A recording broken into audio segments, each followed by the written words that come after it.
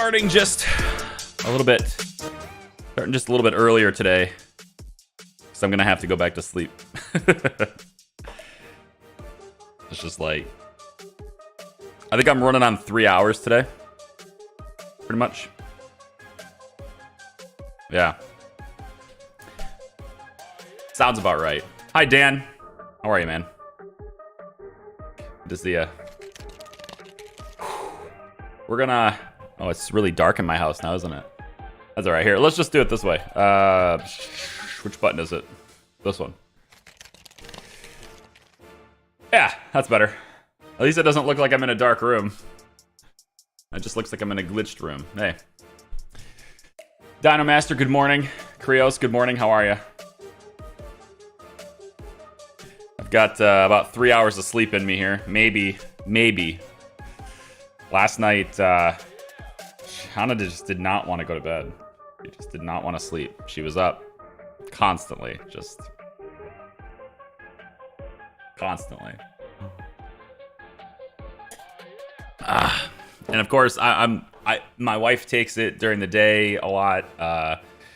My in-laws are helping us. My in-laws are helping us with her during the day too.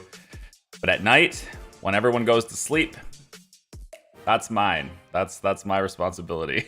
I got the night shift, and sometimes it's fine. Last night, not so good. The night before that, I mean, she had a spurt where she was asleep for 4 hours. That was a blessing. 4 hours straight was a blessing. Like last night, I was lucky to get 2. If we got 2, there was a time where there was 2. I think the problem is that she sleeps all day. Most of the day she's sleeping, and so at nighttime her brain is just busy. I guess. Sounds like mine too. Hi Anthony, good morning. It's fun having kids. Yeah. That's what they say. Thanks for playing this. I didn't get far with the demo. I don't know how far we'll get. I do want to play it because it looks like a cool story.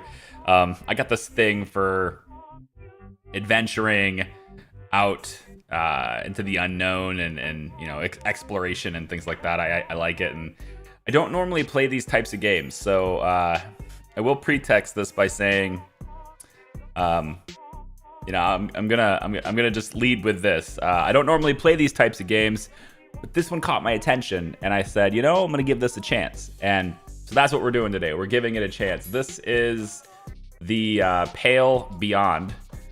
It is. I'm gonna try to just turn this off so I can have the game sound on here. There we go. It is kind of a visual novel sort of game, but it has really cool art, and it lets you make a lot of different choices, and there's some strategy to it. You have to budget your resources so that you don't die.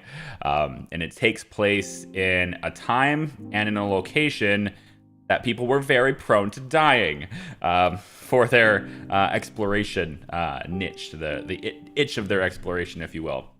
So this is called The Pale Beyond. I know a little bit about the story I'm getting into. We're basically going to be part of a crew as the first mate. So we're not captain. We're getting in there as the first mate of this vessel with like 20 plus crew on it that is traveling to the South Pole, to sail through the ice, if you will, to try and find this ship that went missing. That's the extent of what I know so far. So I'm just gonna hit new game. I'm pretty confident though, based on the pictures I've seen, that I should be on the other side of the screen for this. So I'm gonna just flip myself right here and just move myself right on over here like it never happened. Okay, and then I think probably what we'll do then is I need to move my little. If there are any alerts today, I need to move them over here, I think, just to kind of keep them out of the way. All right.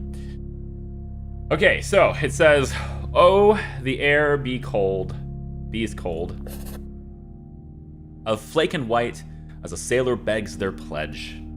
To the ice they'll pray that leads reveal some charted course ahead. Of homes they'll dream, of glory found, and forged in frost, so that their tale be spread. A hunger draws the desperate here, it's one that can't be fed. What will ye do when steel hearts break and courage does abscond? I'll lead those souls, so help the gods, out of the pale beyond. There it is. Hi, Mr. Different. Welcome in. Good to see you. We're going to begin our journey that way, I guess.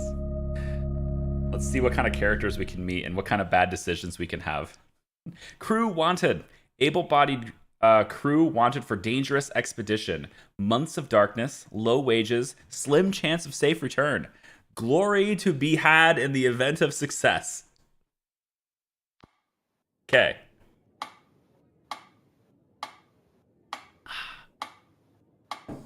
Okay, how are you? You're alone in the office. The tea in your hand has long since gone cold. I'd rather coffee. We'll go tea. We'll appease. Yeah, we'll appease the Brits here. We'll go tea. It's perfectly adequate. Gotta figure out what kind of character I want to be here, because you can choose kind of your style too. This kind of shape your personality in this too. Looking around the room, you can make out a collection of military books. On the desk is a ship and a bottle. The metronome ticks away steadily.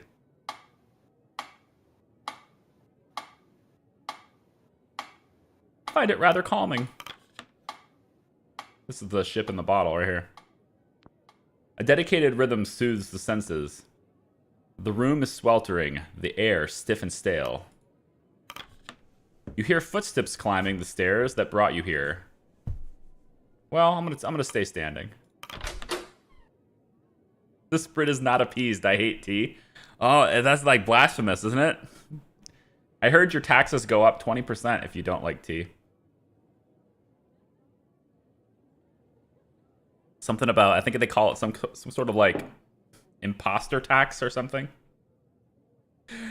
The door behind you swings open. The captain bounds past you to the other side of the desk. Do you have all your teeth?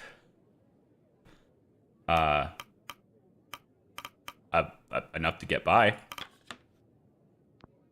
Can never be too careful. I don't know what he sounds like. I'm trying to imagine what a captain like him sounds like. It's the little things you can lose people to. Are you, I've not had scurvy before, if that's what you're talking about. Oh, that's what you're asking. Yeah. There's more things to worry about than just scurvy. How many people have died under your supervision?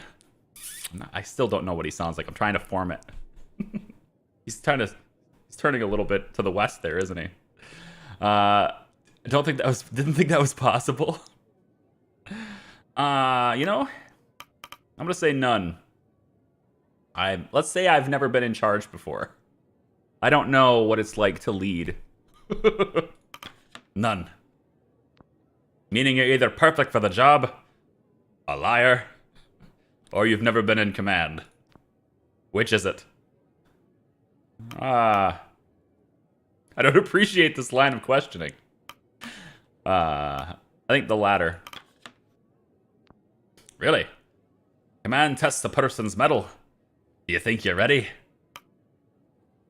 Is anyone really ready? Some more than others, it would seem. Please, take a seat. Thank you. This chair is uncomfortably large. The seat feels worn. Lights up his pipe. I'm Captain Hunt. Shaw. He nods. On your desk, what ship is that? This? Detailed, isn't she? Incredibly. An old sailor superstition. I hope you weren't waiting too long. It's fine. There's been a lot of candidates. Some good, some bad. Interesting mix. I've stopped trying the voice at this point. I'm sure you understand the need for discretion. Well, maybe I just keep listening.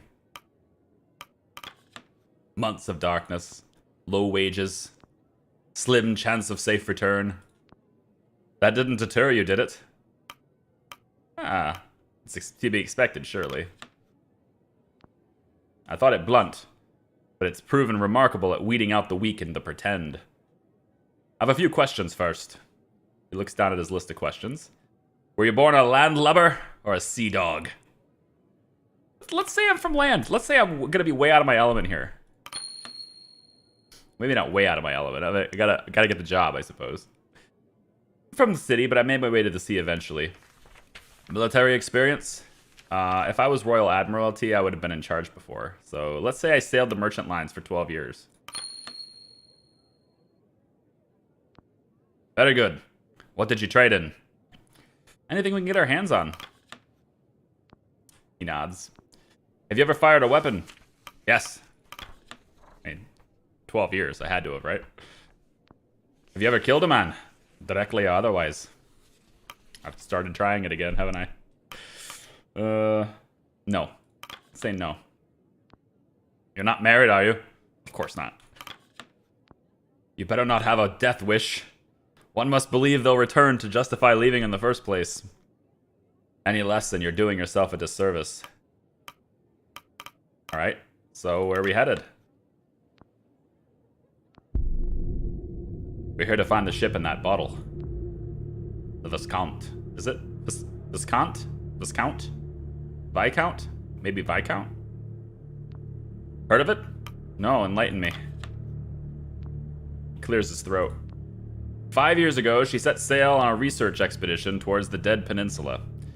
They were trying to find and study the absolute magnetic south. Did they? Did they what? Did they find the magnetic south? I have no idea. She never came back. The last known location was 200 miles south of land, presumed lost to the ice. Uh-huh. 5 years is a bit late for a rescue operation. They're probably dead. Alive or not, their research is supposedly of extreme importance. And we're going to be chasing the research then. Exactly. Yeah, I'm going to need more than rumors if I'm going to be putting my life at risk. Ominous music. Is it too quiet? I'm going to turn it up just a little bit. Yeah. Naturally. So here's what we know. Not one person or thing has been heard. Not one person or thing has been heard from the Viscount since the first left port. So we're chasing ghosts then. Maybe it's a myth, maybe it isn't. I can assure you the money is real. Those with more money than sense want that old ship. That's the job. If I don't pick the first mate, somebody else will, and, well, my judge of character's gotten me this far. What of our crew? Quite the mix. A work in progress. Some I've known for years. They get on and trust and experience. Oh, they get in on trust and experience, like he's worked with them before. Others, well, they interview. Any impressed you? That remains to be seen. I actually would like his voice to sound, I can't do the impersonation, but I imagine his voice sounding a lot like Davy Jones, like in the Pirates of the Caribbean, right? That voice actor, that voice, I feel like that matches his face a little bit. I don't know. We do have transport though. We'll be traveling aboard the Temperance. She's a beauty. Greenwood, generational. Not many like it left these days. Is it Viscount or Viscount? I don't know if the S is silent in this word. I'm gonna go with Viscount for now. It might be Viscount sounds better though. The Viscount and the Temperance, they're sister ships, built together, sent out into this world to die alone. That's very poetic. Indeed. I like to think one calls out for the other. Captain looks at the bottle of the ship. So, what do you think? Sounds like you're gonna need all the help you can get. We will. Captain checks his watch. Anyway, I think I've heard enough. Captain stands up. We leave in a month. Welcome aboard, Shah. Proverbially speaking. You're not what I expected. Do you need more, you don't need any more information about me? Not if I'm a captain worth his salt. I work with people, not professions. I'd sooner trust a good carpenter than a cruel sailor to save me from drowning. But alas, I'll see you on the Temperance. I've got a good feeling about you, Shaw. Thanks, Captain. Makes his way out the door, and I follow. Okay, good. Are you dressed up in cosplay? No.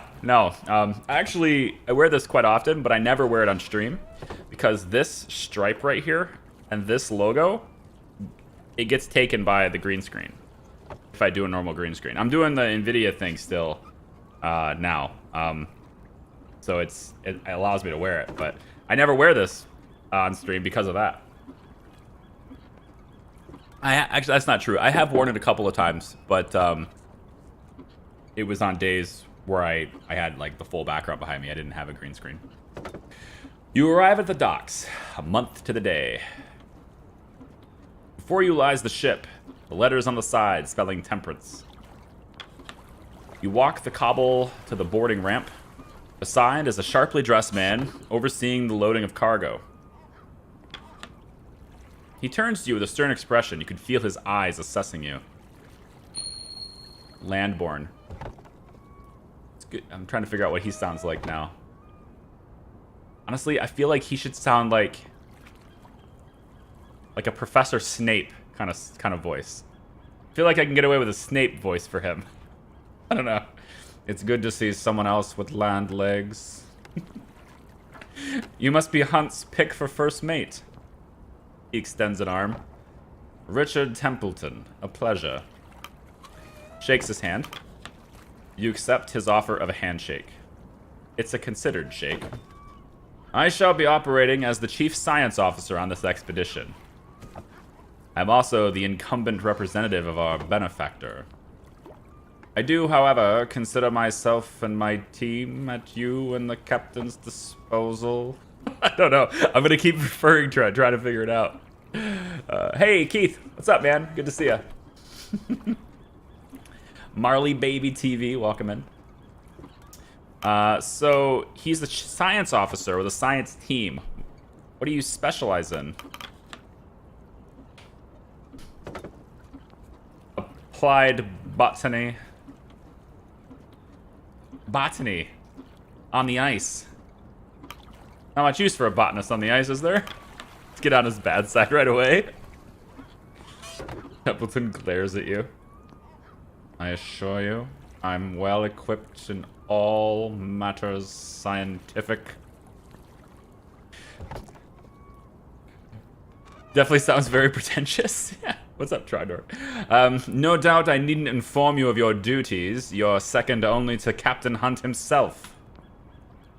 Though I must warn you that you have quite the task ahead. The rabble I've spent the afternoon sorting are the same that you'll have to whip into shape. Punctuality, schedule, or probably schedule, right? Schedule. A strict adherence to what we need if this expedition is to succeed.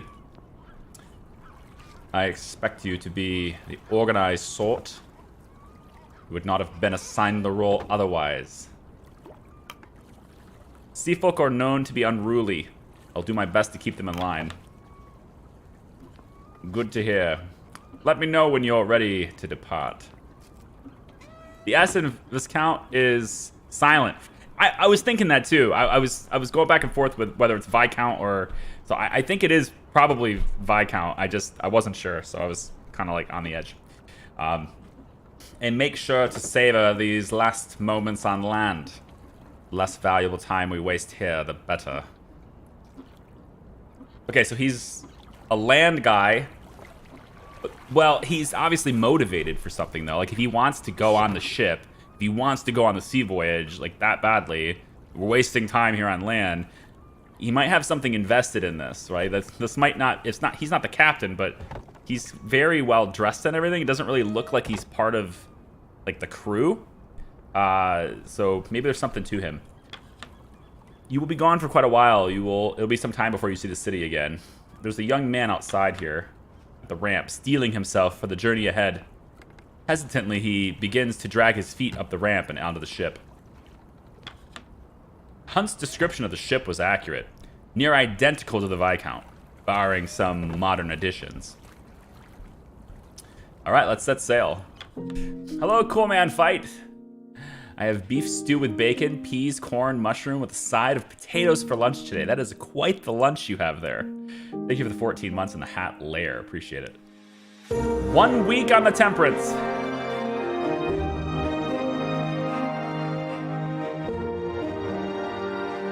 Week 1. Everything is so upbeat. It's been a month? You just said it was a week. You said week 1. A hunger draws the desperate here. It's one that can't be... Oh, this is the continuation of the poem that I was writing. It's one that can't be fed. What will ye do when steel hearts break and courage does abscond? I'll lead those souls, so help the gods, out of the pale beyond. First Mate Shaw, personal log. It's been 1 month since I signed on, and 1 week since we've set sail aboard the Temperance. I'm told the waters will get warmer as we pass the hemisphere, before they turn colder. I've never been on a ship like this before. A technical marvel. Elegant machinery, expertly weaved through one of the fastest hardwood ships of its day. Reborn for this mission, breathing again with life. She's simply magnificent. I can't help but wonder who's footing the bill for all this. Certainly not the captain. Such exquisite modification? Shouldn't it be exquisite? Maybe it's a typo, I don't know. Modifications to the ship mustn't have come cheap. This is probably a word and I just never heard it before. I should investigate further. There are now 22 of us, including the captain. Our next port will be our last before we enter the ice, to pick up the remaining 4 crew members. The scouting team. Hunt is also keen to work out a deal on a pack of sledding dogs. The crew are a strange lot, eclectic as the ship itself. And as for the master, he's mostly kept to his quarters so far. I'm not sure what to make of our leader. I've heard the rumors. Drinking, desertion. There's probably a good reason he's dressed in antiques. But perhaps I'm too quick to judge.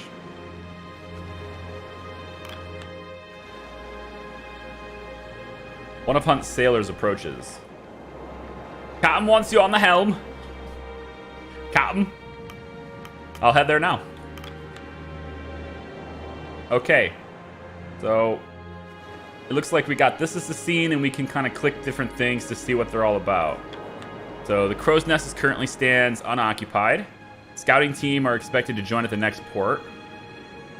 The forecastle door appears locked, as probably does the cabin as well. Captain is busy on the helm, so we'll join him on the helm. You ascend the stairs to the stern and find the old captain manning the helm of the ship. Ah, Robin. Lovely day for it, isn't it? It is indeed, Captain. Indeed. It's days like these, I make sure to do the share of the sailing. He winks. Why? Can't afford to go rusty in my old age. You never know when you're gonna have to get your hands dirty. He thinks for a moment, and that before stepping aside and stretching out an old wrinkled hand. You ever take the helm in the merchant navy? Where you're stuck carrying crates? Here, why don't you have a try? Alright, sure. You grip the wheel of the ship and feel the weight of the waves in your arms. Alright, I can use this to pan around the map as I go, okay? See where we are. Cool. The memory in your muscles rear themselves as you begin to move in time with the ship in the wind. Easy. There, you have it. Captain pats you on the back. Fantastic. Now try to get a sense of where we are. Get some perspective. You can use the wheel to zoom. All right, cool. Peaceful, isn't it? Panning and zooming speeds can be adjusted in the settings. Okay. He takes the wheel back from you.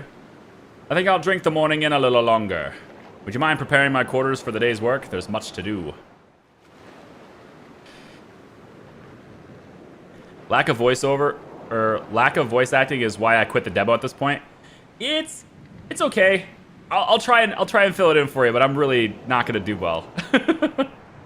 Because I have this thing where I think a character's supposed to sound one way, and then as they talk and their character develops, I feel like they should sound a different way. And so their voice will change. So, but I'll do my best for you. You don't have to read if you don't want to. I'll read every word. All right, let's enter the captain's quarters. I'll read every word and then lose my voice. There's a tub over here. A pristine furnished tub secured to the floor. A luxury to be had on the ice. Classical painting depicting sailors doing battle with a kraken. You're unsure of its... You're unsure of its... if it's of any historical significance, though recognize the ship as the galleon of Captain Hamish. Okay. So because I'm a landlubber, I don't know the details of that portrait. Fair enough. The desk. On the desk, you make out a variety of papers, notes, and maps. Ah. As well as a sealed letter with a stamp you recognize as the mark of the Apperton Tinning Company. The desk itself is suspended with ropes and keep it safely in place. Oh, that's interesting. Yeah, you put the desk with ropes on the desk, so, because, you know, with the waves and everything, you want the desk to stay still. Okay. Take requests.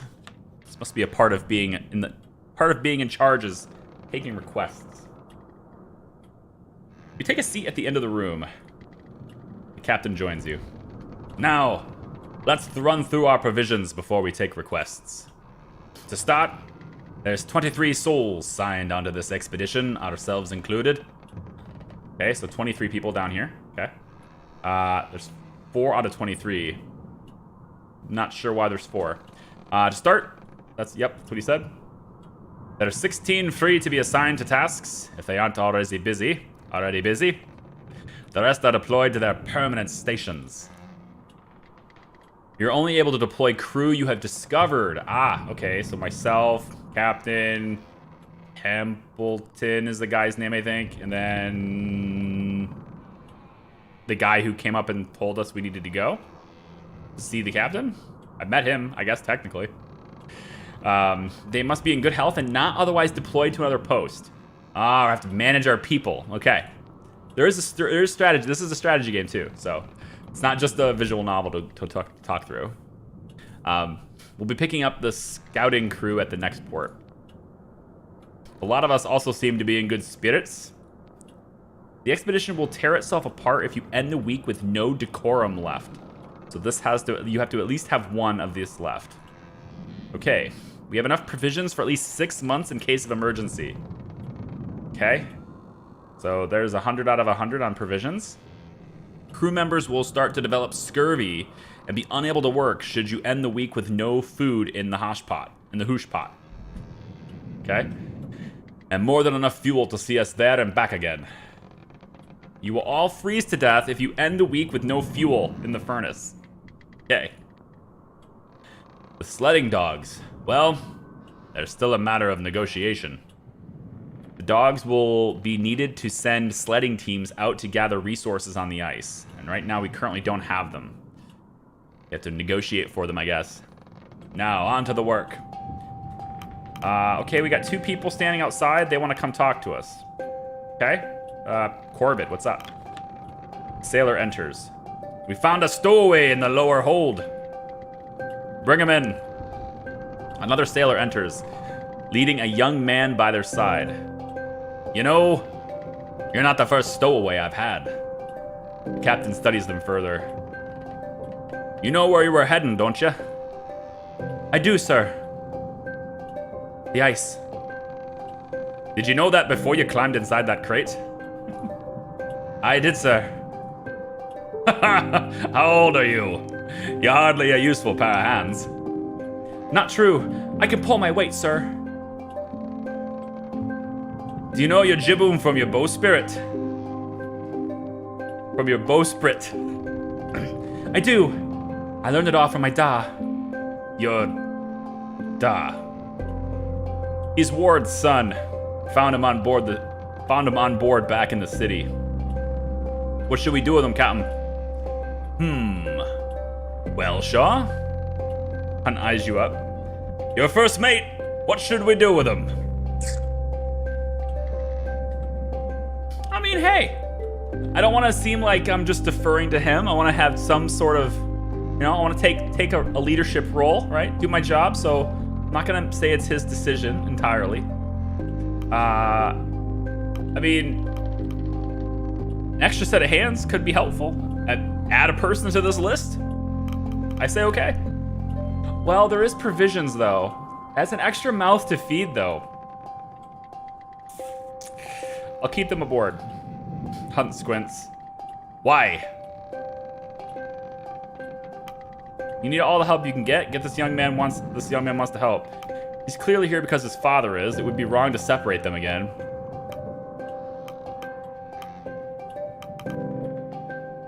I think, yeah, you need all the help you can get. That's what I just said before I clicked it. So yeah, okay.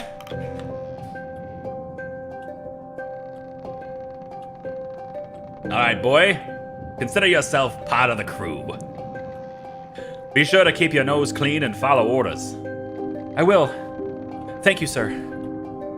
Captain, not sir. Aye, Captain. The stowaway joins the two sailors below deck. Now a member of the crew. I don't see 24 added to this. Oh, there it is. Done. Well, seems the litter has a new runt.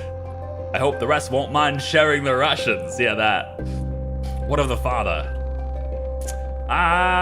You know what? Just let's do a happy medium here. It says simple. Split their pay and their rations. Any rations the boy takes should come from his. I'll make him eat his father's rations. That seems like the hard knock life for a sailor. Make a sailor out of them. Make him pull sled. Yeah.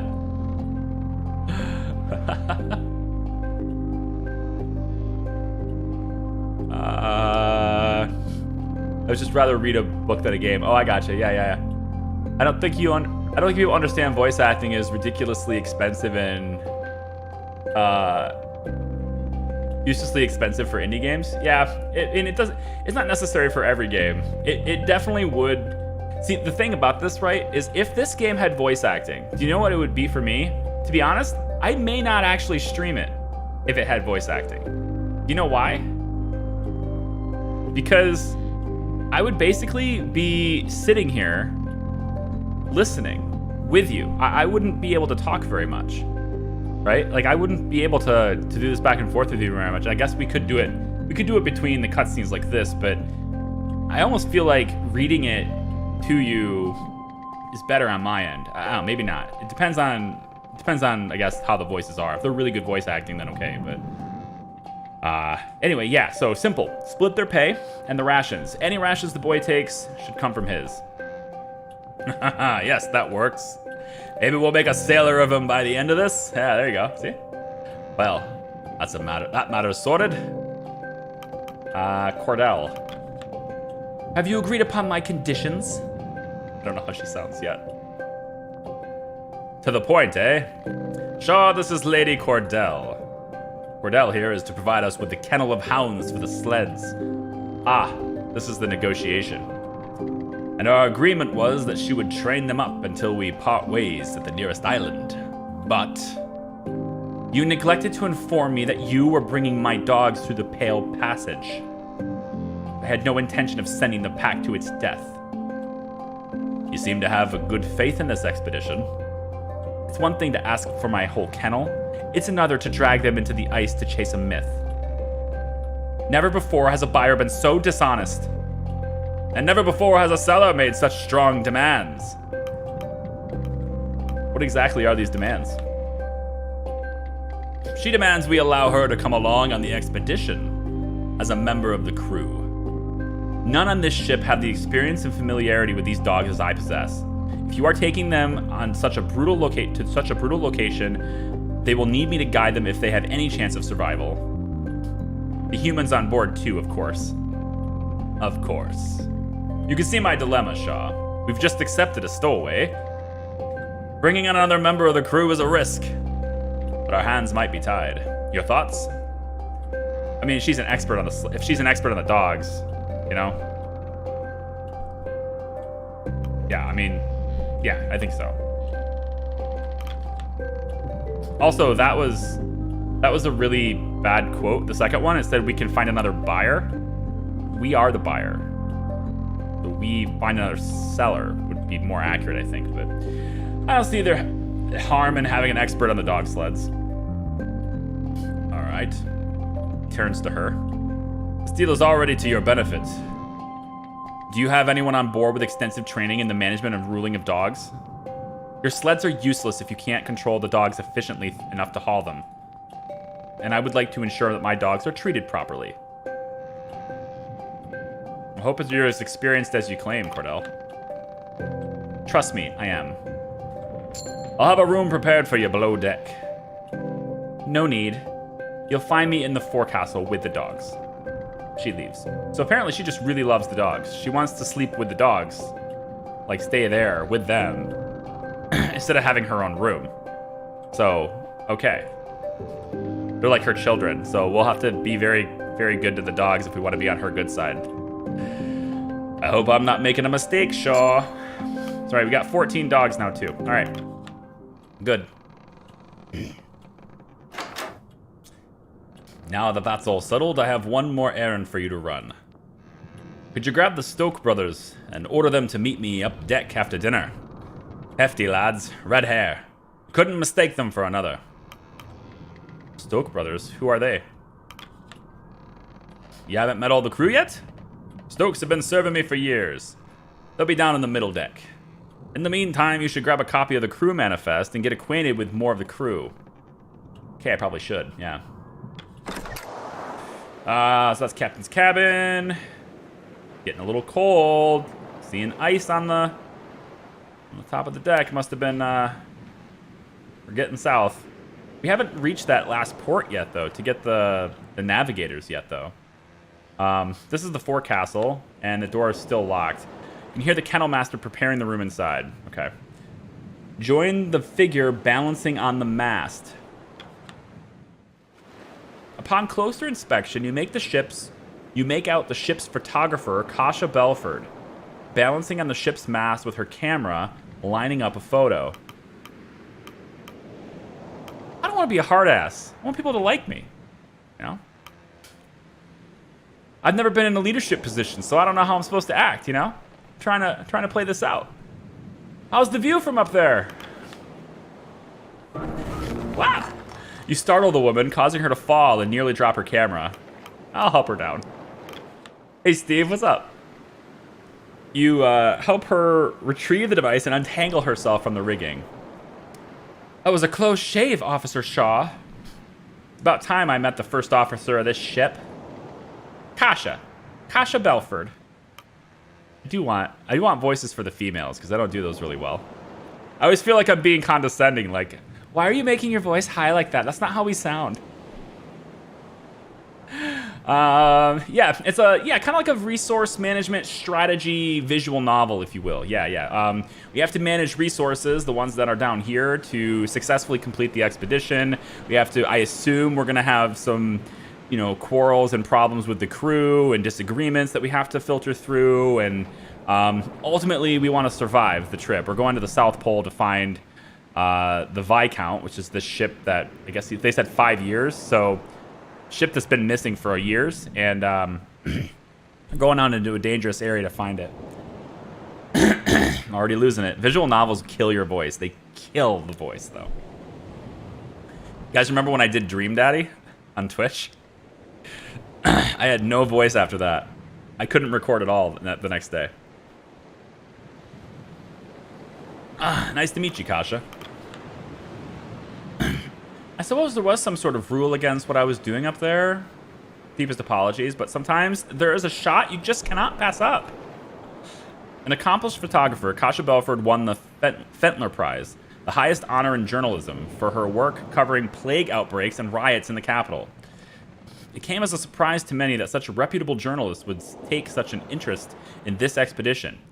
There was scarcely any chance of Hunt or the benefactor turning her away. The benefactor. I still don't know who that is. You expected some of her accolades to be older, more experienced. This is likely her first time on the sea like this. She's not prepared for this. That much is obvious. The cold game. Picture that as the header. What? For the piece on this voyage, I'm trying to come up with a snappy name. Nobody will read it if the title sounds like a work of an amateur. This isn't a game, Kasha. An expedition like this isn't light business. Kasha nods eagerly, but you can tell she's not really listening. Oh, right, of course. It is thrilling, though, isn't it? I suppose in your experience, the open ocean is the home of the mundane. Though I suppose you never traveled this far south on the merchant lines. So you know who I am. Of course! I thoroughly researched the crew of the Temperance. May seem somewhat excessive, but I feel it's necessary for a proper chronicling. That and plenty of pictures. Don't worry, Shaw. You don't have a reputation that sets you apart from the rest. A celebrity like Kurt Darling's presence will dwarf any rumors that could come from around you. That reminds me. He'll be joining us at the next port. I should get his picture at some point. Kasha holds up her camera with a sense of pride before holding it up to her face. Stand still, Shaw. Yeah. Captain sent me to grab a copy of the manifest. Oh, yes. I'm putting together a manifest of the crew for you. She hands you an annotated document. Here it is. Crew manifest. Let's see. Steve says, just another day in agony and being overly dramatic. Uncomfortable and painful sometimes. Sorry to hear that, man. I do hope it gets better for you. What a lot of visual novels have started doing is using Microsoft Narrator to read the text. At least have the option. Oh, wow. How do you play? Caitlin, when you play visual novels like this, does your screen reader do that whole thing for you, or are these kinds of games just kind of off limits unless they're voiced? Will you play Brewmaster again? I really like that video. I don't know. Brewmaster doesn't really have the flow that would be that I would usually do, but then again, neither does this, so I can't really use that as an excuse. I'll say it's a maybe, but I can't tell you when, and I'm not committed to doing it as a yes. So, but I'm glad you enjoyed the video, though. So I know about Timmy Runt Ward, and it looks like I'm going to be able to see traits about them too. Sailor, Stowaway, Saltborn. Unfortunately, I can't like see what that does for me. Like, it won't let me mouse over those traits. Well, I guess maybe it will if I go around it. Yeah. There's still no text if I mouse over it, so I just kind of have to use sense on what that means. We've got Smurf Sanders. We've got Amelia Corvid Sparrow. And we got Joseph Joe Grin. So Smurf, Corvid, Joe, and Runt. Everybody's got nicknames. And these guys are ice savvy, so I probably want to use them for anything. Like if we do anything on the ice, which I'm sure we will, probably want to have those guys do that kind of stuff. We can also look at scouts, which they're not here yet. Engineers, which there are 2 and we haven't met them yet. Scientists, which we haven't met them yet. Specialists, we have Rufus Hunt. He is the captain. Also considered Muttwash. I mean, he drinks a lot. We have Richard Templeton. Richard Templeton. Maybe he sounds like this instead. Templeton. Templeton. Science officer, Landborn. Kasha Belford, Landborn photographer, and Robin Shaw. That's me. And my face is blanked out. Of course.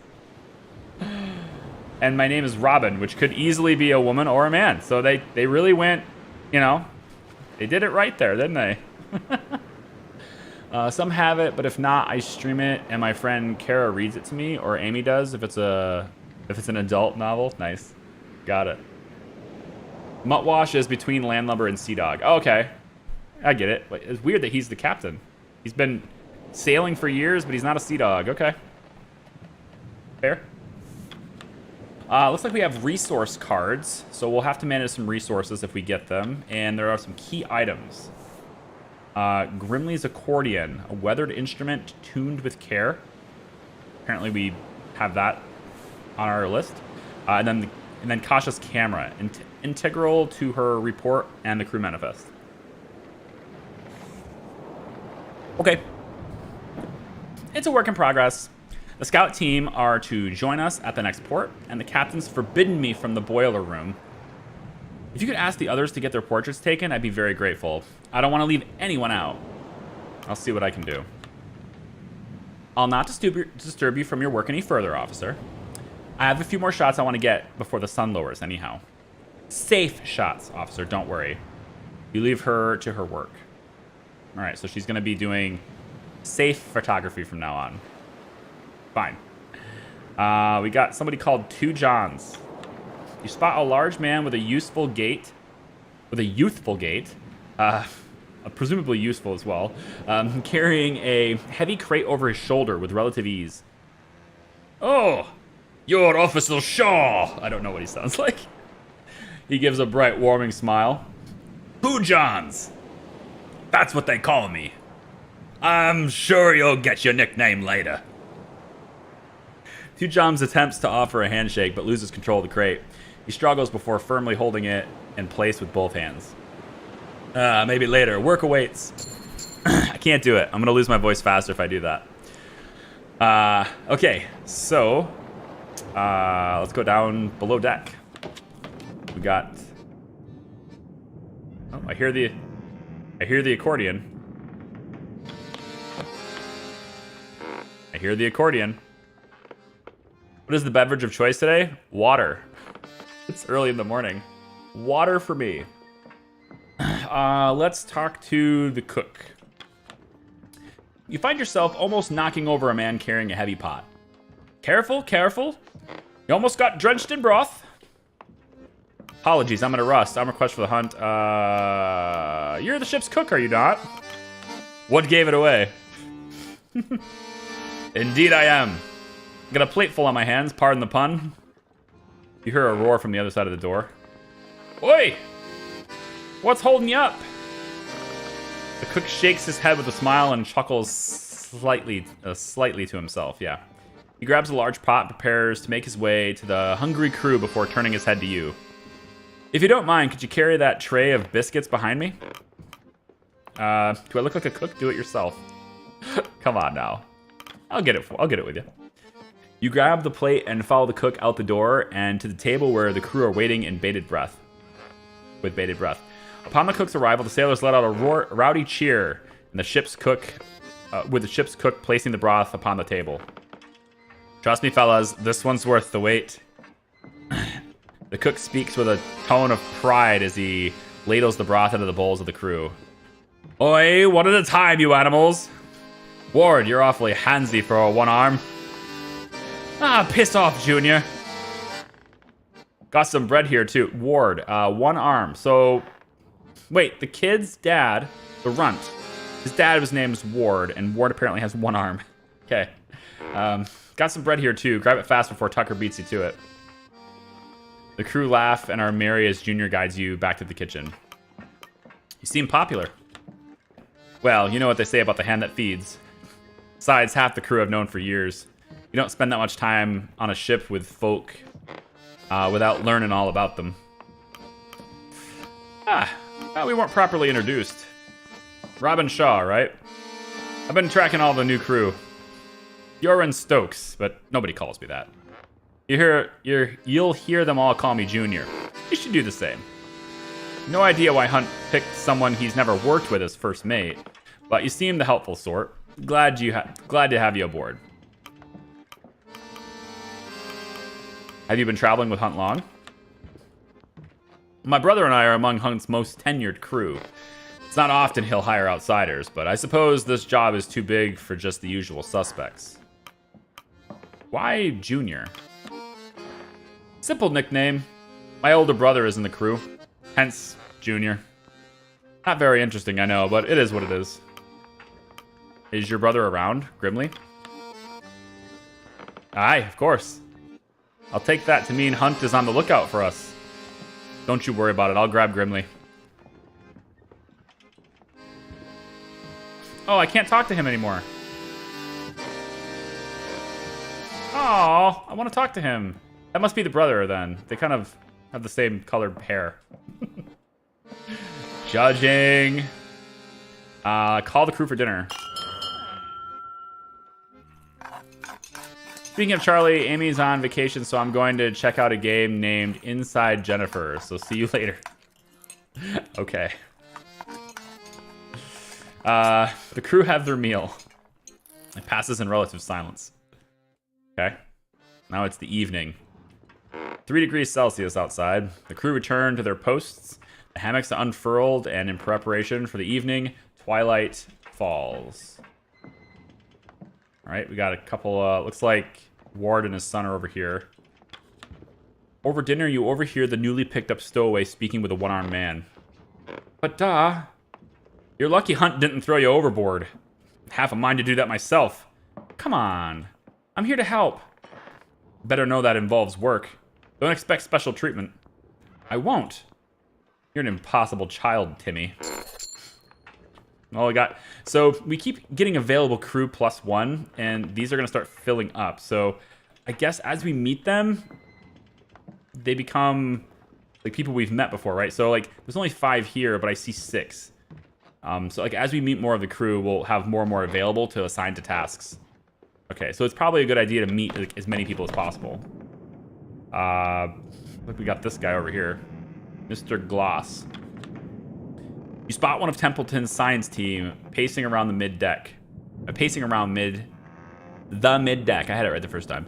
Searching through some luggage that has been pulled from a cabin. Let me look in the light. Where was it now? He notices you.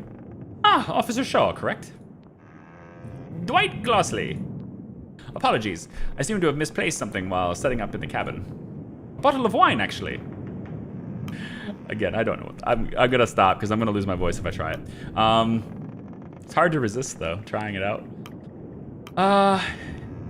Can't be hard to miss. It'll turn up eventually. I would hope so. My wife and I brought a bottle to celebrate with. To be saved for the journey back, of course. Well, if you find it, please let me know. Yeah, add to the manifest. So, I do want to kind of see. He looks different. Is he one of the scientists? Okay.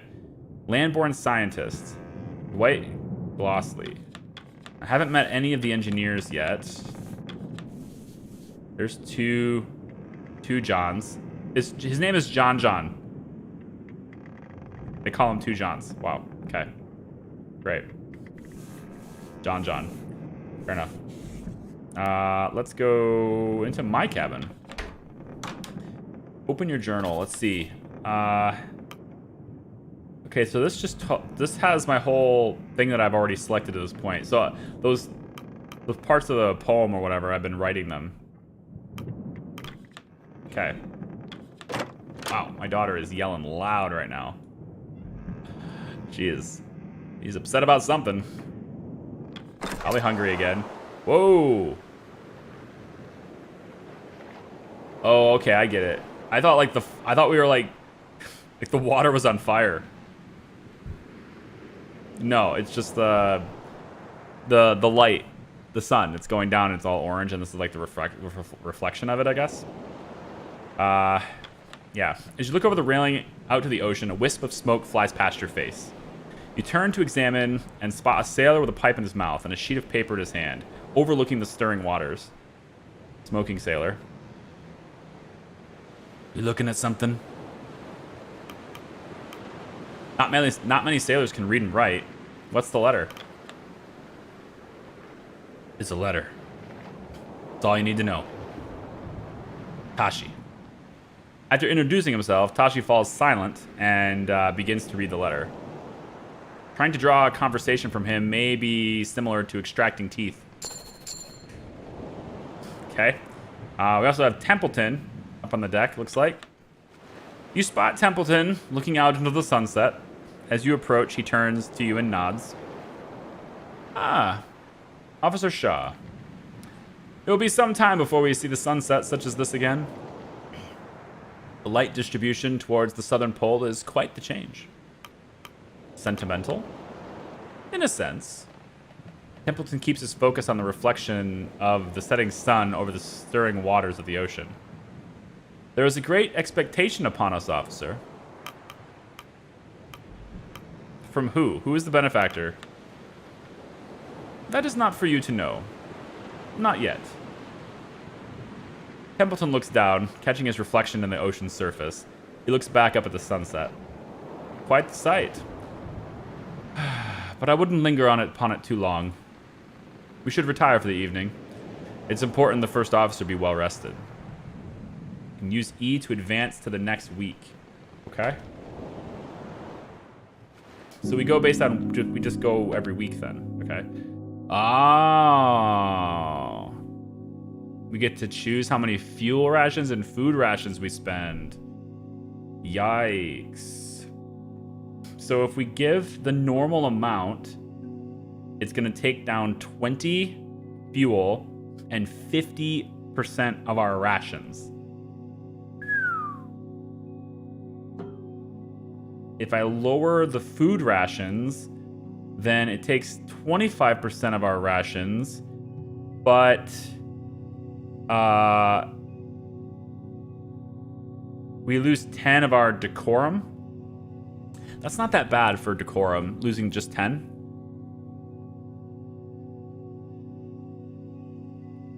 Yeah, that's not too bad.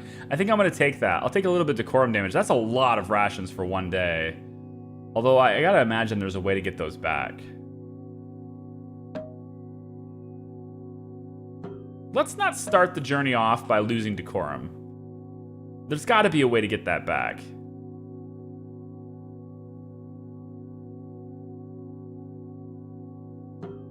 I'm not gonna risk it. So we lose 10 decorum, 25 food, and 20 fuel. The ship makes it to its last port in Whitetail Island. Cordell's sledding dogs are picked up. The scouting crew and Kurt Darling are picked up. The days are getting brighter as you move further south. The days are getting brighter as we move further south. Okay. Week 2. 2 weeks on the Temperance. There's a rap on my cabin door. Wait. He just comes in anyway. The door creeps open to reveal Kurt Darling, all but filling its frame, grinning ear to ear. There you are. I don't know what. The ship's navigator is a difficult man to miss. Stature and reputation precede him. Adorned with a slew of apparatus, this seemingly one-man expedition would be known to anyone. Wait, what? Adorned with a slew of apparatus, this seemingly one-man expedition would be known to anyone following the heyday of exploration and the merchandising that followed. Oh, I see. He's the guy with all the stories. The photographer was saying that with this guy aboard, any rumors about me in any way wouldn't matter because everyone would just be talking about this guy anyway. So he must be the celebrity. It's an honor. Really. A wealth of invaluable experiences in such hostile environments. I wonder he's not been swept up to some other post. Hiding away from the rest of us, are you? Do you need something of me, Kurt? I'm not the sort to demand favors, Officer Shaw. Apologies for not stopping by sooner. It took a while to set up my team, and a great deal of the crew were eager to meet me. Well, you're something of a celebrity, aren't you? That implies that I don't know who he is. I take that you never heard of me before. Well, that's a pleasant surprise. There aren't many who haven't seen my films, particularly in this line of work. Okay, so he's got a big head on his shoulders. That's good. More than one fellow on this crew said my work inspired them to explore the world. Quite the honor, is it not? Hey, Seif. Love your style of games. Hey, thanks. It's a little outside the style, but I mean, maybe you like it too. I don't know. I'm just checking it out for Next Fest, right? I want to cover at least 3 games this year of Next Fest. Just, you know, indie developers putting out stuff that is good for them, and I just want to showcase some of the stuff that's out there. So, but I think I'll like the story. I mean, that's why I wanted to get into this. I like the whole exploration thing, and I don't really play visual novels all that often, so it's a little refreshing on the pace. Quite the honor, is it not? Yeah, I'm certain you received that praise of 10. Or often, not of 10. Not as often as you would think. I suppose I did get distracted, didn't I? Anyway, I was hoping you'd join me up on the deck. Of course, but why? We finally entered the pack. Oh, I thought you'd want to see it for yourself. Right behind you, Kurt. Kurt turns to walk away before turning back. Oh, and enjoy the morning. It's a good day, Shaw. Arr! Kurt's added to the manifest. Okay. So, adding Kurt to the manifest, he's probably the... I thought he would be a scout, but apparently not. What is he? Oh, he's probably a specialist. No? If he's added to the manifest, I don't see him.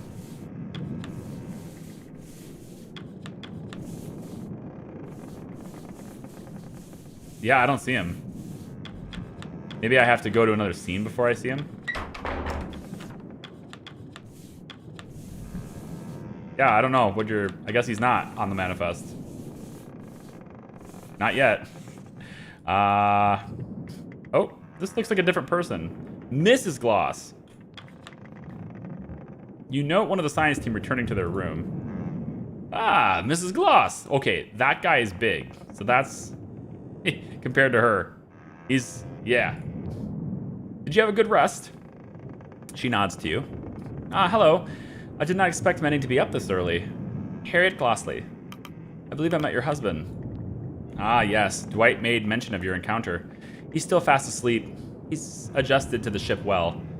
I believe to walk around the ship would help acclimate myself to the waves. Perhaps it will take some more time. With that, Mrs. Gloss makes her way back to her cabin. Science teams aren't used to the sea or the sailor folk. Quite the culture clash, isn't it? Well, I'm sure they'll grow used to them. I'm sure they'll grow used to them over time. Arr. That's good. Hello, Bob. What happens in this game? Oh, that's what we're finding out. That's why we're playing it. Yeah. If I knew the ending already, I wouldn't be playing it. Doctor's office. The door to the doctor's office appears locked.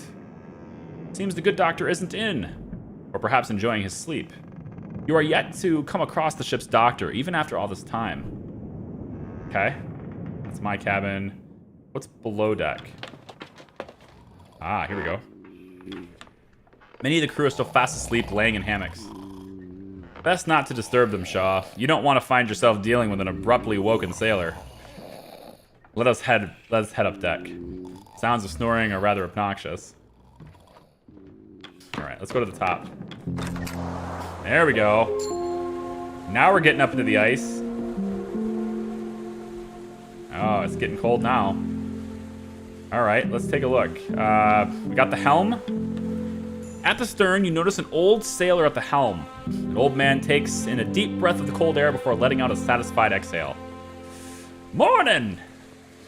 And a good morning to you. He eyes you up. Officer Shaw, right? Lefty. Call me that on account of... well, should be obvious. He chuckles. Don't worry about the bad sight. This is all feel. Just keeping her steady. He examines you. Surprised Hunt picked from outside for his first mate. I assure you I'm more than qualified for the role. Oh, I don't doubt that. You must be something special for Hunt to look outside the ranks. You got the experience at least. Merchant's Navy's quieter though. Mornings like these are about the only peace I get from the younger lot. You should take these moments when you can. Lefty returns his attention to the helm. As you get older, I suppose you learn to value the quiet moments, eh? Let's hope that we're as diligent. Let's hope that we're just as diligent when we're old and gray.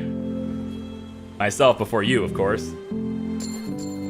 Okay, so we can go into the captain's cabin, but the yellow ones appear to be like how you progress the story ultimately. If I go into the captain's cabin, there's nothing in there yet now, so I guess we'll join Kurt at the helm, or at the bow.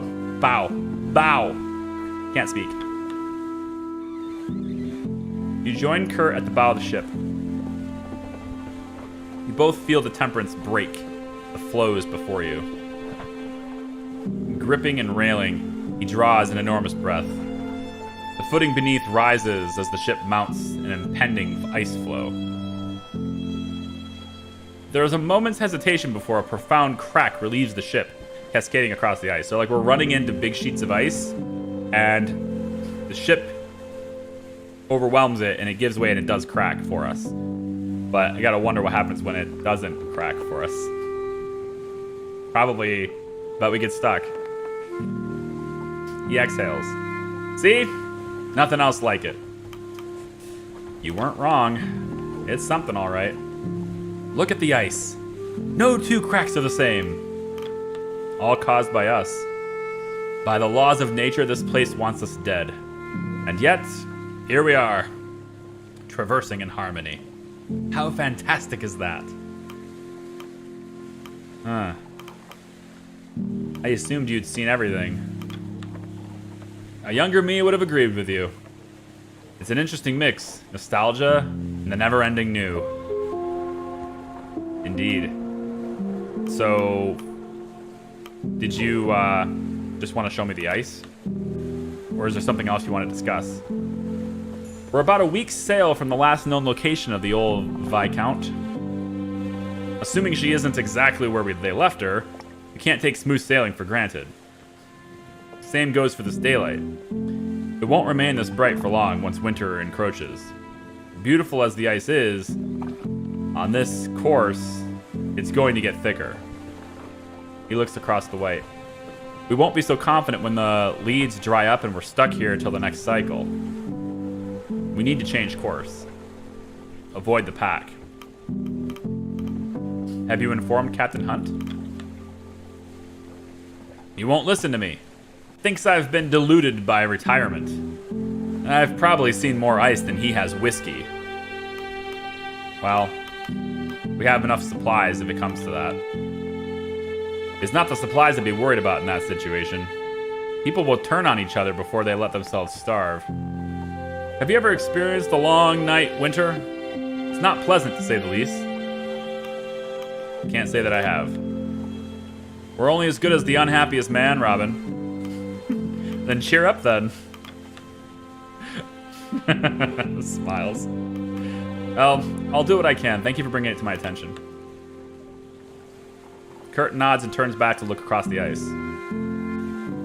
So he thinks we should change course. That we're going the wrong way, or not the wrong way, but like we're going a direction that's gonna end up in being more dangerous than it needs to be. The captain apparently just disagrees.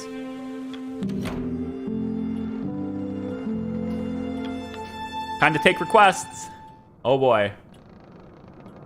Well, we got 10 out of 25 on the crew. Ah, Shaw! Ready for another day of work. Did you hear Kurt's advice? He wants us to switch course.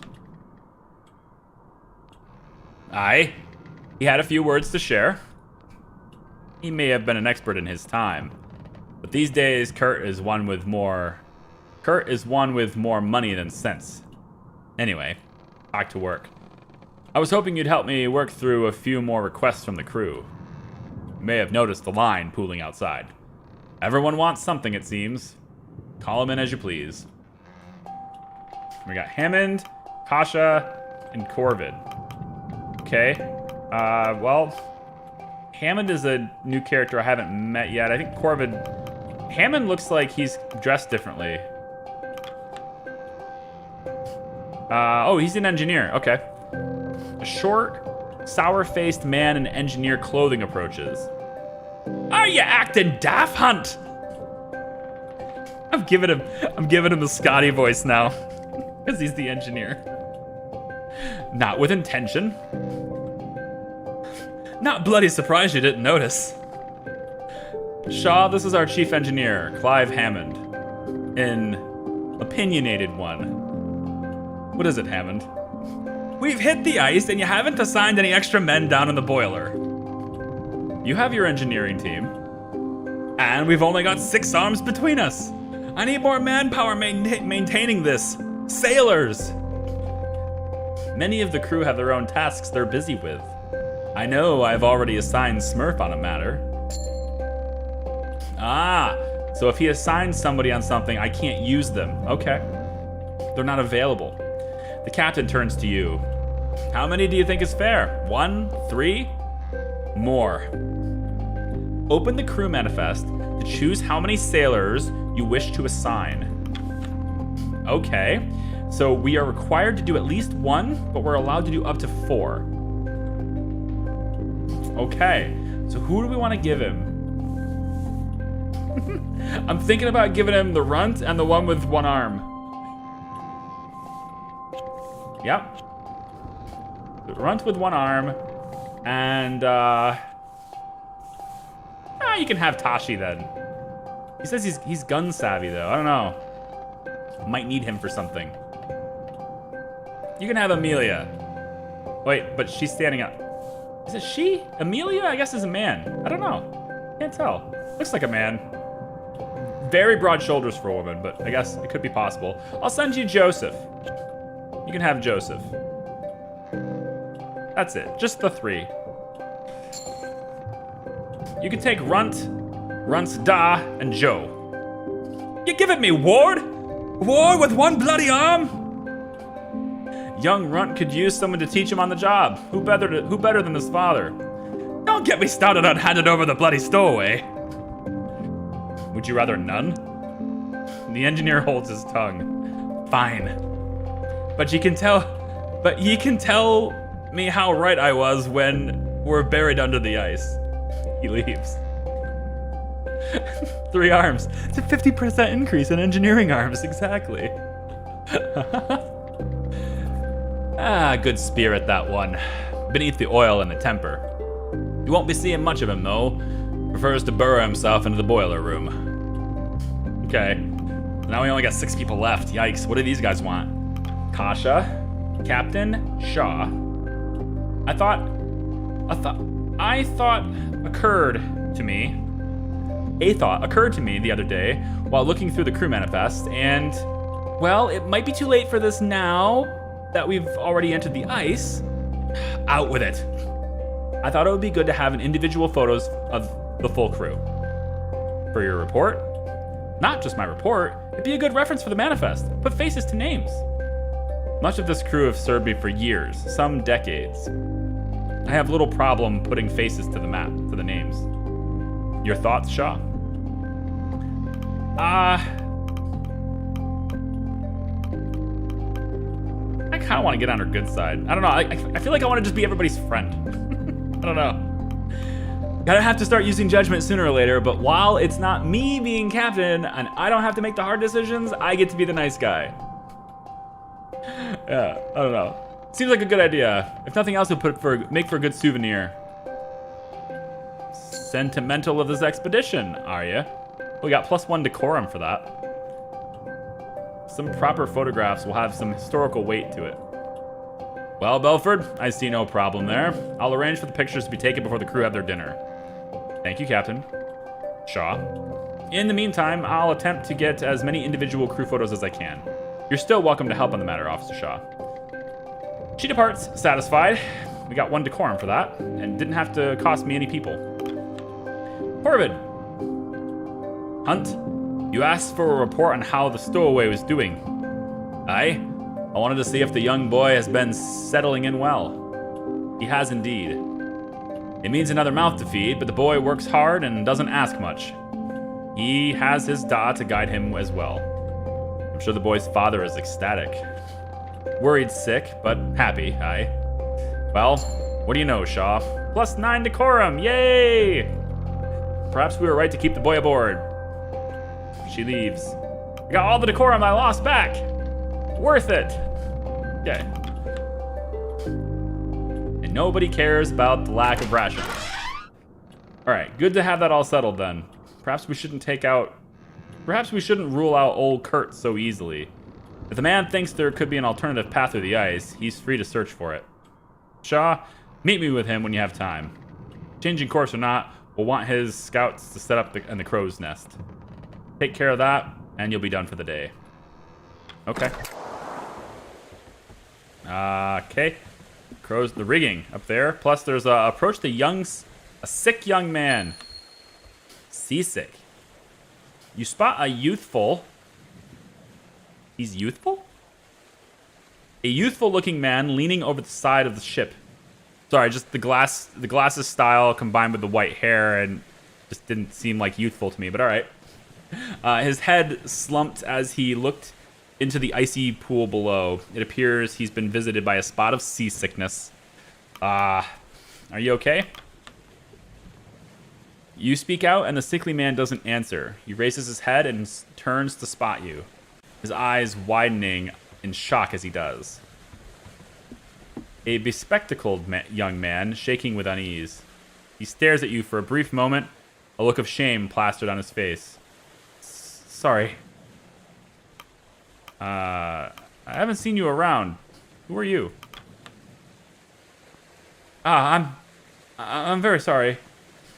Arthur turns around and hurriedly runs in the opposite direction, avoiding your gaze. Why do I know his name? He didn't tell me who he was. Arthur Nutley, added to the manifest. Arthur Nutley. Arthur Nutley.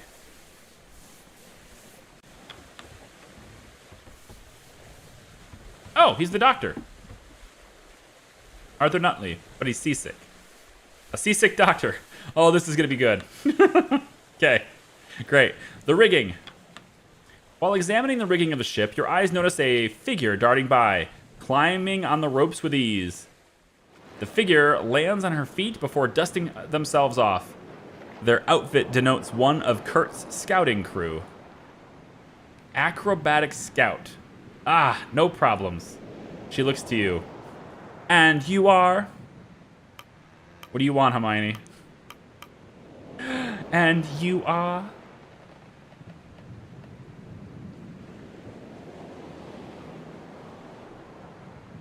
Bet they get a good draft for the boilers with that huge smokestack. Yeah. What? There is no sound in the game, so that's a bust. Oh, the game you were trying? Gotcha. Also, did you see the new DLC for PA? I am aware of all the DLC for PA before you are. But, yeah, I have. What do you think of it? I don't mean to sound snobby, but I know a few people. I plan around it so I know when I want to do another PA series, because I'm going to have to. Knowing some of the stuff they're doing in the future that they haven't said yet, I'm gonna have to do another series. So here we'll go into Prison Architect again eventually. Officer Shaw, yourself? Flick, I'm one of Kurt's crew. Don't worry about my safety. I know what I'm doing. Trust me. Kurt doesn't just hire anyone. Well, he didn't hire me for no reason. Got the medals in gymnastics if you're worried about my credentials. Flick jumps up and returns to scaling the rigging of the ship. Okay, so she's a gymnast. Scouting team. Rope savvy, ice savvy, islander. And a scout. Okay. Let's talk to Kurt, and looks like Templeton's with him. Send me up there. I'll get you a reading. The scientist eyes the man's cane and turns to you. I believe the navigator means you to send one of his scouts. Navigator clears his throat and taps his cane. Of course. If you find one of mine, they'll get us the reading rightly. Well, we're definitely going to send the gymnast all the way up here. Yeah, gymnast, Flick, go tell us what you see. They ascend to the nest and take a reading with the sextant. All clear from up top. Oh, cool. There's a map now. Okay, so this is where we are. It's a little weird for a symbol, but I guess I get it. Because it's, you know, return to the ship. I would have liked to see like a ship symbol or something here. Week 2. Can I go back a week? Yeah, week 1. Okay, so week 1 we were just not here. Week 2 we're here. So we can actually plot where we've been as we go. Cool. So we're here. And we need to go here. Viscount Island. The last known location of the Viscount. Your destination. Gross. We should be going around this way. Why are we heading straight at the ice? Why don't we go around this? Orca Island. The last port you're made. They need to clean up the typos in here before they final release, you know? The last port you made where you picked up Kurt and the scouting team from. So this is where we made a stop. And then now we're here. And presumably we're heading straight into this ice. Great. Sounds great. We should probably turn back then.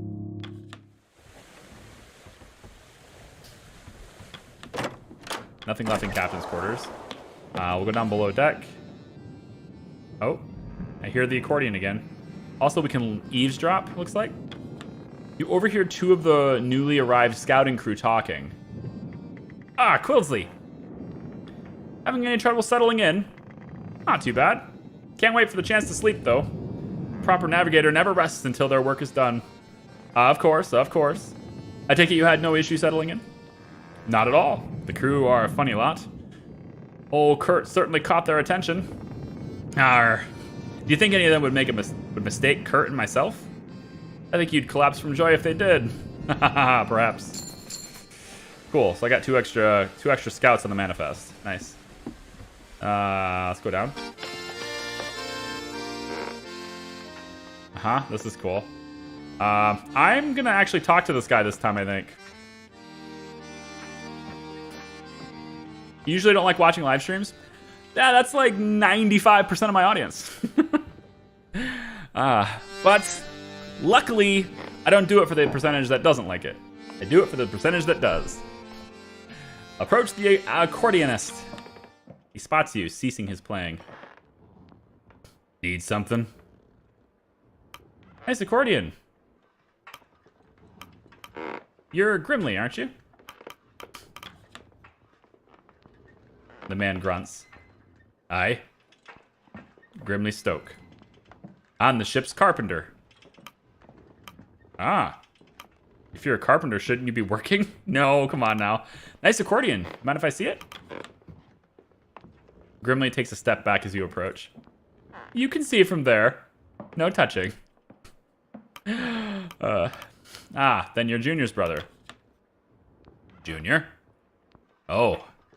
You're Shaw. Junior mentioned you. Positive or negative light?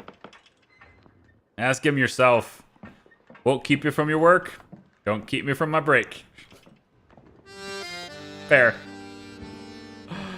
We got pumps. Okay. Might be something to do in there later. We got the cook, and then there's this dude. Hooded sailor. You spot a suspicious-looking sailor emerge from the pantry. The hooded sailor spots you, keeping their hands firmly inside their pockets. Not what it looks like, Officer Shaw. Pleck, but call me Gnomes. I'm not thieving anything. Well, I hadn't considered that, but now... You think I protest too much, then? No worries. I was just setting up a practical joke. What is this practical joke? Not gonna spoil the surprise. It's not at your expense, if that's your concern. Have to get some enjoyment around here, don't you think? With their mysterious trap set, Gnomes scurries off to the upper decks to return to work. Okay. Approach the cook. Hey, Shaw! Can you grab some tins from the pantry? It's nearly time for dinner. Okay. From the pantry. The moment you enter the pantry, a bag of flour drops on your head, scattering all over your officer's uniform. Huh? The hells was that? Gnomes! You wipe the flour off of you before continuing. Great. Not at your expense. You life a crate of tins from the shelves.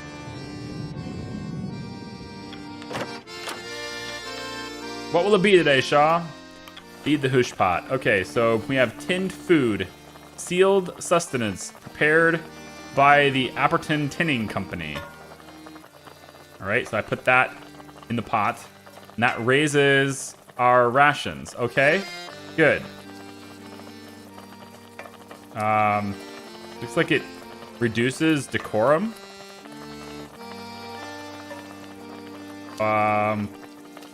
I don't know, maybe. Plus 20 food. Oh, maybe if I don't put anything in it. If it don't put anything in, then it raises rations by 5, but lowers decorum by 5. And if I put that in the pot, then I just... No decorum lost, I just gained 20. Okay. So how many of those... How much of that is there? I have to wonder. We're gonna not have enough of that. I prefer YouTube live streams to Twitch. It's just not as easy to find the live streamers. Wow, that's like the opposite of what people say. Usually people say it's easier to find streamers and games you want on Twitch than YouTube, but hey, it's cool either way. I'm just here to have fun. I don't mind which network yet, but I do enjoy the fact that I've switched to YouTube, and I'm content with that switch for now. The crew have made their meal. There's some talking over here, but I can't see it. I can't look at it.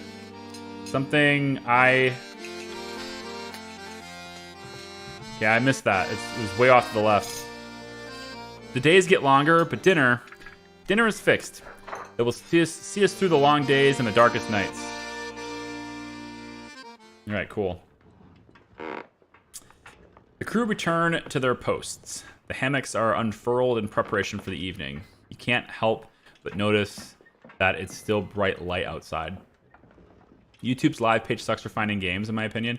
Yeah, YouTube is really good at allowing me to get people to come to live streams that already know me.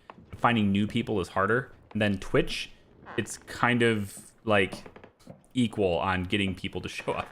I'm just not good at that anyway, so I really can't speak to which one's easiest. But either way, I'm here for you guys. So I'm here just to chat with you guys. Didn't it raise fuel and reduce decorum and not change rations if you didn't add the tin? Oh, I don't know.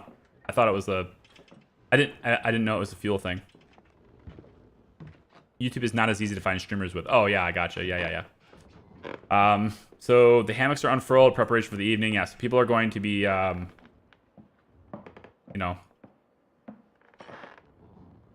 sleeping soon. Listen. You notice 2 sailors passing by from the dinner table. An inebriated sailor, on wobbling legs, leaning on the shoulder of another. Ah, good times, good times. Need to learn to handle your drink, Tucker.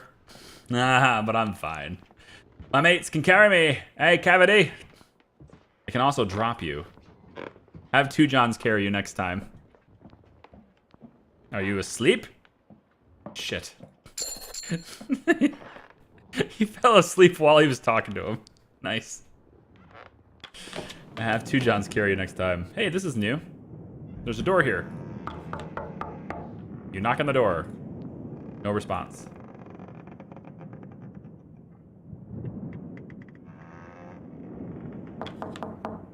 You knock on the door. Still no response. That changed. You can hear the sounds of rustling inside. Uh-huh. After knocking on the door several times, it finally swings open to reveal one of Templeton's science teams. Science team. Yes? Did you require my presence? I'm acquainting myself with the crew. Who are you? You should know, I am the meteorologist of this expedition. Andre Isaac. Mr. Zach. If I'm not required for anything, I would ask not to be disturbed any further. Fair.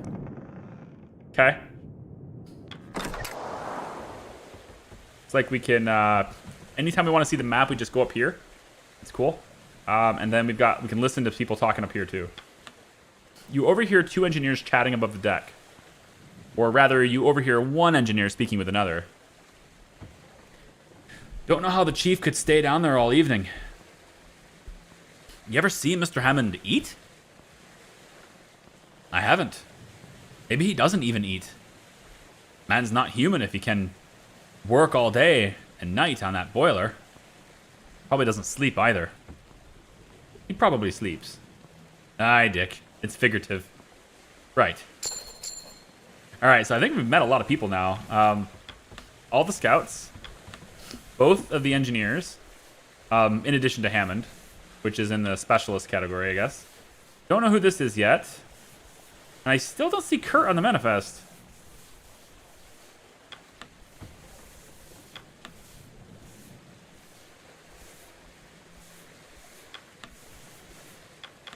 Yeah, like, it said Kurt was added, but it never added him.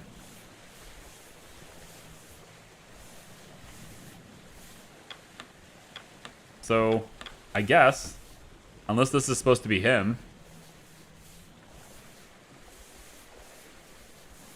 Yeah, weird. And then Arthur's still seasick. Oh, it's where the dogs are. Approach the dogs. Ingrid Cordell. Oh, she's probably the special character. The dogs regard her with rapt attention as she paces between them, bowl in hand. The largest joins her side as you approach. Try some. I've already eaten. Fair. She takes a sip herself without hesitation. Penguin. Some blubber, fats, and proteins. Fastest way to hydrate them. Was there something you needed? I'm just inspecting the animals. They belong here more than we do.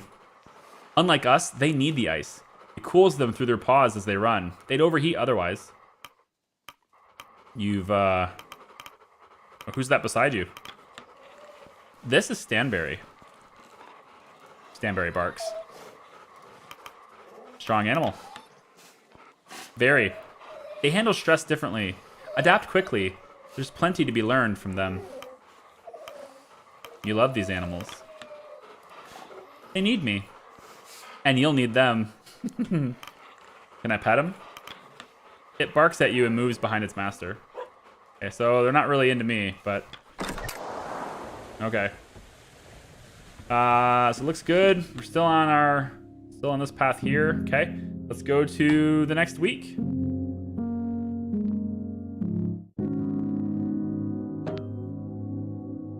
Twitch is stream-centric. If you're new to Twitch, I'd recommend searching for a game you're interested in watching. If you find a streamer you enjoy, you can follow them and receive notifications when they go live. Yeah, exactly. I actually think we should save the rations. Like, that little bit of decorum, I think we handled that. It'll be fine. If we end up losing 90 decorum this week, that sucks. But I'm going to go half. 1 ration per person instead of 2. Just to kind of try to preserve this. I feel like food's going to be a problem. And for fuel rations, we could lose 20 decorum if we go less fuel. But I think I'm okay with the 20 fuel going away for now. Another week passes. Temperance has finally entered the thick ice leads. The days grow even brighter.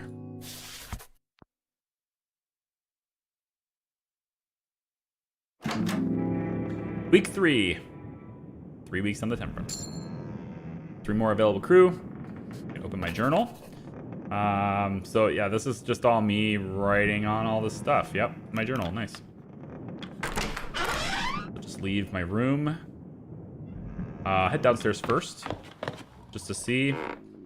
People are sleeping. Pantry, nothing there. Yep, just checking everything. Don't worry about me. Nothing to see here. Ooh. We are busting through the ice now, aren't we?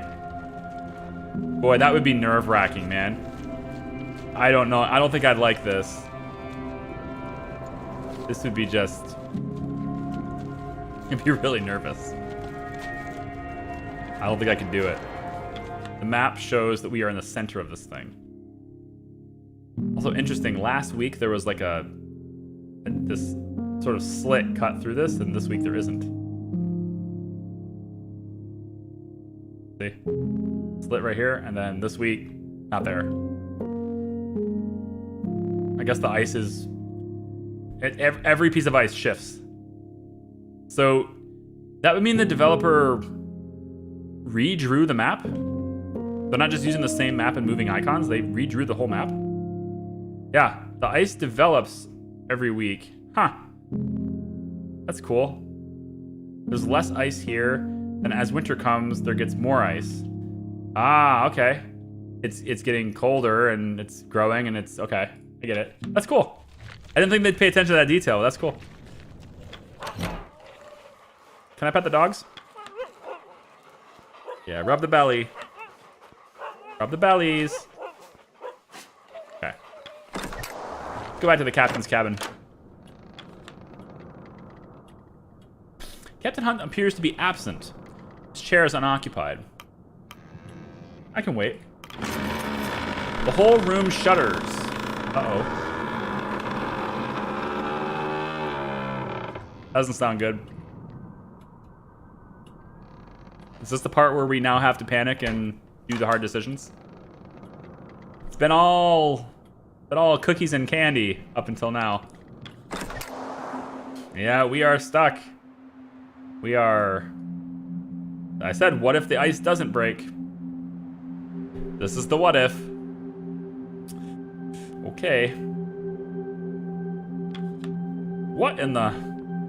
Well, I was worried about this. Look at the ice. We could be trapped for a while. Strong pressures. As if we didn't have enough bother. Well, no need mucking around. Let's get to work. Where's Hunt? I'll grab him. I'm sure he felt it too. Shaw, check the boiler room. I'm sure the moleman has problems of his own. The moleman. Not to worry, everyone. We'll be free and moving again before you know it. Back to work. Celebrity and all his... What's up, Cordell? Officer Shaw, it would appear we've stopped. Curious. Hunt was warned of this pathway, was he not? Even I could see the risks, and yet an experienced sailor carried on. I wonder what goes through that man's head.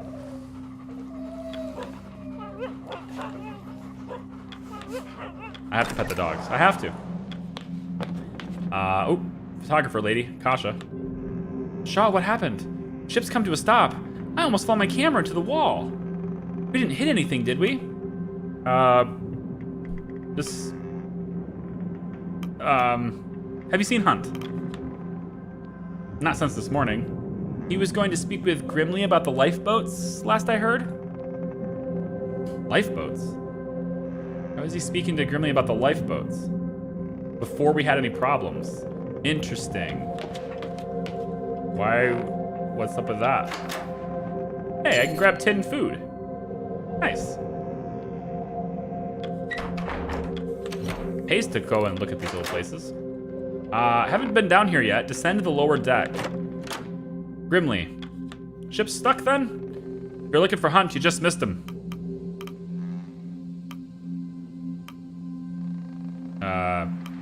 We didn't... How? We didn't cross paths. Don't ask me. I'm gonna check with my brother.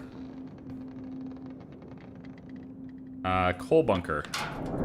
Grab a piece of coal. Lift a sack of briquettes. Coal briquette. Enter the boiler room and talk with the two men. Looks like Templeton's down here. If I'd made errors, I'd tell you. It's secure, don't you worry. They notice you. It's secured. Don't you worry. Okay, what's going on here? Am I interrupting? Not any more than he's interrupting my work. I'm ensuring that the boiler was not damaged in sudden commotion. No, I think you're hiding something. And I told G that if it was, you'd already know. I'm not in the business of making mistakes. I know if that furnace goes, we'd go down with it. Yes, but you're only one man with just a pair of engineers as assistants. Just looking at the number of valves, this seems far too much for you to handle. Maybe your bloody benefactor should have considered that. I've gotten used to it by now. It will hold, trust me. I will. Well, I'll have to, won't I? I don't fancy staying on the ship any longer than necessary. It's imperative we break free from the ice as quickly as possible. Hammond eyes you, a grimace on his face. First mate's here. Where's the one who got us into this bloody mess? He's a difficult one to find. Indeed he is. I have a suspicion as to where he may be now. We're on a ship, an unmoving one at that. A man cannot simply disappear. If he's anywhere, he must be in his cabin. When you find the man, give him an earful on my behalf. Can't do it myself, too busy keeping us alive. I believe you and I both owe the good captain a visit, Shaw. Not before we fed the furnace. Mind grabbing some coal from the bunker, Shaw? Or are you afraid of dirty hands like Mr. Templeton over here? Oh, okay, so that's what I had to do with this. So I go into... Yeah, coal goes in, we stay alive. Really that simple. Feed the furnace. So I've got my coal. Ah, you were right. It does affect fuel, not food. Interesting. Sack of coal in the furnace raises fuel by 20. Just like I can potentially put more in. Although this text is behind the graphics, so I'll never know. Okay. Cool. Can I grab another one? No. Alright. You emerge mid-deck to find the crew readying themselves for dinner.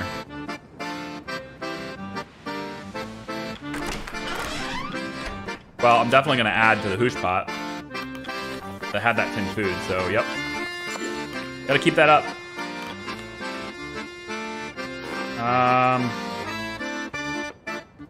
I guess that's kind of it. I can call him for dinner, but I kind of want to find the captain.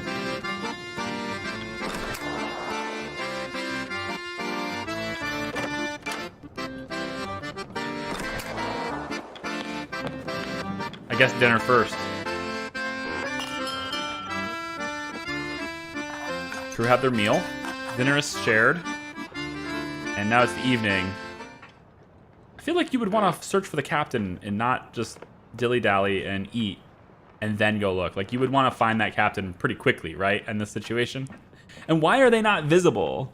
Why would you have to try to find him in the first place? Unless he's, like, I don't know, off drunk somewhere, maybe. I don't know. The crew return to their posts. The hammocks are unfurled in preparation for the evening. You can't help but notice that it's still bright light outside. Okay, yeah. Same thing as before. You didn't see him either? He didn't pass by. But his cabin door was locked when I checked. Slippery bastard. See, these guys. Bramley and Jr., they're up to something. What are you thinking, Hunt? Because the captain supposedly was talking to him about lifeboats. Supposedly. According to Kasha, anyway. No sign of Hunt, I take it? Mr. Templeton passed by, but he wasn't exactly willing to take questions. Yeah, no shit. Kurt's outside. Keep it up, lads. We'll set ourselves right in no time. Ah, sure. I just saw Templeton entering the captain's cabin. Seems Hunt's holed himself up inside. Maybe if you had a word with our good captain, he'd be willing to lend a hand. You think?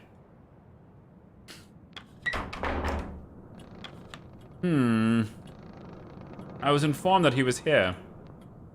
Where could he have hidden himself? He has to be in here. Hey, he's right there. There's a foot right there. It's in a bathtub. Check under his desk. I highly doubt he's cowering beneath the table, Shaw. Captain's laugh rings out from behind the door. The captain watches you both, his head swaying as he chuckles to himself. You are a surprisingly difficult man to get a hold of, Hunt. Seeing that this is your ship. I know it well. Hunt's eyes turn to you. I believe you two are already acquainted. How long have you been drinking? I don't suppose you care to join. He's got a little sparrow in him after all, I guess. Hunt shakes his whiskey bottle as he holds it out, the liquid sloshing and spilling from the top. And what of you, Shaw? Can't tempt you with some sweet nectar? Hey, Mason. Catching the stream while doing Calc 1 homework. Good luck. Good to see you. How you been? Yeah, I'm fine. I'm fine.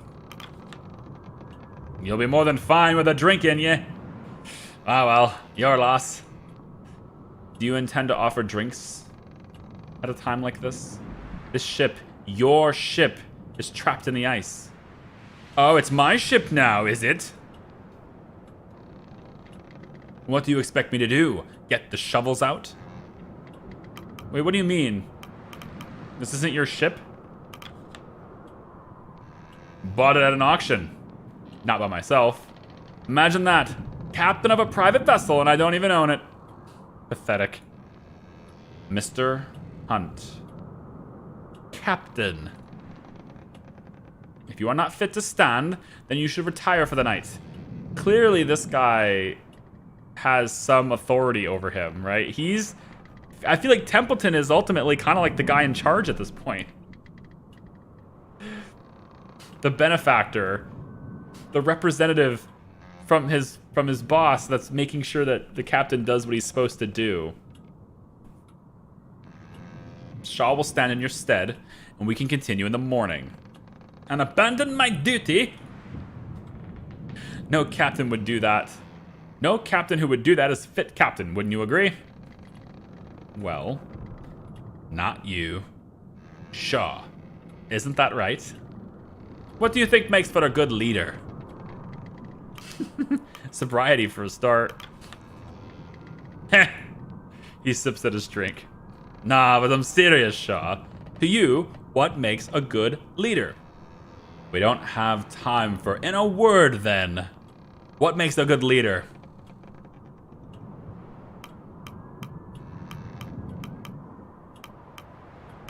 What makes a good leader, guys? I feel like willpower is not enough. Control is kind of like, yeah, but I feel like you need understanding in order to control, right? Don't you need understanding in order to have control? How do you have control of something without understanding it? I don't know. How's the baby? Right now, probably sleeping. She was crying about 20 minutes ago. But ultimately, she's healthy as a baby can be. What kind of leader are you if no one listens? I feel like people would listen to you if they knew that you understood things, you know? Understanding. Better to be ruled by respect than forced by rank. Yeah, see? The military man, he knows. I think understanding. It's probably not even... I bet all the answers are wrong anyway. Understanding? Explain. The ability to adapt to your crew, to understand the individual needs that make up the whole, to understand what needs to be done, to know your next course of action, to understand your limitations, to know what you're capable of. God, all three of them are decent answers, but like they don't all encompass the one thing.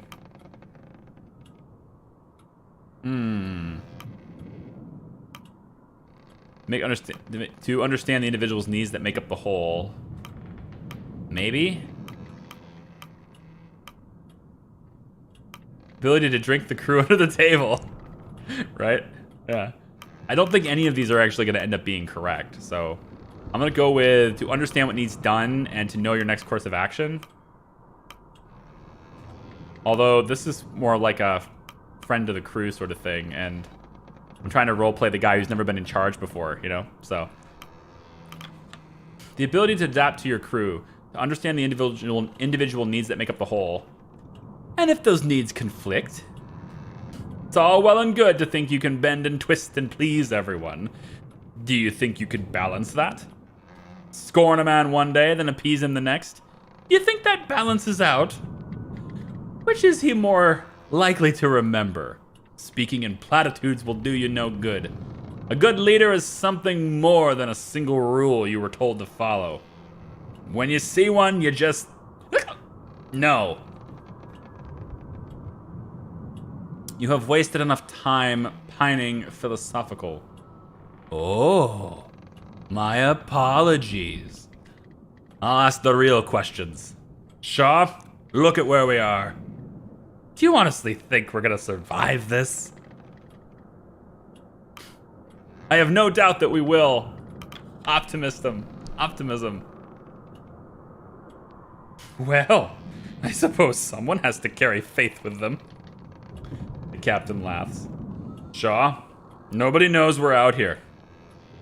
That doesn't leave this room. No. Wouldn't want to upset your employer. Our benefactor. Well, we want to be paid after this, don't we? Enough. You weren't fit to lead this expedition. You should not have agreed to do it. You shouldn't be. None of us should be here. Old Kurt paid handsomely to join. You're just a botanist sent to keep an eye on me. And our doctor. And then there's me. And myself. You're the only one who should be here.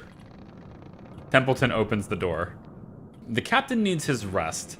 We'll discuss this once he's of sound mind. No. Let him speak. I wish to know more. It's all right, Robin. Go on now, Shaw. I'll be all right here. The captain appears to have fallen asleep. Okay, so when the tough gets going, he drinks himself to sleep in the bathtub. Okay. Great. That's great. Our fearless leader. It's great. What's up with the dogs? Rub it behind the ears. You bark back at it. You stroke his head. Yeah. One would think Hunt would be taking action at a time like this. Instead, the man has squirreled himself within his office. An odd one. Just petting the doggos. Anything else down there, or should I just go to the next week? I think we're probably good. All right. Next week. When the going gets tough, Hunt gets going. Basically, yeah. Ascend to the top deck. You awake? Ooh, -17 available crew? Whoa, what happened? I just lost more than half the crew. Ascend to the top deck. You awake to a room awash with green. There's a loud banging on your door with a familiar voice speaks from behind the wood. Shaw! Are you in there? It's Hammond. Hammond? What's going on? Why is everything green? Never mind the green. The boiler's in serious trouble. Pumps need manned and we need to stop the whole system overheating. I don't need to tell you that if the furnace goes, we go. Okay, Scotty.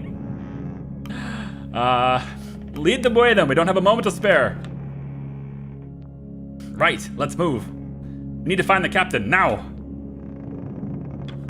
If there's no moment to spare, then why are we finding the captain? Let's just do something with the boilers to save it. We have time to speak to Kasha, I'm sure. Kasha rushes up, holding her camera tight as the ship rumbles. What's happening? Are we going under? Not if I can help it. Get out of the way. It's safe to go up top, right? That Aurora. Oh, it's a shot I can't miss. Kasha steps back before snapping a photograph of ensuing chaos. Okay, so we didn't stop to talk to her. She interrupted us. That's what happened. We're gonna stick to that. The lights of the aurora flicker over the pale ice. Look at this thing. Wow. Look what's going on out here. Wow, we are completely closed in now. This is all ice behind us now. Yeah, we're stuck here for a very long time. We're not getting out of this. No way.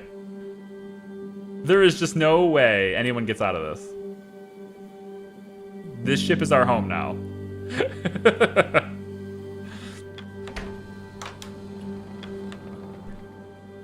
Temple descends. Nothing. Visibly perturbed, he takes a moment to compose himself. Even the tub is empty. Why would she expect him to be in the tub? Not important.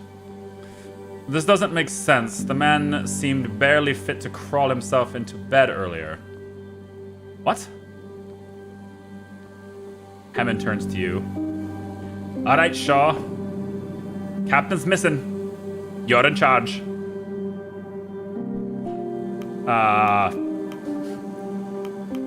I'll try my best.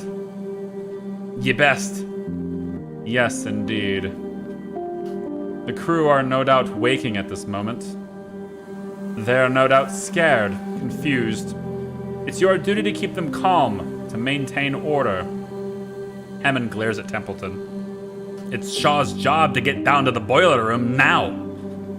We've already wasted enough time for this bastard hunt. I'm butchering that accent so bad, I'm sorry. If you storm down to the room, all you'll be doing is inciting a panic. We need to calm the fears of the crew, maintain an air of focus. Lie to them as the ship goes down? Not at all. Instead, to ensure them that we know how to remedy the matter. Do you know how to remedy this matter, Mr. Hammond? Aye. And we need to be quick. Don't have time to worry about some stupid sailor's feelings. We got a bloody ship to save. Well, it's as you said. Officer Shaw is in charge. Decision is yours. Oh, good. Gotta choose which one I want. Great. I don't like this guy anyway. I'm going with Hammond, man. Hammond's right. We can't waste any more time. The boiler won't wait for us. Fine. I will keep the crew at bay then. Yeah, right. Man, don't worry about him. Let's go.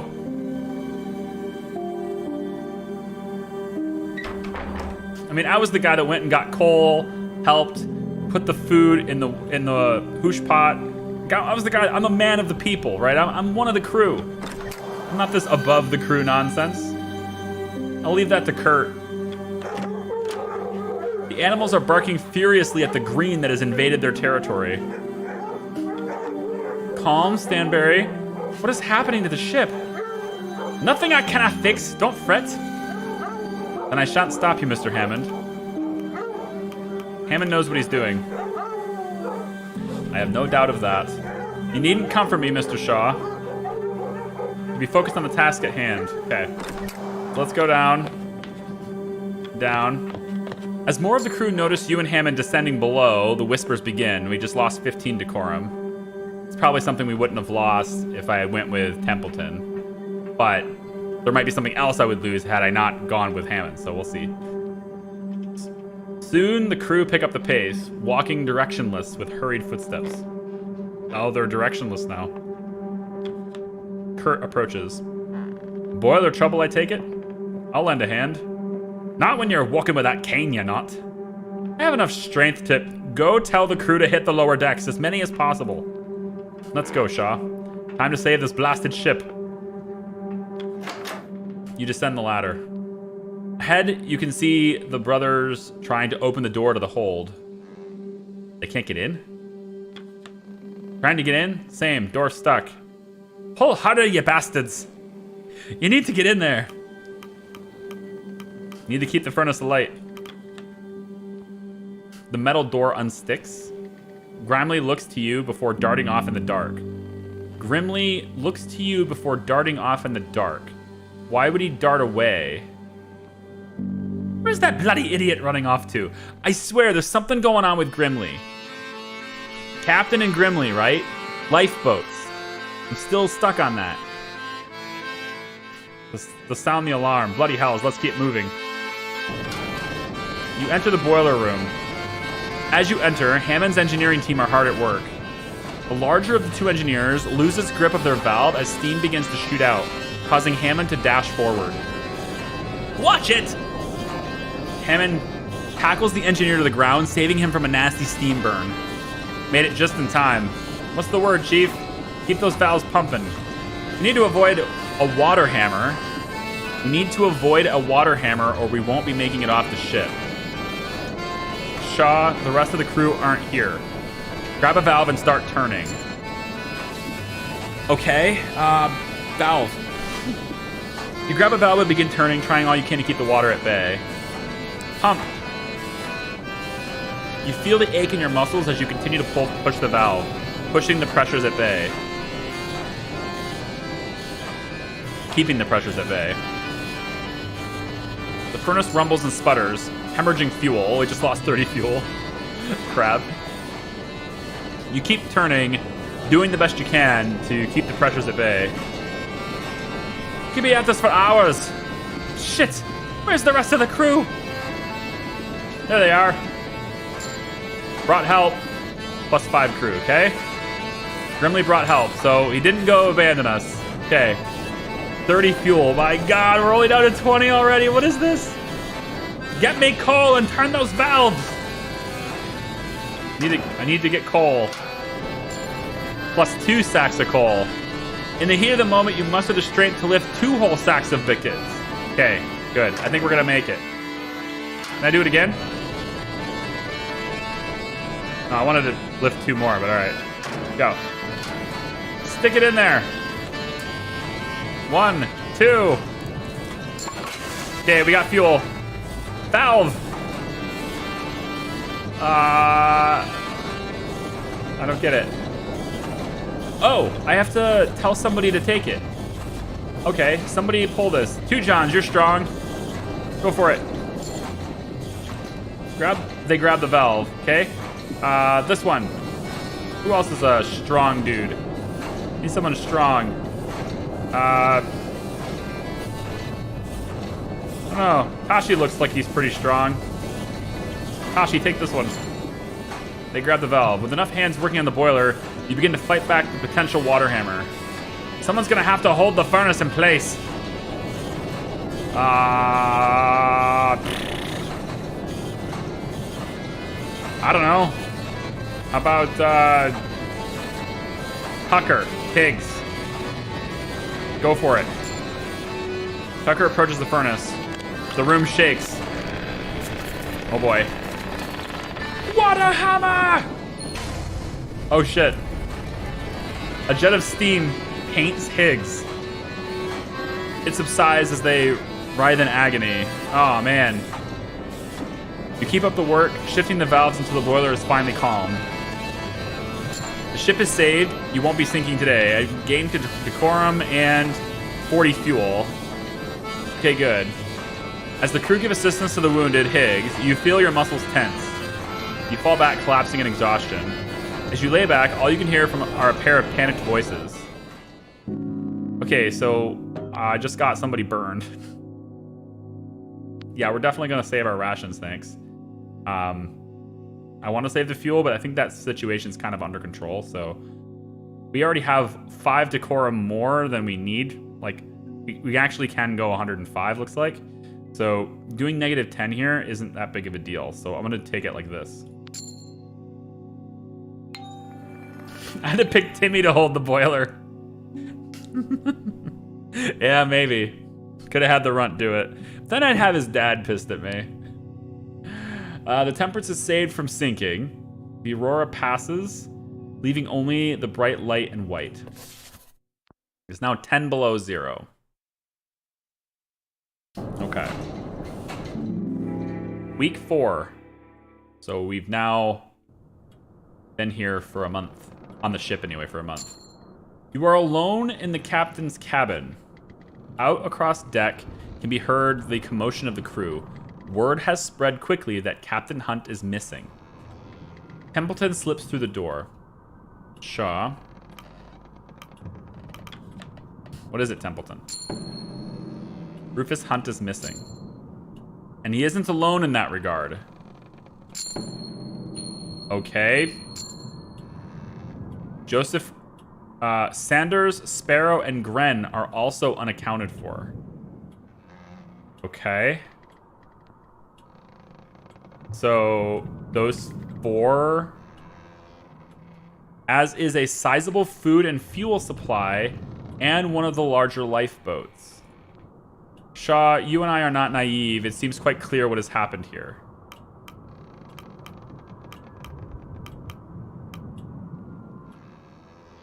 Huh.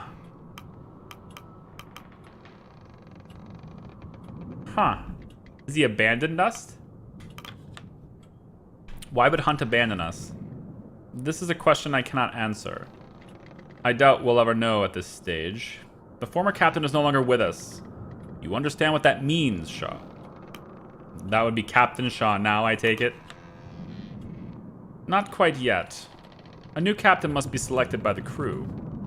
As first mate, you have the most clear argument to take that role. How do I argue for the role? Your presence in the face of Hunt's absence is an argument in itself. They will hold a vote as soon as possible. That carpenter, Grimley, he is still loyal to Hunt. Many of the sailors will follow his vote, if not all. Though, I can assure you, have the vote of myself and my scientists. Kurt and his crew are likely to support you as well. I'm unsure where the engineers will side. They're likely loyal to their pay. Higgs is still recovering from the steam burns, which may end up working in our favor. And the civilians are a mystery. But I believe when it all's said and done, you will just about make the vote. Clearly given this a lot of thought. Of course. It is vital to remember... Nope. It is vital to remain aware of the crew's intention. They're waiting outside, Shaw. They're scared. They don't know where to turn. You and I both understand the importance of maintaining decorum. Though times seem dire, remember, there is a rescue ship on its way. Even if the Temperance fails, we still have a potential escape. 35 weeks. 35 weeks? What? You're gonna sit in this ice for 35 weeks? That's, 245 days? That's more than 6 months. You said we had 6 months of provisions. The ship will arrive at Viscount Island in 35 weeks. We should focus on surviving that long. That is all we need to do, Captain. How can we be certain the rescue ship will come? The relief could just be trapped as we've been. Yeah, exactly. The ship is stuck in ice. Did they carry the lifeboat? Yeah, really, right? Like, what do you need a lifeboat for? There's ice. I guess so they can, like, drag the supplies so they don't have to carry them, I guess. That could be a good argument. Or if they just head north as long as possible, eventually they'll get to the point where there's no ice. Like, eventually there'll be water and then they can get away. Certainly wouldn't want to swim away. The relief could be trapped just as we have been. Well, that is always a risk, particularly here in the Pale Passage, but that does not mean we should assume as much. We should assume the same fate does not befall them. 35 weeks, Captain. Keep it in mind. Here, you should have this. Templeton presents you with a fancy-looking hat. It's Hunt's hat. He left it behind in his cabin. That tells us what we need, doesn't it?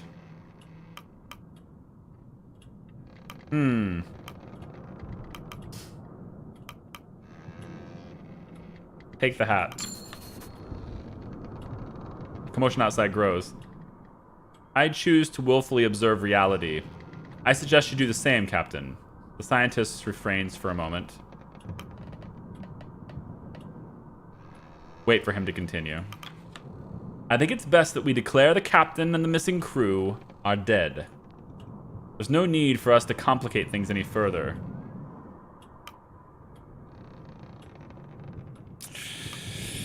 I won't lie to them, Temple. I don't think I want to lie to them.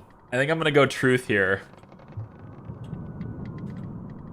It's like, what if they come back, right? Then everyone's going to hate me afterwards. And the captain will hate me. I'll probably... Yeah, I don't know. I think I'm going to go with the truth here. The truth is easier to remember. That's the thing about a lie. If you get stretched and stretched and stretched, it's harder to remember. The truth is way easier to remember. I have a bad memory. We're going to go with this. I won't lie to them, Templeton. Leaders lie. Get used to it. The crew are waiting for you on deck. Oh boy. Okay. So are we lying? Yikes. Are we lying? Still drops of whiskey frozen at the bottom of this tub. And the Hunt's ledger is gone. Okay, he took his ledger with him. Maybe he took those 3 and they went to the Viscount on their own. They just left us behind and they're like, we're gonna walk there. I don't know.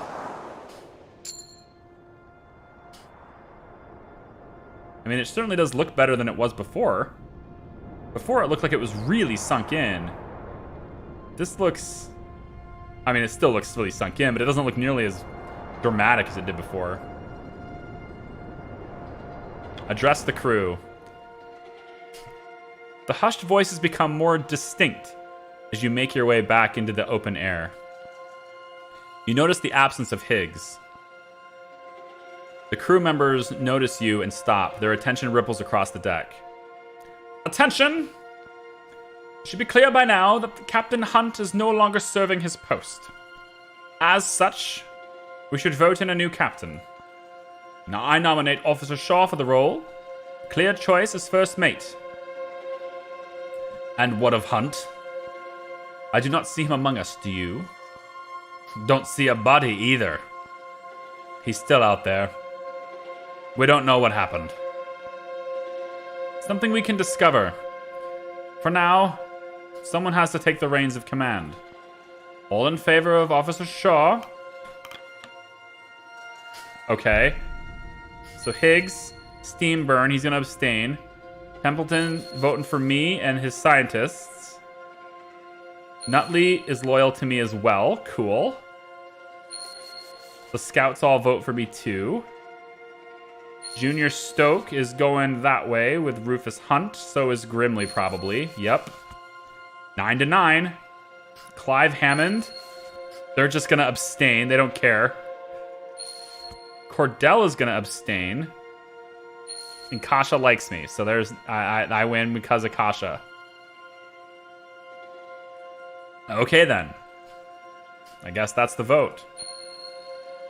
You have been confirmed as the captain of the expedition. Well, the ayes have it. Shaw shall be acting captain from this point forward. Acting in Captain Hunt's stead. The crowd look to you expectantly as Templeton gives you a knowing nod. He's a knowing nod. Petting the dogs paid off? I don't know that. She abstained. She didn't vote for me. A moment passes in the cold as they await your next words. Curious murmuring scattering the crew. Speech time!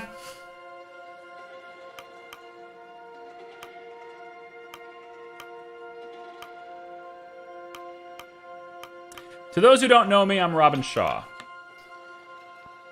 As they look to you, it's not long before the obvious question spills from the crew's member's mouth. Where is Captain Hunt? Says Yorick III.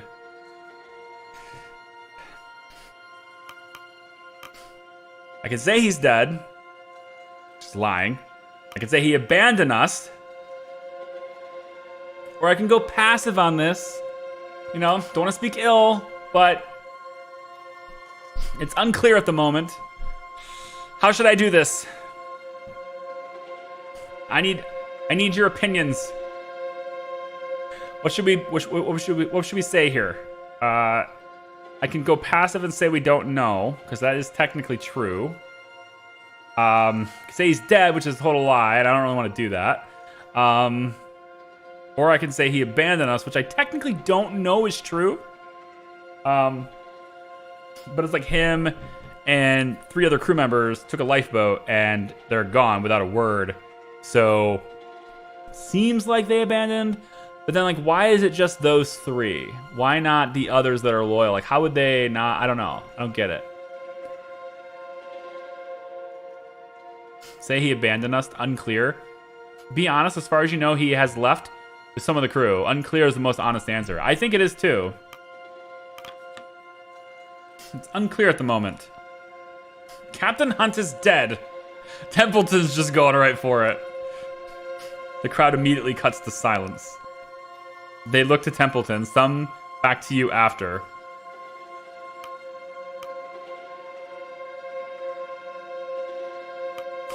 Shit. Templeton went right for it.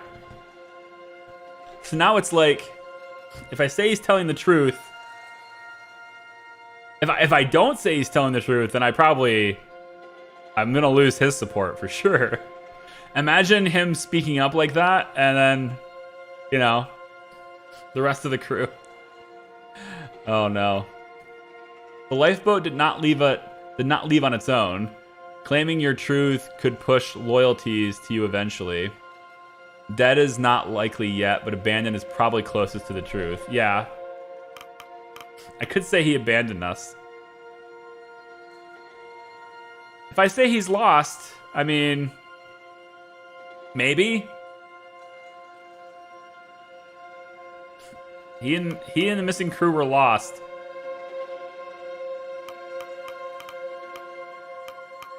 But why?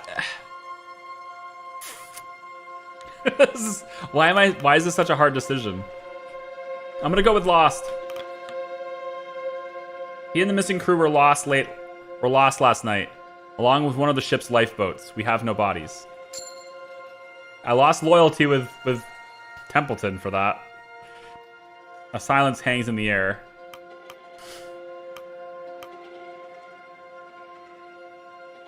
As long as we keep our wits, there's no reason we can't survive this. The crowd begin to bubble up once more, with more and more questions coming to the surface. Members of the crew start speaking out one by one, with questions thrown your way in quick succession. How are we supposed to survive out here? Is help coming? What about our pay? Will we still get paid? We have to rely on each other out here. We can't afford to stand in each other's throats. Divided we are weak, but together we are stronger than elements. Yeah. Together we are stronger than the elements. I know this isn't what we signed up for. Stick with me and I will see us through. What of the lost, Captain?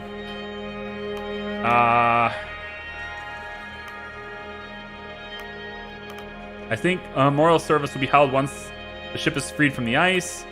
Once we make land. Those lost are no longer here. For now, we must worry about ourselves. I think once we get freed from the ice, it's fine.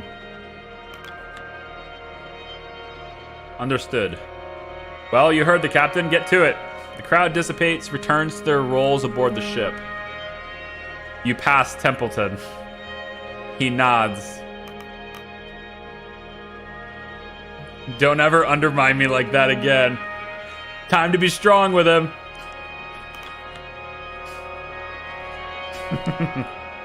Of course, Captain. He departs. Got him! Look at me, Templeton. Look at me. Oh, you know what's coming. Don't lie. I am Captain now. Okay. We can go to the captain's cabin. No, I think I want to go around the ship before I do that. Actually, Kurt's outside. Shaw.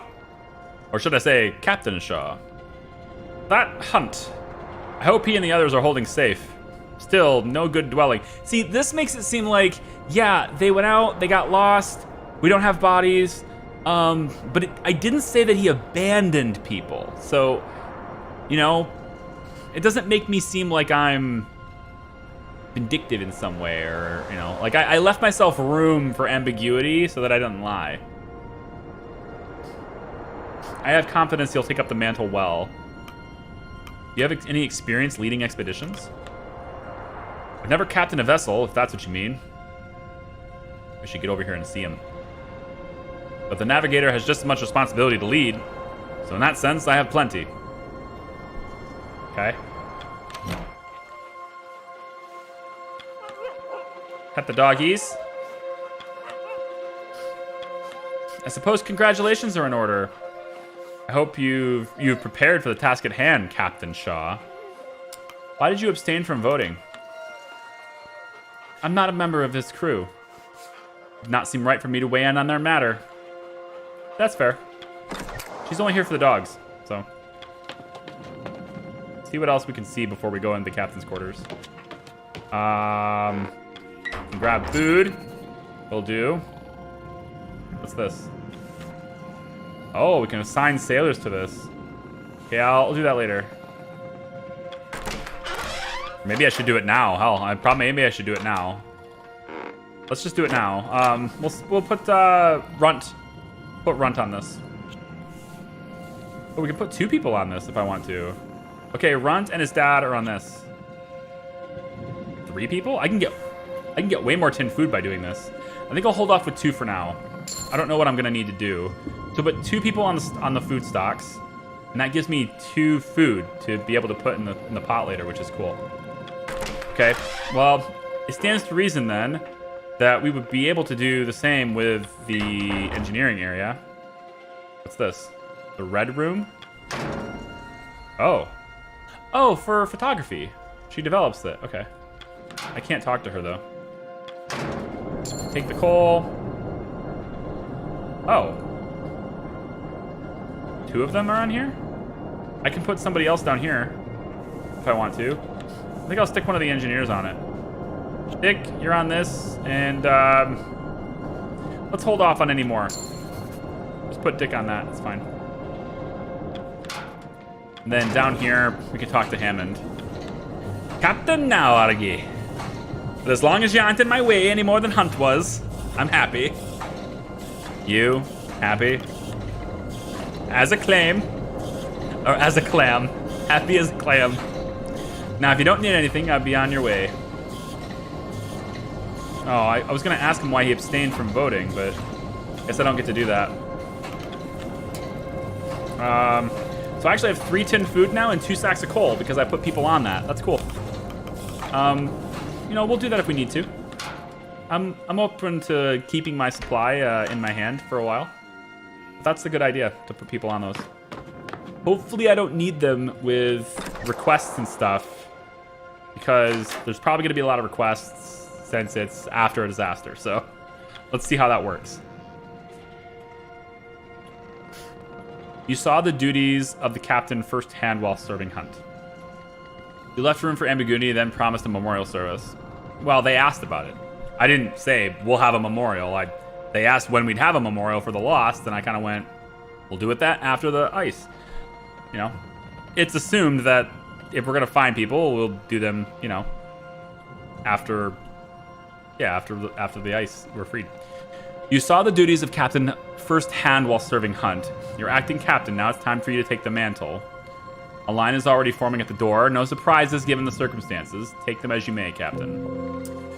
Okay, so we have Kurt and Cordell together. Hammond and Junior. Fair. Okay. I'll start with this. Captain, I've brought the Kennel Master with me. This is something you will both want to hear. I have a strong suspicion on what this matter is. I was planning to speak with the captain on it myself. Fortunate happenstance, then. Captain, I know these conditions well. I've seen them before.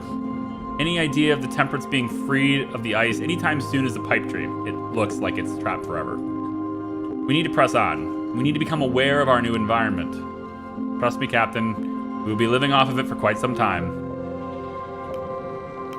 What of you, Cordell? Do you agree? 5 loyalty. Hey, asking for her opinion makes her like me more. How about that? Indeed. The dog sleds will need to be exercised regularly, and there is no better way to engage than hunting.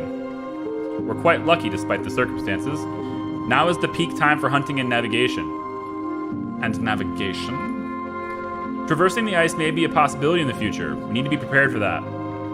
If we are to survive out here, we need to know what lies ahead. These are uncharted territories, Captain. We have no idea where we are. Your current rations are not set to last forever either. Send any hunting party to me as you please. My dogs and I will ensure their survival. Cordell exits. Same sentiment for myself and any scouting teams. If you wish the great unknowns to be braved and charted, I'm your man. We need to know what lies ahead. Keep looking forward. Okay, so we're gonna need to scout around the ship. So now we start a more broader perspective in the game, and also go hunting. That's interesting. We'll see how that goes. Hammond, what's up? Saving that boiler was only the start of our troubles. Have you seen the state of this bloody ship? Certainly seen better days. We need to stockpile as much fuel as we can. If the furnace runs out by the end of the week, we die. If we spend too long on the ship, we die. If we don't stockpile enough fuel for the winter, we die. Aye. Get me some coal, get it in the furnace. I'm afraid he's not wrong. That coal bunker is our only source of fuel for the time being. Until we can procure alternatives, we should assign crew to shoveling whenever possible. That's what I did. Junior. The ice looks unbudging, doesn't it? It would seem that way, yes. Crews seem to think so. They think if we don't intervene, the temperance will never get freed. If you're suggesting breaking the ice, I can assure you that won't work. I'm not, but they are.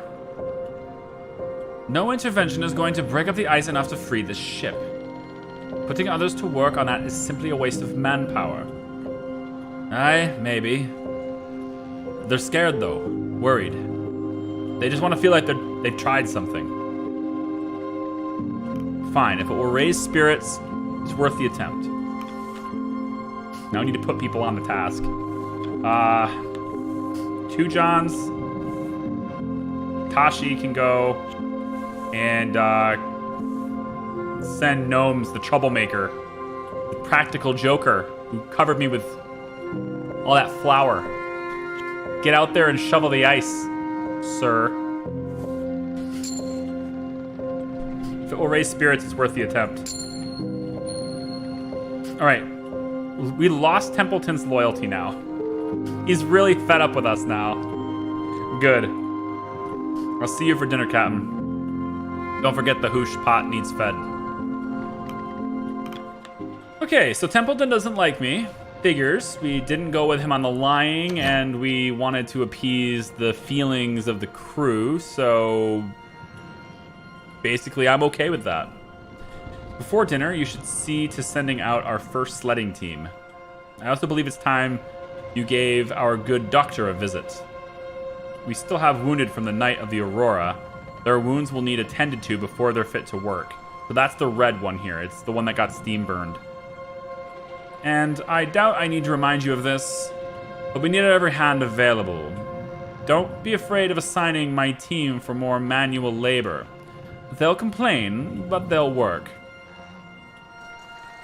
So he just told me I can assign his team for manual labor. Does that include you, Templeton? Can I assign you to the manual labor as well? We overhear some people talking. Mrs. Gloss says, "You did seem familiar. I finally placed you." Flick says, "You have you?" "Yes, I remember seeing you compete. Soren Killipper, you were quite the gymnast." "I'm surprised to see you with this line of work. Not too many gymnasts carry long careers. You did well when I saw you at the summer games. I recall you placed." "I don't recall winning." Guess that's all that matters, huh? 2 John says, "I can't believe Hunt is gone. What happened?" Cavity is talking to. He says, who knows? He was drunk. Whatever he was thinking, he definitely wasn't in the right mind. And what about Smurf? And Corvid and Joe? Who knows? Corvid owes me 5 gilst. I don't think I'll be seeing it soon. Owes him some money, I guess. So we can see. Let's talk in here, I guess. Pet the doggies. Can't talk to her. Maybe I look at the map instead. Ah, okay. I see. So in the map, we have 4 points. We can, I guess, just 4 directions. We can go search to the north, west, east, or south and attempt to find things. So I guess I'll have the scouts go this way, and we'll say Yorick can go that way.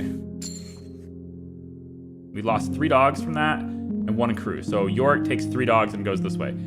We found penguins. Okay. Penguins to hunt. Okay, good. What about this way, Scout? We can send Hadrian Quilsey here. He also takes 3 dogs. And we found some seal we can hunt. I guess we'll try to hunt some. Let's see. We need to hunt. I'm not going to send the scouts to do that. We already scouted. We can send Cavity to do it, I guess.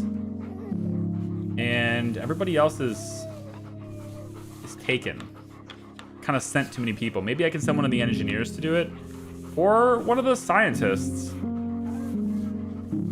These guys are loyal to Templeton, though. So I kind of need Templeton on my good side if I'm going to have their good side, right? But I don't think any of these guys are going to be good for hunting. I feel like the engineer would do better at that.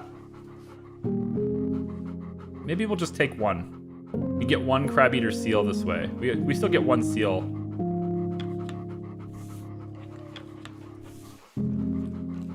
Send 1 eye. Yeah, if I send Lefty, I'll send Lefty to do it, I guess. Seems odd to send the guy with 1 eye to go out and hunt seal, but so be it. All right. The destination is marked for the week's sledding teams. Okay, so now we're gonna have... We have only 5 dogs left. And we could hunt some more, but I'm not going to. I think I can send the last scout this direction, though. Just see what's over here. All right, so there's a question mark that way, but... Okay, so that's going to be it for now. We have 2 dogs left. We only have 4 available crew for now. So that's gonna... This is fine, though, because I've already assigned them to, you know, shovel the coal and all that stuff. Like, I've already done that, so I think it'll be fine. Tucker's here. Shaw, or should I say Captain, right? I thought your name sounded familiar. I sailed the merchant lines as well. I think we served on the same ship a couple of times. We serve on many ships on the merchant navy. Easy to miss a few faces. I only remember your name from some manifests. Still, small world. Good luck, Shaw. Okay, well, at least we got something in common there, I guess. Journal's kind of worthless. We can go talk to the doctor. There he is. You enter the ship's infirmary. Your presence seems to startle the young man inside. The rattle of dropped forceps ringing through the room. Oh, goodness. It's you. Captain now, is it? Captain Robin Shaw. It's good to meet you. Taking up the role, I guess. Ahem. Dr. Arthur, Nutley. Dr. Nutley. Dr. Arthur Nutley, that's it. Collect your thoughts. It's no good having a physician who cannot compose himself. Yes, sorry. I suppose I seem a little scatterbrained at the moment. It isn't the norm. Recent circumstances have been trying, and the inclination towards seasickness is no help. Higgs, the steam burns they suffered from the furnace are severe. If you let me take a look, I can do my best to alleviate their pain. Do you have any experience with something like this? Well, I've read extensively on the matter. But as far as first-hand experience goes, no, this is my first encounter. At this point, all we can do is wait. That lady lets out a nervous cough. Captain Hunt, he, do you think he still may be out there? Do you know Hunt well? Deflected the question. Not at all. Rather, he knew my... Well, that's not important. Apologies, I'm rambling. I suppose you wanted an update on the crew. Yeah, they seem to be faring well, all things considered. I suppose you could say that. Mostly scrapes and scuffs. As for the dogs, well, you're better asking... well, the kennel master. That's fine, I wouldn't expect you to be a veterinarian. Hey! Good, he likes that. Good, please don't. I haven't taken well with the dogs. I'm unsure how to carry myself amidst most people, and animals are more quick to judge. And Cordell herself is harsher still. But you can rely on me for any human medical issues. Nutley pauses for a moment. Is everything good? I mean, is someone coming to rescue us? I won't lie. We're in a difficult situation here. I'm going to need your help. Nice. Then you can count on my help. Nutley keeps his head low. I can take a look at the injured now? Yes. Medbay, I'd like to send the burned one. Wait, why is it every time I hover over this, it's a different person's name? What? It should be Higgs. Higgs. Either way, it's the one that's red, so I think that's the one that's burned. Let's see what I can do. Alright. He's in the doctor's office now. Okay, we got Kasha there. These guys are already handling this, so I don't need to. There's nothing going on in there, so that's fine. And let's talk to Kasha really quick. Captain Shaw, I suppose I should get to calling you that. I was asking the crew if anyone had seen Hunt or any of the deserters last night. Not a single soul. I know the man knows the ship well, but that seems odd. Do you think the crew could be lying? Why did you vote for me? Well, I thought that would be obvious. The options for the vote were you or a man that wasn't present to lead. I saw no reason not to vote for you. Fair enough. The red room. Nothing in there still. And then you guys are doing the coal thing. I already assigned people to that. Okay, so probably should put some coal in the furnace. One stack of coal gets us back to 100%. That's good. Before the end of the week is up, right?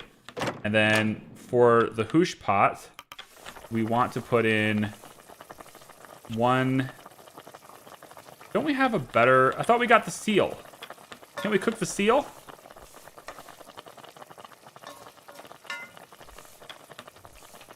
Huh, I thought we could cook seal. Whatever, we'll do this because it gives us 100% on that too. Okay, cool. Gotta get back to work. Good luck. Hey, see ya, Mr. Different. Alright. We'll call the crew for dinner here. Everybody's in there. Look at this. Captain! One of the scout team is saying this. Again, I can't see what they're saying, though. Over here? Here? What? I don't know. I don't know. The crew returned to their posts. Hammocks are unfurled. Yep. Still bright outside. Got it. Same thing. What's up, Junior? I'm proud of what I've been able to cook up for the crew lately, considering the rations. Though I do wish I had something better to work with. I'd kill for a good beef steak. Well, you do excellent work, Junior. You have a knack for this. I've been told. Hunt would say he couldn't eat a bite unless that wasn't prepared by me anymore. Fair.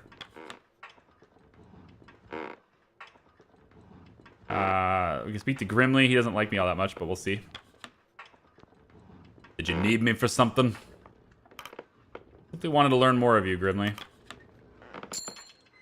Not much to know. I'm the carpenter. I'm Junior's brother. I play music. You know it all already. Okay, fair. Gonna overhear Yorick saying, you're a tall one, aren't you? Oh, thank you for noticing. been this big since I was 15, 2 Johns.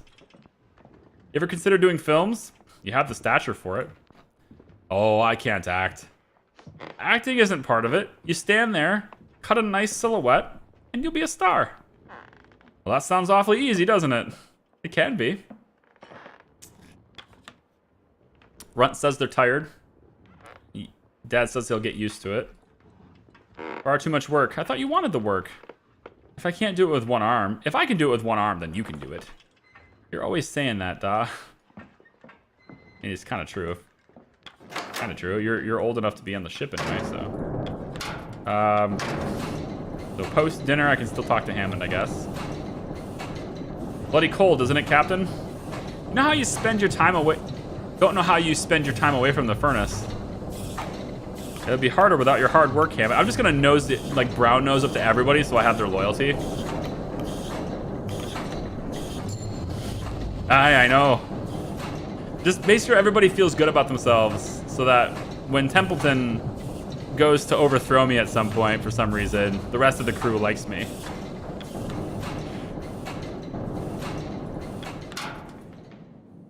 Okay, so I think that's kind of it. Talked to everybody already. Yep. So, got to eavesdrop with the science team here. Awfully loud, aren't they? I don't mind it all that much. They worked hard all day. They're owed their leisure. Those sailors ought to remember, we all need our sleep. Templeton's room. Hello. Good evening, Captain. It'll be some time before we see rescue. Perhaps you should be endearing yourself to your crew.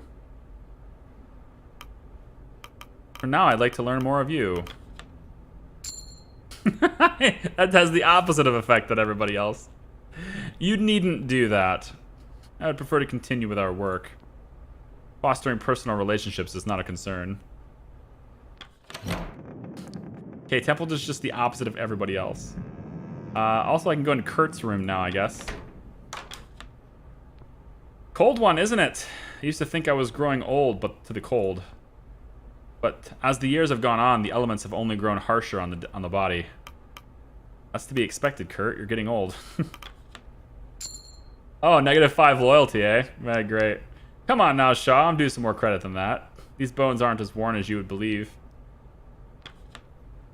I'm flattered, but I really ought to be getting some rest. Okay. I was joking around. I figured you'd like, you know. I guess we don't know each other well enough to have that joke. Alright, so it does look like proceeding, I can go into the forecastle and talk to the dog. Or not talk to the dogs, but yeah, this. Cordell. Captain Shaw, I presume you're here to see the dogs?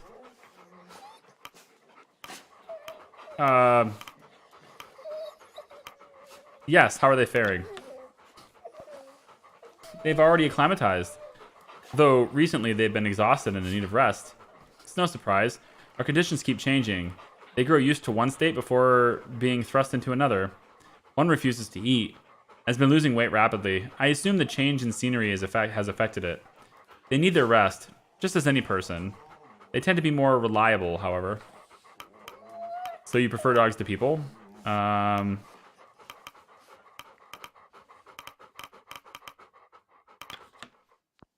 Is that unusual? I suppose it is in a way. Although I cannot be blamed for that judgment, surely. You recall my conditions with Hunt, do you not? Yeah, like it was yesterday. My demand was that I work here with the dogs. Your people may help with the sleds, but they are not my responsibility. They are not my people. I am holding up my promise with Hunt. I do not intend to join your crew. The dog beside her barks.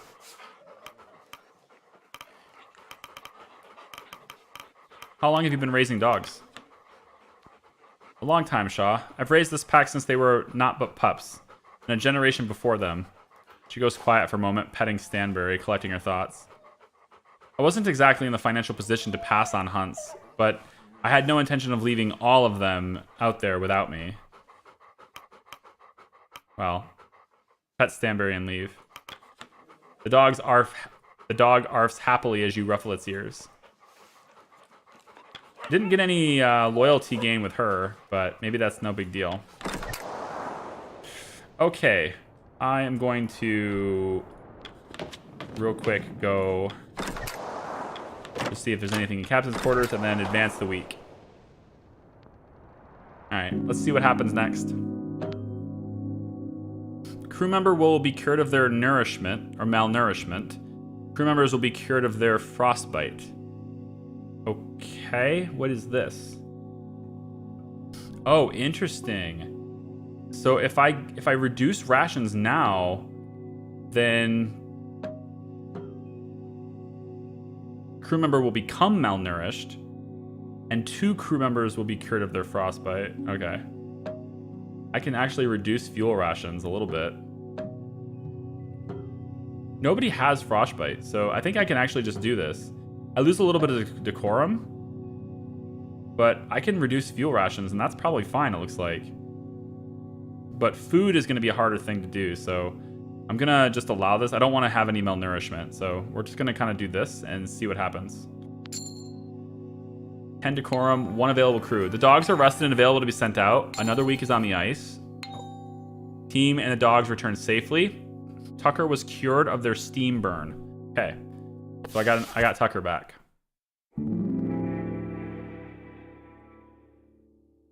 Now it's called the Temperance Camp. Okay, plus 12 dogs, plus 11 crew, and ready to go for the next week, I guess. Let's see what people's demands are before I start placing people in things. I think probably doing this first is a good idea. That way I know I have everybody available. Junior, Kasha, Gnomes, and Mr. Gloss all have something to say. Well, we'll focus on Junior first because food is a big thing. Hi, Lars. How are you? Shaw Templeton. Oh, Shaw Templeton. Word back from the attempts at freeing the ship. Is such a report necessary? Well, as you can see, we're not moving. Crew kept at it for a week. Now we're calling it a day. A waste of time and resources then, as expected. I wouldn't be so sure. End of the day, at least now the crew can say that they tried. Give it their all. Got my decorum back. There's something in that. Oh, he doesn't want anything. Good. Kasha, what's up? Is there something you require? I have a shrewd eye.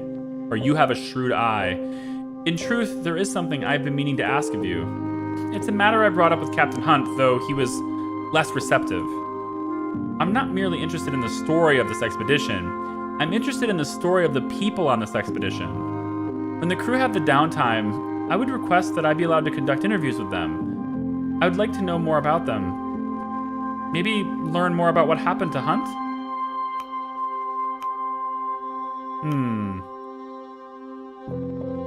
That's all well and good for you, but what are we to gain? Well, I'm sure I'm not the only one to find use in knowledge. This crew are like strangers to you, are they not?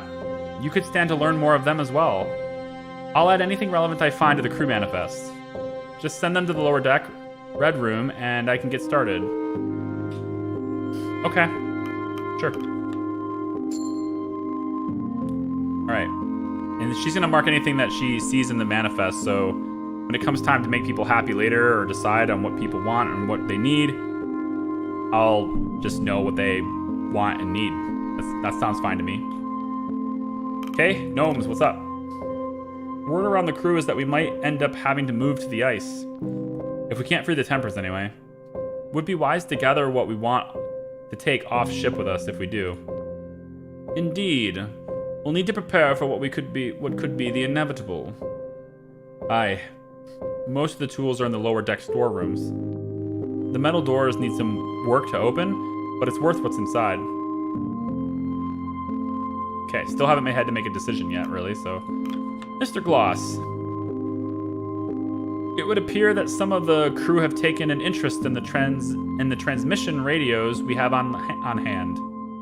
Ah. It is likely many of their first time seeing this technology. And they have odd ideas of what they're capable of. They believe another ship may pick us up if we monitor them. Ridiculous.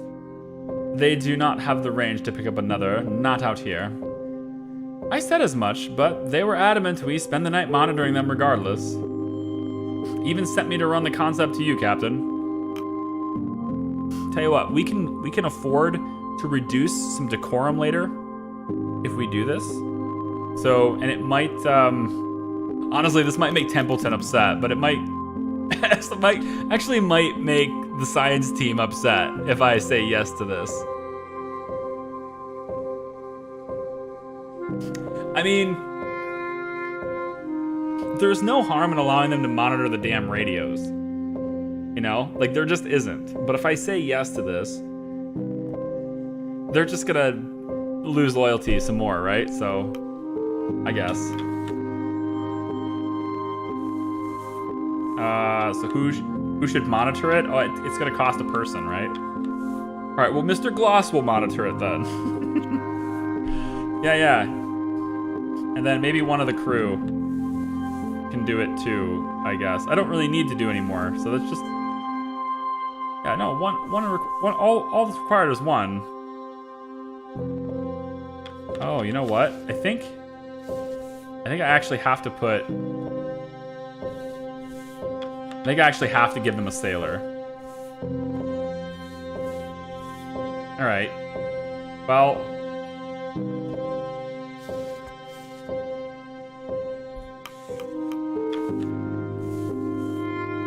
Do I have to give them a sailor? This looks like a scientist. Like I have to give them a scientist. Yeah, I have to give scientist. Okay, one. I guess I have to give. It says min card required 1, but I can't confirm the order unless I do 2. Very weird. Max allowed 1, yet I have to do 2.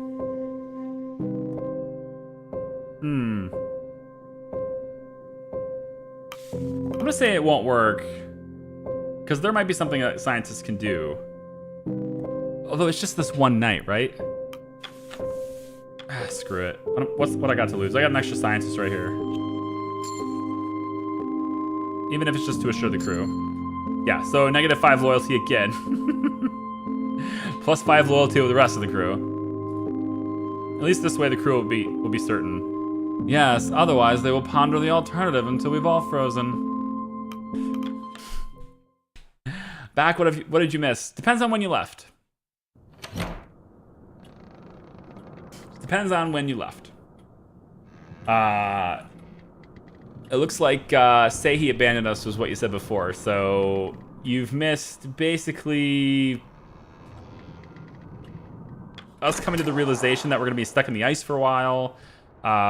We can now send dogs out and we can send scouting teams out and stuff to find stuff on the map now, to go on expeditions and stuff to try to find some things. So we found some seal and we were able to hunt that. We can also hunt penguin and get some of that going, which is probably gonna be good. We need to get people staffed on various different things now. And I just did the request for the week. So now I'm gonna just go around, listen to people, and then assign people to their stations for the week. In hopes that we don't, gonna have to do something about rations pretty soon here, I think, so. You feel the air? Nothing better than a cold wind to keep you awake. You're an odd duck, Yorick the Third. How many hours of sleep do you get a night? Well, on second thought, better not hearing it. I already know it isn't enough. Nothing else to do in here. Come down. And see doctor's office and see what we got going on here. Is there anyone injured? We can now have access to the doctor, so if anyone gets injured or malnourished or something, we can treat them. But nobody seems to be having a problem there, so no matter. We also have some seal. Crab eater seal. Despite their name, these seals don't eat crabs. They eat krill. Its blubber makes it useful fuel source. So we can use some of the blubber for fuel, I guess, if we need to catch up on that. Looks like it's +8. We also get a little bit of decorum and a little bit of food by adding that to the food pot and stuff later. So that's good. But we don't need anything for the doctor, so. Down. Okay, so in the pantry, we got the tinned food. It's great. 2 scientists did it for us, I guess. That's nice. I am going to put some stuff in the hoosh pot. We're going to stick one of the seals so we can get a little bit of fuel for it, I guess. Weird. I guess we'll save this. You know what? Maybe not. Because this gives us decorum and it's not giving it to me right now. So maybe we'll just focus on the tinned food here for now. Yeah, we'll focus on the tinned food. We'll use the seal when we need decorum as well to help us with that, I guess. And we'll just save it for now. Tinned food for now.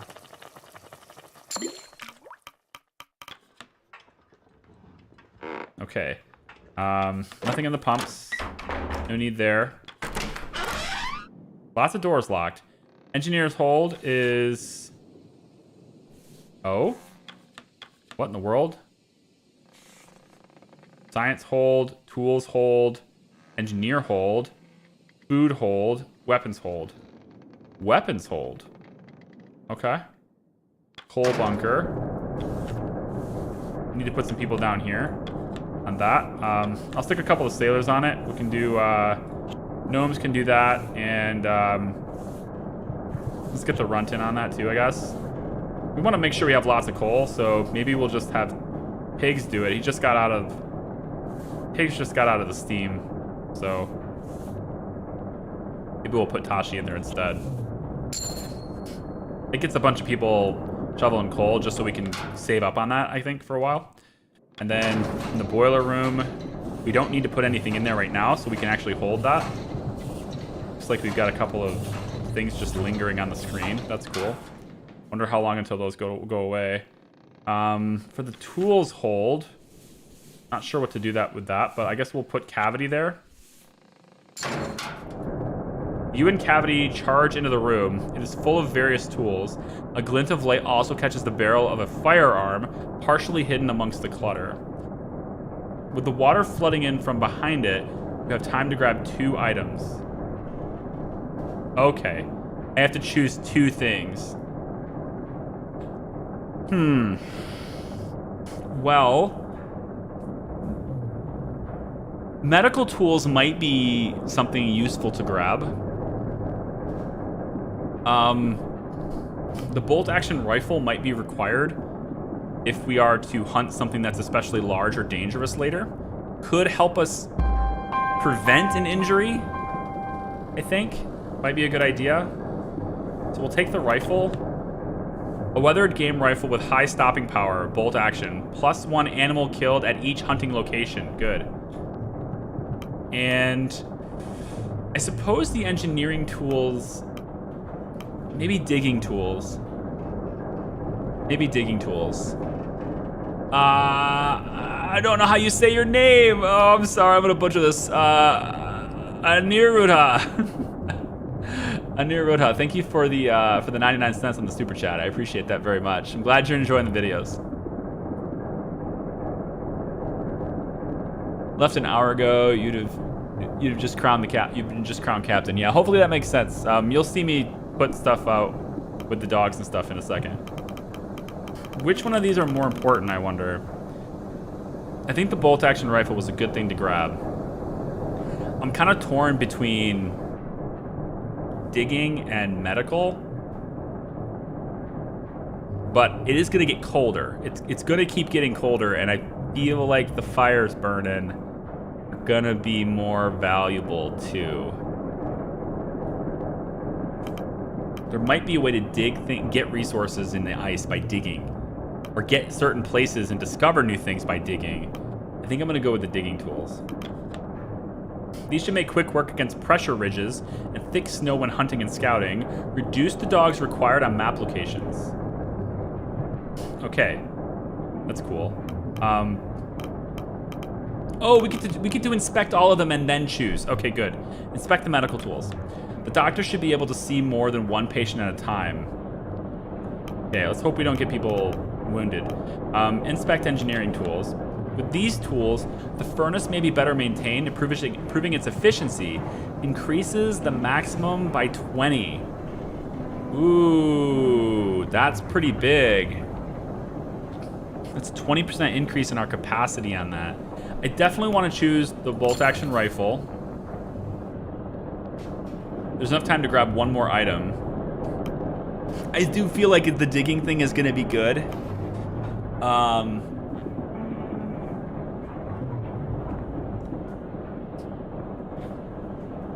It just reduces the dogs needed. I feel like it's the good idea. We can manage the heat. We'll have to manage the heat difference. This enables us to do more per week, to where this just keeps us more safe. I think I'm gonna choose the digging tools. Annie, or Ani, your pronunciation was better than most. Thank you for the super chats. I really do appreciate the support. Room is flooded, rendering the rest of the items useless. Okay, well, that was a start. We can enter the science hold. Let's get 2 Johns in there. Help me out with that. You and 2 Johns charge into the room. The wooden floors and furniture have buckled enough to take apart easily. You also spot crates labeled as spare flags and luxury items. With water flooding in from behind, you have time to grab 2 items, of course. You can grab both, I guess. Inspect the timber. Much of this room has become buckled by the ice, allowing it to be easily stripped for timber. Worth a total of 102 fuel. That's a lot. Inspect the crate of luxury items. Flags from the Temperance are folded neatly inside, and you also have a chessboard and a football. Will provide a maximum 20 more decorum. If I can choose 2 items, then I choose both items, I guess, yeah. You rescued the flags and luxury items from the crates. Oh, okay. So I can't choose both. Well, shoot.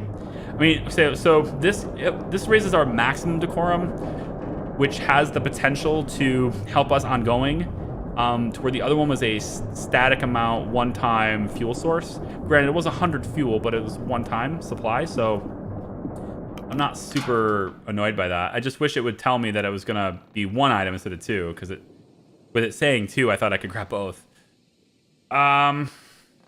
Weapons hold. Let's have Tucker help me out in this. You and Tucker charge into the room. Inside, you can see a hunting shotgun and some flares and explosives. With the water flooding in from behind, you have time to grab 2 items. I think the explosives and the flares. We already have a hunting rifle, but let's just see what this gives us. Old-fashioned double-barrel buckshot rifle, suitable for hunting birds. Yeah. Inspect the flares. Bright light and heat without an explosion for alerting humans and alarming wildlife. That's it. Okay. Inspect the explosives. Controlled explosives for clearing pressure ridges and exploding matter. I mean, +1 food at each location is still good. If I have time to choose 2, I'm thinking I take the explosives and the hunting shotgun. The flares might help in recovering people. Like, what if we get lost?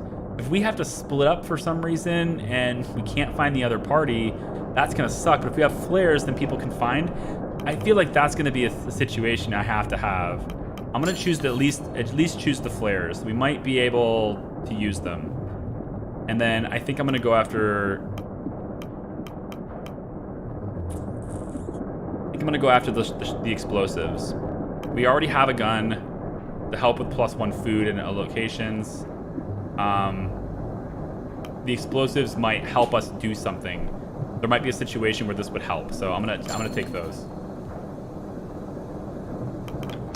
Okay.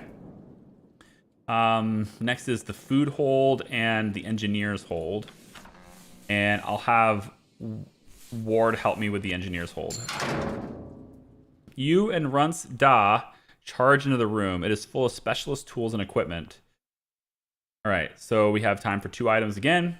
And same thing. Digging tools, medical tools, engineering tools. I took the digging and the gun the last time I had the option to do so. So I don't need to take those this time. We have another chance at medical tools. Engineering tools would raise the maximum by 20 on that, which is still pretty good.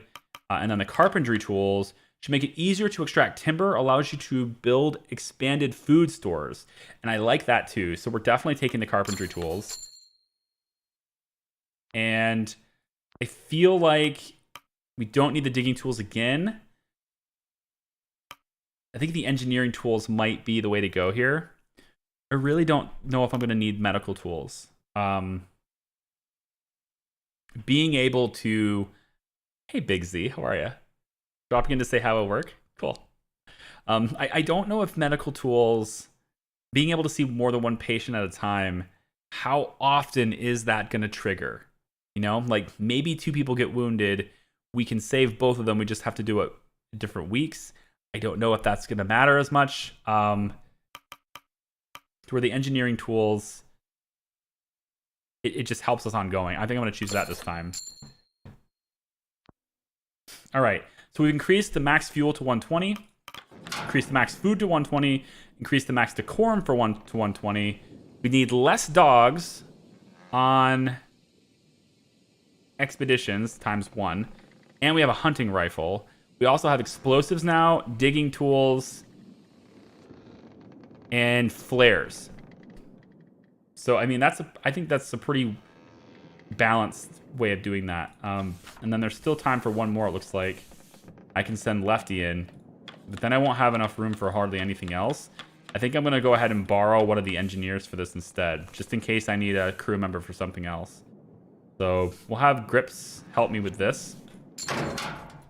You and Grips charge into the room. It's full of food and ale. Okay, we have time to grab 1 item. It's got to be the ale kegs, right? Tinned rations. It's worth 110 food, though. Holy crap. That's a lot. What about the ale? Worth a total of 60 food and 60 decorum. That's pretty balanced. We can use these in situationally. It's very flexible. I like it. I'm going to get the ale. I like being flexible. So if I'm ever short on decorum, I can use the ale. If I'm really short on food, I can still have the tin from other things. I can hunt for the other things. But if it comes down to it, then yeah, we can use the ale to get for the food and that. So that's good. For the red room, we can go ahead and get the interview. And I think we'll let Mrs. Gloss have the interview today. So I can learn a little bit more about her as we go. For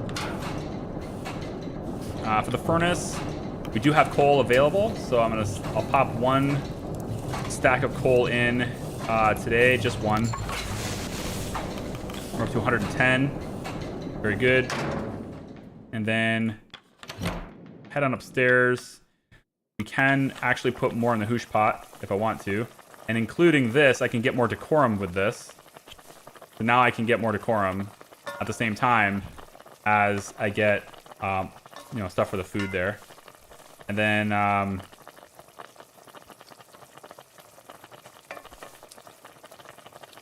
think that's probably it. I don't have any more tin food. I already spent it today, so we'll just put this in there now too. Okay, so I think that's probably a pretty good series there. Pretty good set. We need to put anybody else in this. I guess it could be... What's up with this? Like an extra thing there.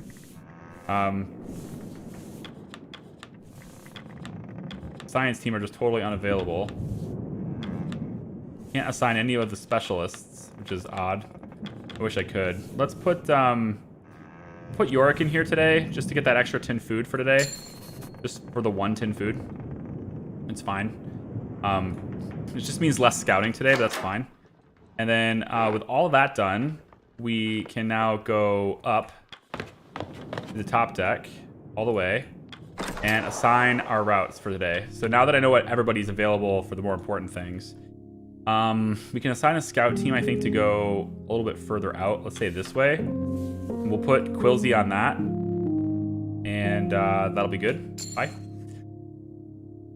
Okay, lots of things here. We can hunt, or we can continue further. I think we'll scout this way next. We'll send Flick on it. Okay, there's definitely some places to hunt here. We can hunt them later. We don't have to do it this time. A lot of people are busy today, so we don't necessarily have time to hunt that right now. But it was good to have it just for the scouting purposes there. Okay, time for dinner, I think. Let them do that. Yep, grabbed the ale. Dinner is shared. All things are good. And there's lots of people to talk to. Right. All right, we'll start with maybe this conversation here. You know, as far as rations go, this is good. Junior sure knows how to prepare dinner, doesn't he? He's too good for a ship like this. Let's talk to Grimly. Getting harder to play. Cold makes the fingers stiff. Wouldn't be a complete loss if you stopped. Have you tried playing closer to the furnace? Loyalty goes up. Not the same. Besides, Hammond would just throw the accordion in. Nice. You're pretty old, aren't you? Good eye, lad. Better than mine. Why are you still working? You should be at home with your family. Don't have one. You don't have any children? Yeah, I might do. I don't know any, though. I might do. Tucker says, more of the same tonight. Gnomes is like, we'll have to get used to it. Not much you can do with the ice. We'll figure something to do, won't we? We'll have to. I feel like I need to get on the science team's good side. I've had a lot of negative with them so far, but they seem to conflict with what everyone else wants, and I just kind of don't care as much as I should, I guess. Junior says, evening. Before we took off, Grimly and I stopped into a greasy spoon in the city. Their sausage and eggs was perfect. Best I've ever had. Now I'm trying to remember the damn name. It's left my head. They didn't take you for the sort to enjoy the city. It's likely by the docks. Just look around once we return. You'll find it. Didn't take you for one to enjoy the city. Try that. Just the food, Shaw. The people, well, not all of them are bad. Fair. I don't need to put anything in the pot yet. Looks good. Just gonna hang down here really quick just to see what's up in this. Ah, we got a conversation happening down here now. Not gonna get any rest anytime soon, are we? No. Could have used more hands. Hammond is worth 5 men, but even then. You ever get the feeling you're being watched, Shaw? Couldn't shake the feeling there was a pair of eyes on me while I was working there. Yeah. I'm sure there's a terrible undiscovered beast lurking in the mist. You're overworked, you should get some proper rest. I think I'm gonna go with that. I'll sleep when I can. He doesn't like that, I guess. And I often can't. It's just how it is. Hard to tell, like, what these guys are up to. How to get on their good side, you know? Good evening, Captain. I was growing used to sleeping on a moving ship before we became trapped in the ice, you know? Now I think I won't have a good night's sleep until we return to land. Well, something we can all look forward to. Good motivation then. I know a hot bath and a warm bed are the first order of business when we return to land. I may stay bundled up for several days. Truly savor it. Yeah, we'll see. We've got a long way to go. 35 freaking weeks. Got too long to go. Relatively long game. I thought the demo would be... Honestly, I kind of thought the demo would be over by now. Like, demo was almost feeling like a whole game. Maybe it gets to a certain point and then it just kind of cuts you off abruptly or something. Speak to Kurt. Evening, Shaw. I've been thinking about our pay once we return to land lately. Don't mistake me for an avaricious? Avaricious. The avarice. Yeah. Don't mistake me for the avaricious sort. But I do have expenses to pay. Before we departed, I received a letter from one of my daughters asking to cover the cost of her stage school. It would be a shame to promise a luxury only to retract it, don't you think? I wasn't aware you had a daughter, Kurt. 2, in fact. Both with the first wife. Everyone loves talking about their kids, so I figured that was gonna get them. Everyone will talk about their kids if you let them. Except this guy. He won't talk to me at all.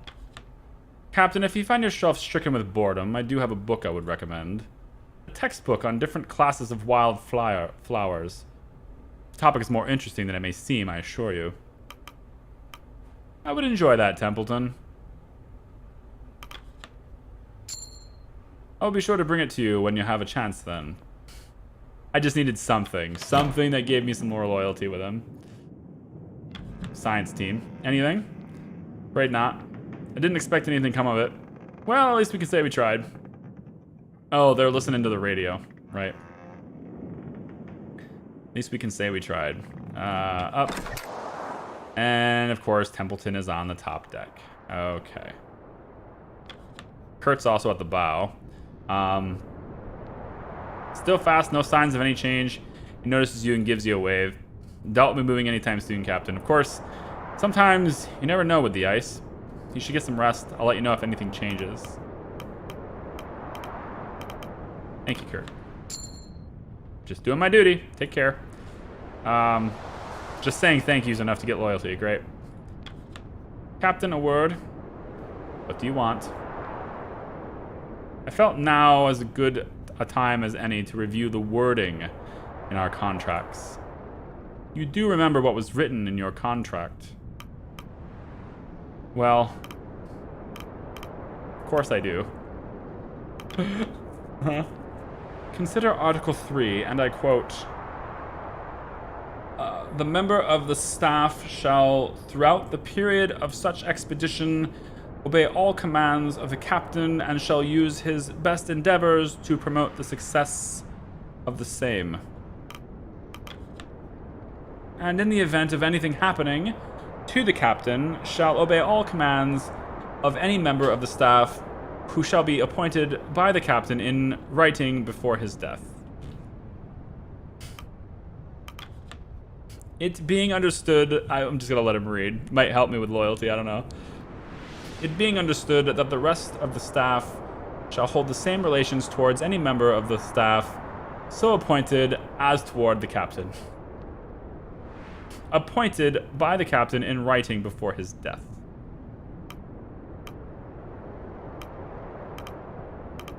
What are you trying to say? The vote we held settled what is only a temporary arrangement in the eyes of the law. Even then, you only made it through by a hair. Unless you somehow managed to wrestle a written transfer of captainship from Hunt before his departure, in the eyes of the law, you are simply acting in his stead with no legal recourse to call upon. There is a chance Hunt and the deserters are still out there. Should we be reunited, your captainship will indeed be called into question.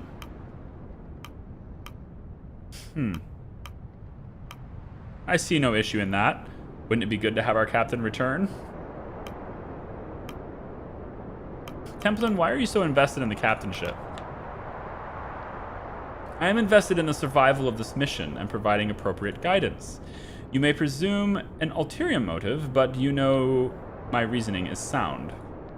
The loyalty of the crew means everything. Get them on your side, Shaw, and keep them on your side. That's what I'm doing, just not you, apparently. Thank you for bringing this to my attention, Templeton. Remember my words, Shaw. I suggest you start with the Stoke brothers. It seems they speak for many of the sailors. Yes. Well, I've been working on it, okay? Does the crew manifest tell me... I need to get that thing off the screen. It's kind of... All this stuff is bugged on the screen right now, so... As is my green screen apparently glitched. Great. Let's go into... Where's my mouse? My mouse is gone. There it is. Go into here really quick. I want to make sure that the dogs are good. Good evening, Captain. Will this take long? The dogs are fed and rested. However, I dislike leaving them alone. You're overprotective of those mutts. I've trained them well. There won't be any issue. That would be my hope, but can never be certain. At least I got a little bit of loyalty there. Okay. I think I'm ready to proceed. Let's see what happens. All right. So we can still do the fuel relations down. We have more than enough decorum to handle it. Crew member will be cured of their malnourishment, cured of their frostbite. It seems that's fine. Yeah, all that stuff is good. I think we're fine on the rations for now, but we're gonna have to pump a lot for next time because I did hit that pretty hard this time, so. 42 food down is a lot. The dogs are rested and available to be sent out. Another week on the ice, the ship shan't hold much longer. We're gonna have to start moving onto the ice soon. Like setting up camp on the ice, I think, pretty quick here. All right. So, I'm thinking we go and do this first. This first every time seems like a good thing just because I can get really what I need out of the way. This, however, just won't go away, and I really wish it would. Templeton, Kurt, Cordell, Hammond aside the beginnings of a meeting. Stand inside the beginnings of a meeting. Well, Captain, it's been 3 weeks. Kurt tells me there's still no change in the ice. None. And as best as I can estimate, what change we will see won't free the ship. I'd predict the Temperance is more likely to be crushed under the pressure of the ice. And how long will that take? A few weeks at most. Unfortunately, we may have to look at alternatives to waiting for the ice to break up. And you're certain it's a lost cause. Well, you never know. But from what I've seen, I wouldn't take the chance. Leaving the Temperance and making camp on the ice is something we will have to consider. Aye, the longer we stay on the ship, the more fuel we're having to burn. Not to mention risking another boiler incident. Yes, that matter almost costs lives. Heating a smaller camp burns through much less oil. And without enough fuel to survive the winter, we're dead. Don't think I need to tell you that. I would not be quite so quick to pack up and move out just yet, says Cordell. Why is that? Well, the ship is a shelter. The ship is safety. Currently, there are quite a few hunting opportunities presented to us. We will need to gather more food if we are to survive, and the ship provides a safe area to hunt from. Right, and most of the crew aren't ready to give up either. They're stubborn, just as any good crew should be. I would rather not play into stubbornness when lives are on the line. Now, he has a point. Crew thinks we gave up too early. They'll resent the captain for it. Although, we have a serious bloody flooding problem. We do? Aye. You might have noticed if you'd left your damn fort castle. It is safer to take the time to gather what we need before we leave, rather than raid the ship once we make ice. Well, the answer lies with the captain. Should we move off ship this week? You could save, restart the game, and load to remove the ghost icons. I suspect that would work. It probably would. Yeah, it probably would. But I'm alright with it. I'll just ignore it until it gets really ridiculous, and then if it gets in the way, then I'll go ahead and do that. But we go one more Go 1 more week. I have the fuel to do it.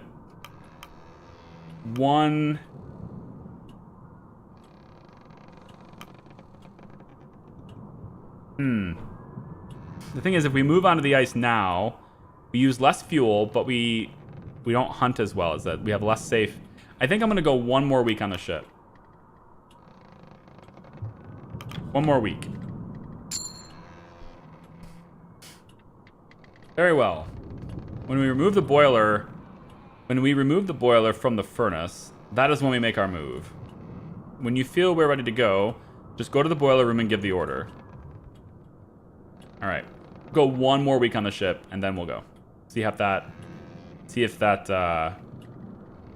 hurts me at all. Let's take requests. There's a whole lot of them, I guess. I'll start with Cordell. Captain, my dogs appear to be struggling in the on-deck kennels. They require a more secure form of shelter from the environment. Dog loos, I believe they are called. Yes, I will require some hands to work on constructing them. It is for the health and safety of the pack. Alright, I'll put some crew to work on it. Thank you. We must keep focused on keeping the dogs safe. Without them, the crew stands little chance of safety themselves. Okay, so I have to remember to put... I think I'm going to put Grimly on it because he's a carpenter. We'll see if I can talk to Grimly here, actually. Shaw. There's rumor going around amongst the crew. They're saying the ship is haunted by the ghost of Captain Hunt. What ridiculous tripe. I thought you'd want to put a stop to it.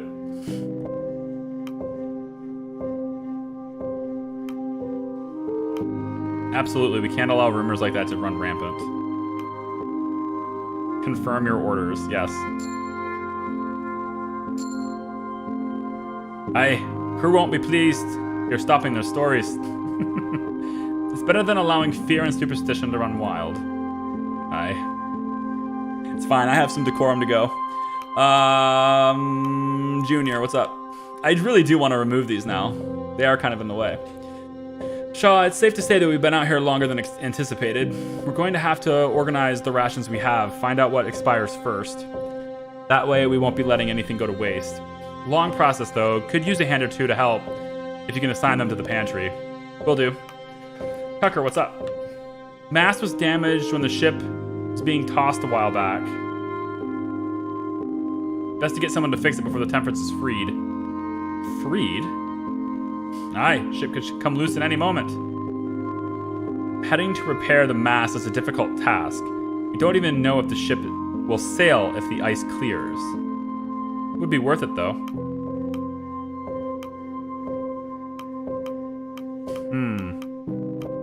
I think it's not gonna go anywhere anytime soon. I'd rather avoid somebody getting injured. Ah, he's back to being loyal to me now. Shoot yourself then. Yeah, you gotta give him his wins where he can have them, you know? Give him a win once in a while. He'll like me for it. Mr. Gloss. We tried to use the radios to pick up the signals every evening for the past week. Nothing, I take it? Afraid not. As we expected. I have to say, though, I expected a worse reaction from the sailors. I suppose there's a relief in trying a method and... Yeah, there's the decorum I have. Trying a method and knowing it to be unsuccessful.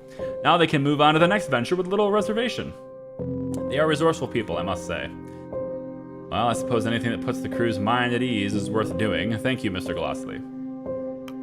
Finally, Mr. Sack. I was summoned by Mr. Templeton. Yes, Mr. Isaac. This is regarding your, personal item. What do you mean? I felt it pertinent to let the captain know that you are carrying a weapon. Why did you bring a gun with you on the expedition, Isaac? Personal safety, of course. Perhaps this is my unfamiliarity with expeditions, but I was surprised others did not bring an item to protect themselves. Many of the crew cannot afford such an item to themselves.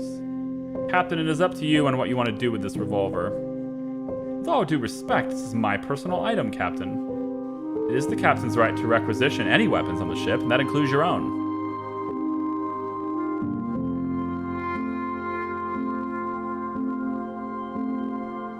It would be more useful for Cordell in the hunts, but I'm gonna let him hold on to it. You're free to hold on to it, Mr. Zach. Be careful. That's it, really? I'm letting your people do what they want, and you don't like it. Fair enough. I think what Templeton really is, I think I got his motivation now. Templeton's mission is mission above all else. Any action that adheres to personal wants, any action that would just adhere to happiness in general, is not going to go well with him, despite him wanting to keep the crew under control. The only thing he cares about is mission success and what is most optimal for the end goal. That is it. It doesn't matter anybody's personal feelings. So if I ever want to make good with Templeton, that's what I have to do. We would do well to avoid creating an imbalance of power among the crew. I doubt the sailors would take too kindly to such a thing. That also is a thing, but we'll see. For all I know, I just made it to where there might be some arguments later and a gun will come out of nowhere. Or the gun will get stolen. Head to the boiler when you wish to abandon ship. I suggest we do so sooner rather than later. Alright, so I am going to actually take you up on that and see. We can return to menu. I'm pretty sure... Well, I don't actually know if it'll save all my changes that I just made, but I'm going to return to menu really quick and see if I can get rid of those icons. The icons are gone, and this is the loading screen. You have to select a week, come from. That's interesting. Oh, that is interesting. So you have these different timelines. And if you want to, you can deviate and go back to week 4 and start and make new decisions if you want to. And that's pretty cool. But your decisions up until this point are locked in. Okay. So if you want to make a new decision branch, you can just branch off from there. Cool. I think that's nice how they did that. Saving to tree. Yeah. That's what they decided to do, saving to tree. Oh, the meeting is... You didn't save anything that I just did, though. Okay, well, it didn't save everything I did. At least now I can get Templeton. I can get Templeton's loyalty back. Now that I think about it, I really would rather the gun go to the dogs because it's good for hunting. So if I think about it, it's probably better that it does that, but we'll see. I am gonna tell them that we're gonna stay just a little bit longer. So I'm still gonna do that. I'm not gonna bother reading all this again because we already went through it. I'm just gonna skip through it. That was a lot of reading. So we'll remain on the ship for now. That's going to, you know, the engineer doesn't like it, but whatever. And then we'll do this again. We'll start with Junior again, I guess. And I want to assign 2 people to him, like I said I would. Mr. Gloss, he says, we tried to pick up the signals. Nothing happened. We get decorum for this, though. So there we go, and bye-bye. Cordell wants to have a dog loo built, and I will promise to put crew to work on it. Bye. And then Tucker is here. He wants to fix the damaged thing, and I'm gonna say that we don't want people injured. So that's what I did before. I get my loyalty back. Thank you much. Grimly. And we can put a quash to the rumor. That's what we did last time. And I think I am going to change just one decision. After I selected it, I kind of went back and said, you know, the extra gun for the dogs would help us with more food. We already have one gun. I wanted to have the shotgun, but I didn't want to sacrifice getting the engineering tools for it. So this gives me an opportunity to get another gun.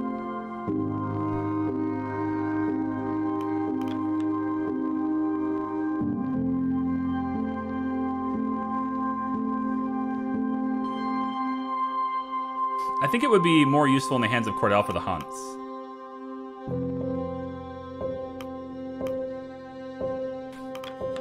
let's try that instead. Yeah, I get a revolver for that. Plus Cordell likes me more. Plus Templeton likes me more. I think that's probably better. And yeah, like the imbalance in power and stuff, that makes sense. So I'm gonna just change it up a little bit and do that. But it looks like I got rid of all those icons, so that's good. I don't normally save scum like decisions, but like after I clicked it, I kind of thought about it a little bit, and I didn't know I was gonna be having the chance to go back and do it all over again. So there is at least that now too. Build dog igloos. We can build them way out here. Cool, like dog igloos, right? Spartanak IT. Thank you so much for the super chat. Appreciate it. Thanks for the support. Build dog igloos. I want the carpenter on this. And I'm pretty sure that the carpenter is not available. Why? Wait.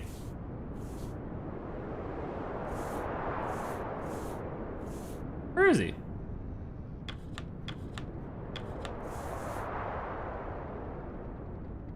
He's deployed on something.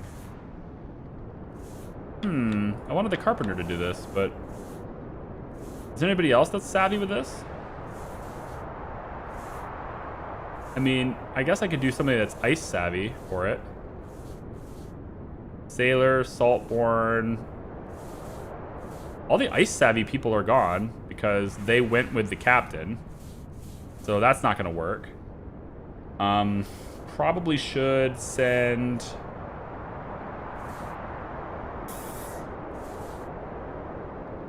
Let's have 2 Johns help with this. He's a big guy. And rope savvy, gun savvy. Probably send you on a hunt, actually. Get gnomes. I think we'll have gnomes help out there too. There needs to be at least 3 to do this, though. I didn't know that. That's a lot. Cavity can help. Build the dog loose. Look at that.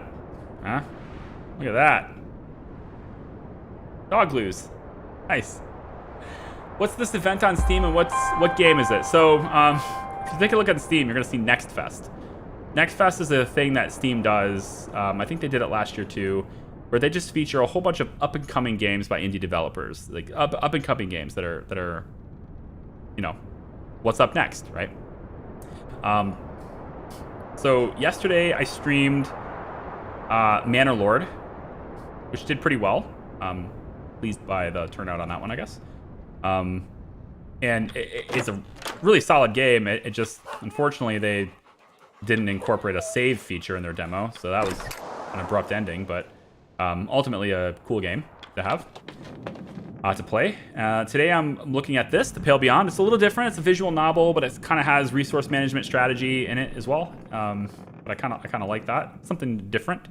I think I want to stream... I was going to stream tomorrow too, but I can't afford it. So I think what's going to happen is I'll probably push out 1 video tomorrow for a game called Floodlands. I think that's what the name of it is. I wanted to showcase that for Next Fest as well. It's another city builder, but it takes place in like, I don't really know exactly where it takes place. Like a flooded land, I guess. So we're going to look at that later too. All right, I want to get people assigned.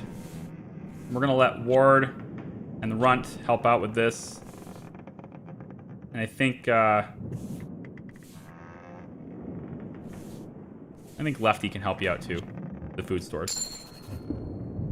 So I'll help out in getting that tin food and stuff sorted out. Nothing going on in the pumps. Go down to engineering. He's gonna need some help too. I'm gonna grab the coal, and I want engineers, at least 1 engineer, and I can also put in another, you know, put Tashi down here or something. Actually, no, Tashi is gonna go hunting because Tashi's gun savvy. I'm gonna let him do this. So Higgs is gonna come down here. Okay. For the interview today, we can have. Let's put Yorick the third in there for today. the interview. And then finally we enter the boiler room, and we want to help. Boiler. Abandoned ship! We'll feed the furnace one more time. I think this time, yeah, we can use the sack of coal. It's probably good. It goes all the way up to 120 for that. So it basically leaves the furnace nice and hot right now. And that's, I think, it. Everything's flooded, so we can't do any of these things. Big old water problem in here right now. Okay. Next is the hush pot. And we want to make sure it has lots of food. We're going to go with the seal to help with decorum a little bit. We could use one of the keggers. That's going to bump decorum up a lot. So we could use one of the kegs. And then I think finally we'll also pop in another tin food. Just so that we can... Oh, spoiled tin food. Gross. It does go bad. I didn't know that. Well, I might have to throw that away then. Ooh. So, if I give them beer, they'll be okay with eating the soggy food. I think that's good. We'll use all the spoiled food because I'm giving them beer and they'll be okay with it. Nice.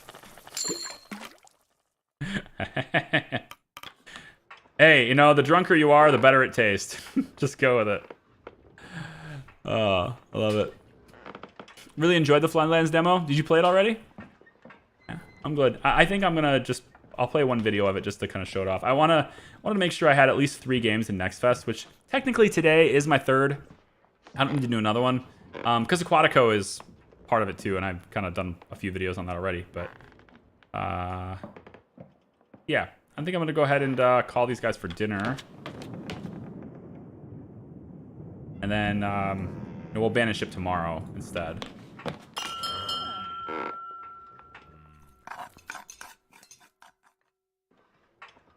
We didn't actually hunt today. Kind of kept the dogs in.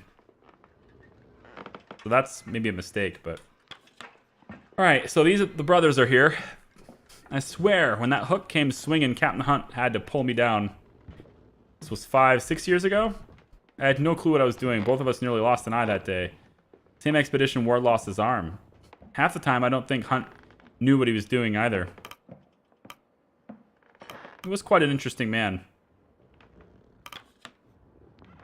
Aye, he is. Did you need something? I heard stories about Hunt and I was curious. I'd like to know more about the man. Didn't you get your fill when he was here? Worried about the vote, aren't you? Oh, is that it, Shaw? Why would I be worried? The vote passed. I don't care about that. I'm genuinely checking in. How are you now? All right. Let's leave it at that, Grimly. Nice of you to check in, Shaw, but I think it's time the crew called it a night. All right. Is there an issue I'm not aware of? A word of the wise, Robin. I have nothing against you, but we sure don't know yet either. It's gonna take more than ample pleasantries to earn Grimly's trust. Gotcha. All right. Missed the water. Got used to playing on a rockin' ship. Starting to feel sick when I'm off too long.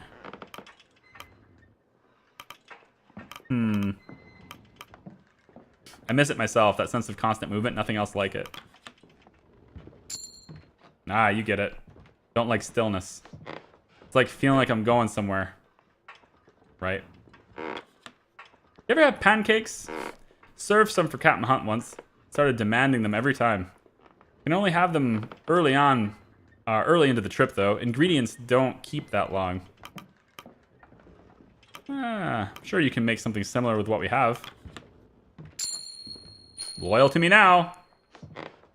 Now that's a challenge. Don't know how that would turn out for us, Shaw. Make pancakes. Heck yeah. If you're able to. Maybe I can get Templeton to like me better now too, huh? How you be, buddy? What's up, D-Pun? Good to see you, dude. When you're drunk, a lot of things taste better. Yeah. Evening, Captain. Have you been reading that textbook? I understand if you don't have the free time.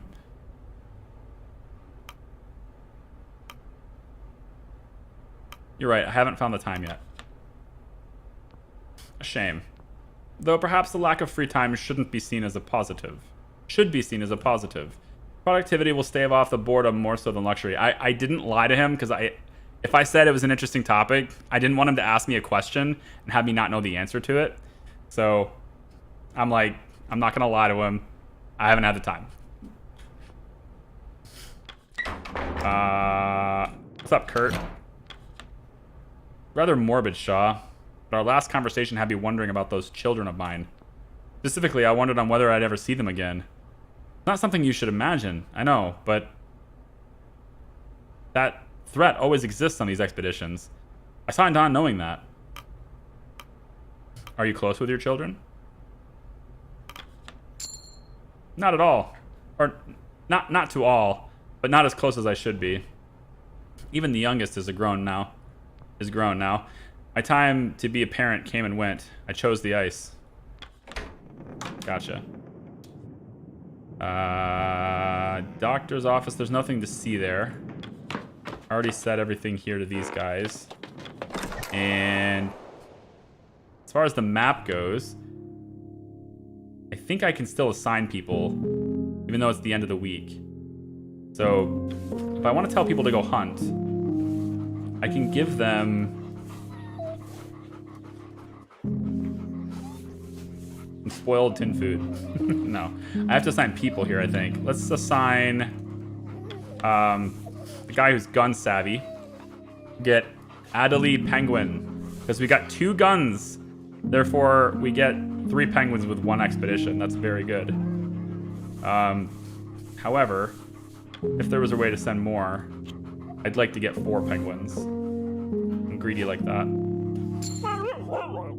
The destination is marked for the week's sledding teams. There. We can explore a little bit more. I think we could go scout this with Flick. That gives us a whole bunch more points to look at. Okay. So I guess the last thing to do is just to advance the week. There is a talking point here. It was good to hear that Higgs recovered from their wounds. If nothing else, we can take solace in avoiding a life being lost today. Yeah, good. All right, let's see what happens on the journey here. I filled up as far as I could. I got over 100 on everything, so we'll see. Rations are gonna go down fast. I'm gonna think the fuel rations down less. The quorum can drop a little bit. I think it'll be fine. And begin. The dogs are rested and available to be sent out. Another week on the ice, naked in the wind. Team and dogs return safely. Okay. Hopefully nothing happens to the ship this week, and we can move off the ice this week. Now that the dogs have a place to rest, we can move off the ice. Okay. Because the dogs have a better place to rest now. So, with that being done, there's an extra one over here just hanging out. These icons, man. They do linger. Yes, they do. All right. Take requests.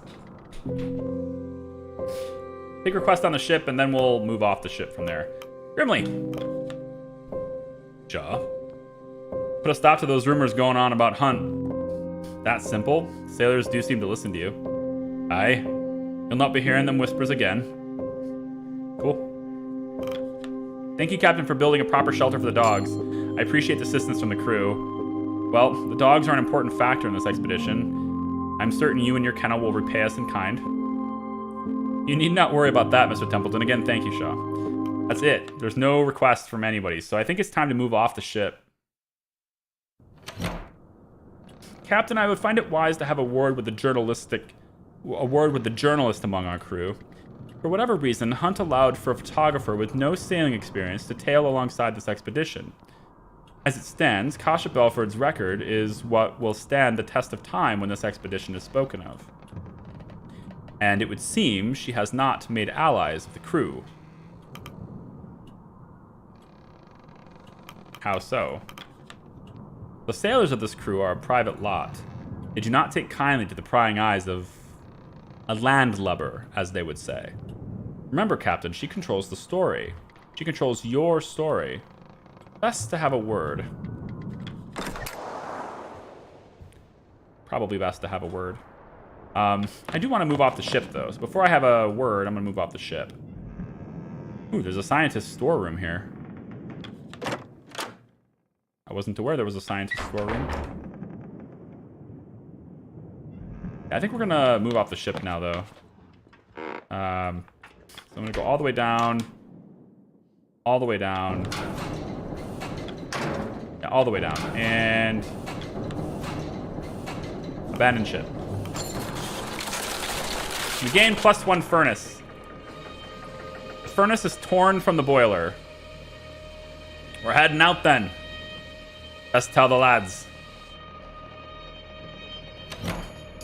We're moving out. Yes, captain's orders. For now, we should focus on setting up a campsite on the ice. Leave the equipment hauling for later? No worries, I'll get them to work. We have a camp set up before you know it. So I wanted to do this quick, because if it takes a lot of hands to do, I want to make sure they're available. You're taking that with you? Aye. Can't go a day without it, can ya? Oi, the crew like the music. Fair enough. Better get hauling them lifeboats next. They're a bit more important than an accordion. I know. Arf, arf. Calm, Stanbury. We're simply moving to the ice. Arf. It's all very exciting. If the rest of you behave yourselves, you'll be treated with an extra helping of soup. Well, there we have it. The heart of the ship ripped clean from her chest. She still beats for the crew. How long were we waiting on that one? Well, because it was shite. No time for poetry. Captain, let's get this bloody furnace set up on the ice. Make camp. Okay, so key items. Figured it would be the furnace. Yeah, furnace. There. All right. And now we play Frostpunk. Pretty much. Oh. Oh, this stuff is evolving. Whoa. There was nothing here. I zoom in on this, and when I... Oh, yeah, it just showed up. Cool. What are you doing up there? Kasha's up there. Now's the last chance to get a shot like this. Isn't that dangerous? Don't worry, I've done it before. Don't tell the captain. Okay. There, perfect. Farewell, Temperance. Captain, I hope your new lodgings are to your comfort. If not, I'm afraid you will have to power through until rescue. We say goodbye to the Temperance, but our work is far from over. Nothing to protect us from ice now. We weren't going to get anywhere holding onto that anchor. Let's just get down to business.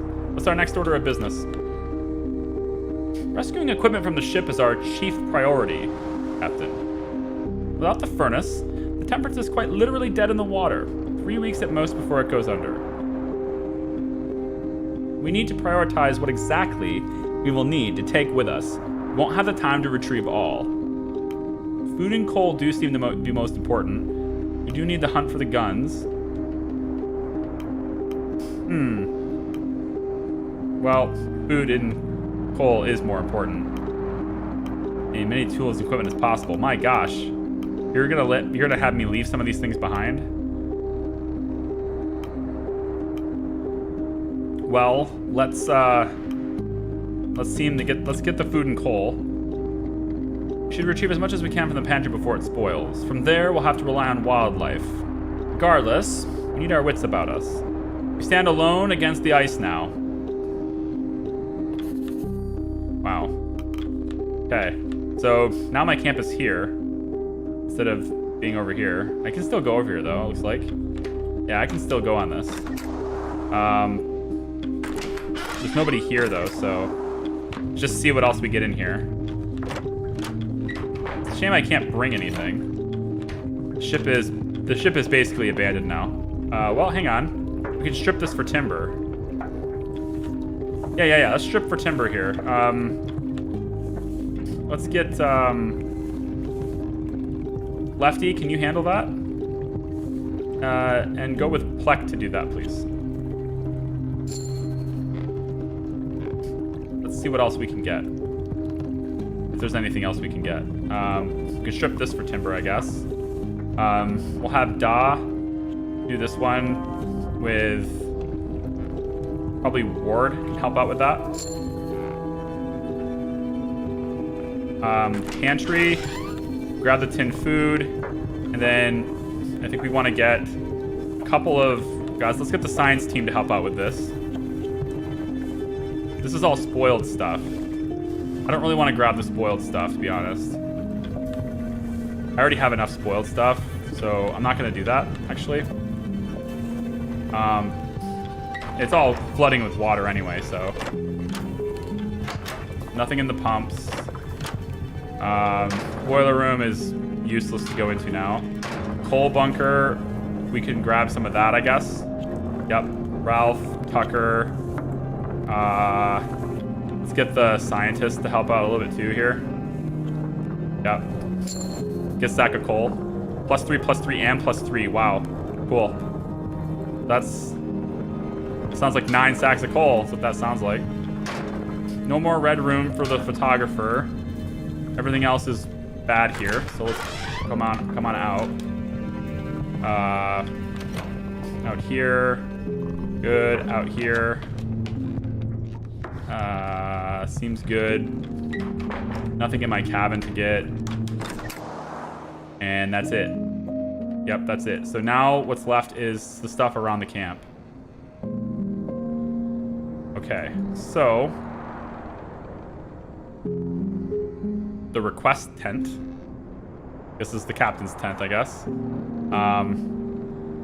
We have something we can listen to here. Whenever Frostpunk 2 is released, any plans to play it in the distant future? When it's released, yeah. When I can get my hands on it, you know. Sometimes I can't get it right away. Frostpunk was a difficult one for me to obtain because no matter how many times so it was a period of time. I don't want this to sound pretentious, so I'm trying to like word it where people can understand. In the period of time, I requested a key for Frostpunk, and during that time, there were keys I was being accepted for keys regularly for other games. I was denied a key for Frostpunk twice. They just simply wouldn't send it to me. Not just like no answer, it was just like no. So at that point, I kind of went, well, I can either buy it, or I could focus my time on games where developers that actually wanted to work with me. And so I did that instead. So I opted not to cover Frostpunk, not out of spite, just because there was other things to cover, and I didn't really want to pay full price for Frostpunk at the time. So it's just the way it was. If it's the same thing happens again, then the same outcome will probably happen, but we'll see. They don't need me, so, and I'm not saying I'm important, so if they're willing to work with me on it, then great. If not, other projects are out there. When was the last time you slept? Had a good couple of hours a while back. A couple? You're gonna work yourself to death before we make land. Heard that before. But it isn't bloody happened yet. Back to work. Okay. So we have the furnace. Coal goes in, we stay alive, real simple. I think that's probably fine. We have 110 on that. The hoosh pot is what I'm most interested in here. And we really need to get a lot of food here. I think I'm going to go ahead and use one more ale keg. Then I'm going to use the 3 spoiled food, only so that we can get a lot of food here that fills us up. Almost fills us up. Actually, I'd rather have 6 on this, so I'm gonna say that. Maybe before this spoils, this is always gonna be spoiled, I think. Before this spoils, I should use it. Yeah.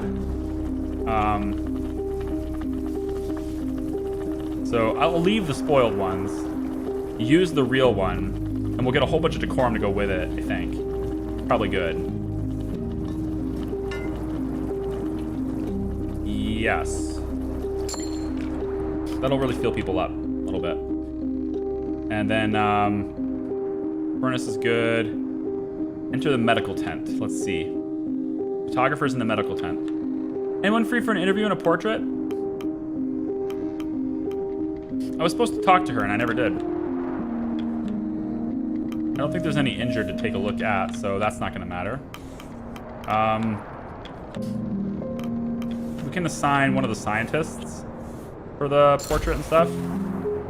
Because the sailors are less...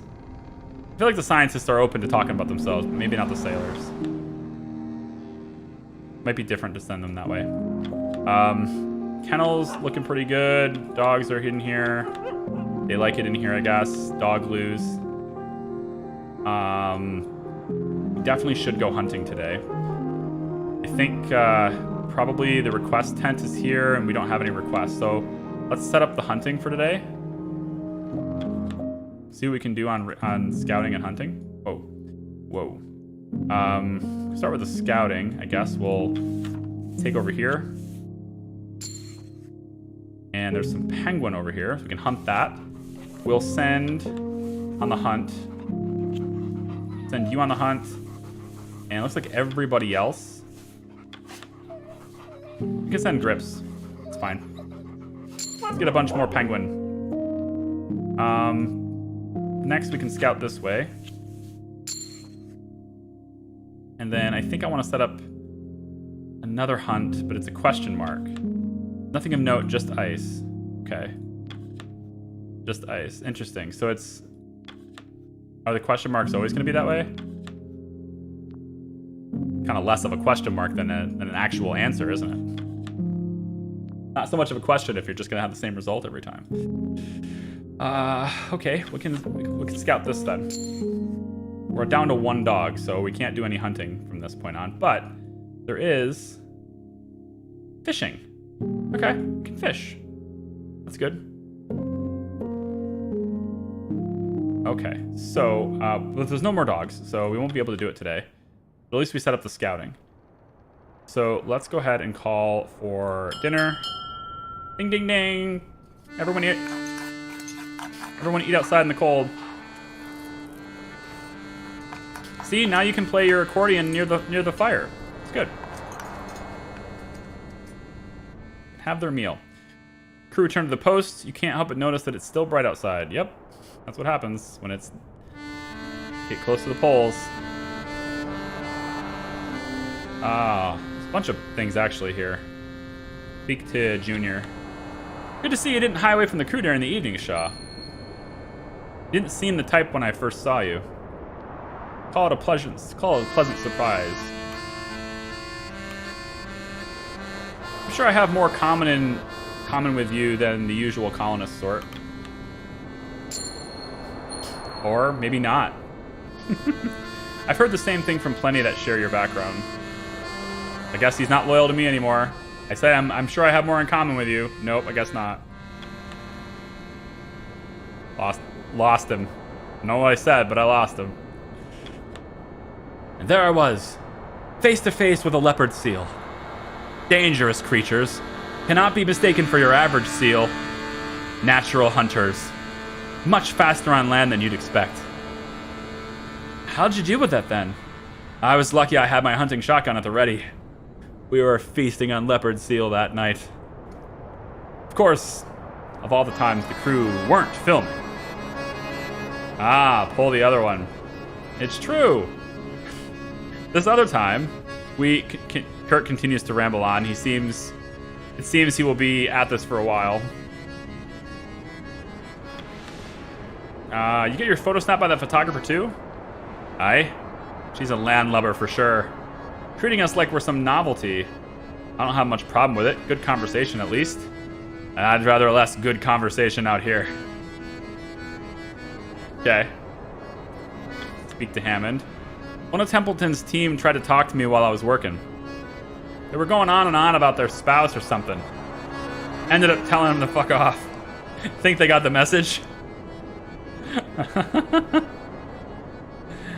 You have full permission to do so anytime your work is interrupted. Yeah. I think this is probably going to make him happier.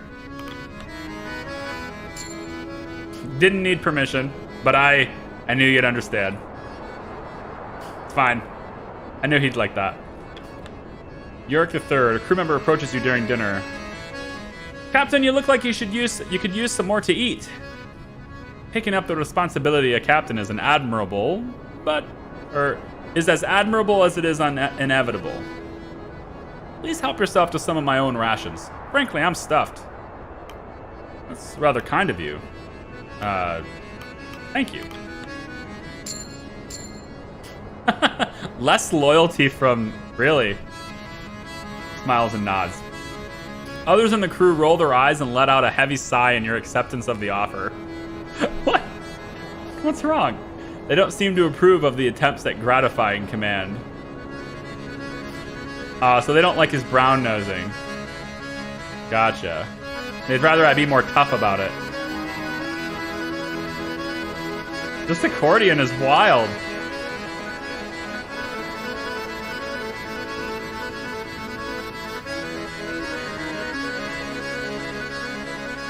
I could listen to it.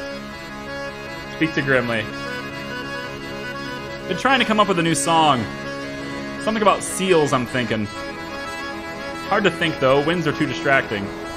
But I haven't had a new song in a while. You're a creative sort, then.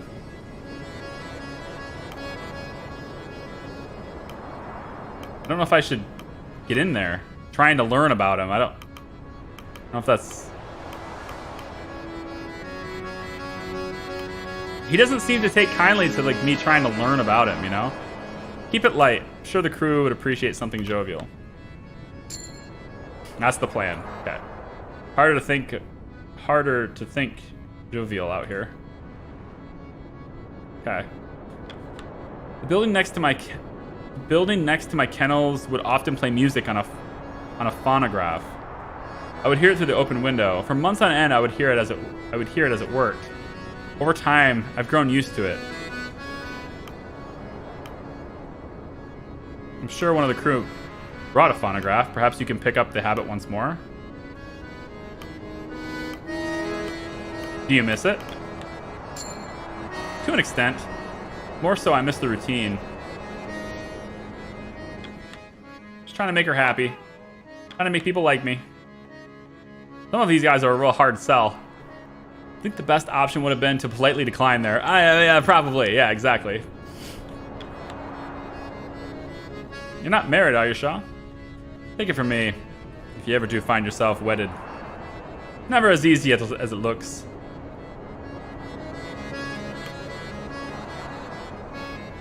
Who brought this on? Late evenings on the Ice Giant. Late evenings on the ice grant you quite a lot to look back on. And I've had a long life to look back on, Shaw.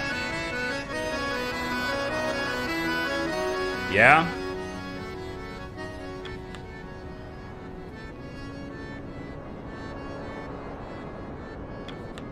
As you pass by, you see Kasha adjusting her camera as she stands, partially obscured as she finds the right angle for shoots. As you step to her side, she raises her head and looks to you. What are you taking photos of? The crew, of course. This is quite the unique situation we're in. I want to capture the mood. Maybe I could place it beside our initial crew photos. Compare and contrast. Oh, that's brilliant.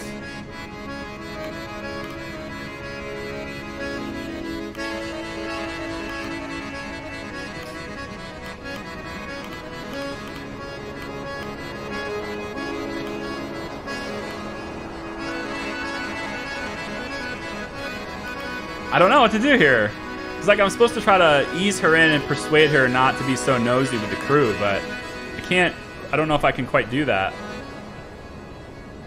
I'm the brown nose around here. Get back to work.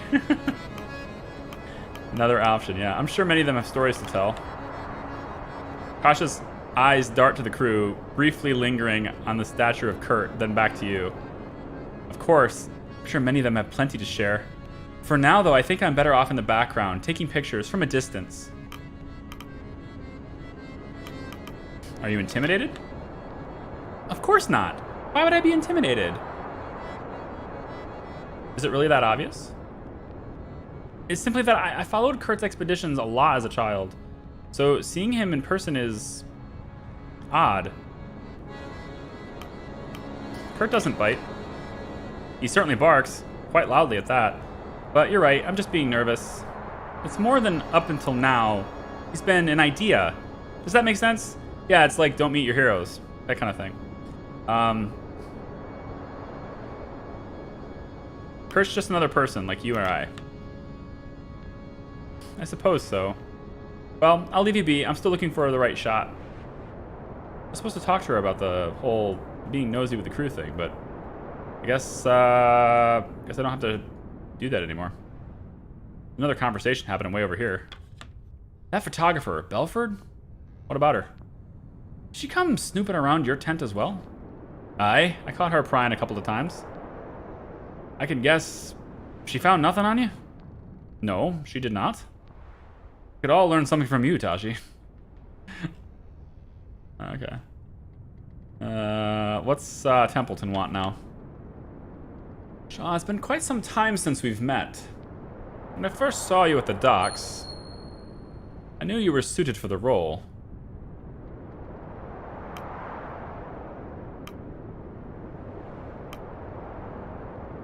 Are your thoughts different now? That remains to be seen, does it not? I can say I did not see this turn of events ahead of us. At least I got a little bit of loyalty out of it. That is it for the day. We have done a lot here, moving on to the ice. And we're going on a big hunt. So let's see how that works out.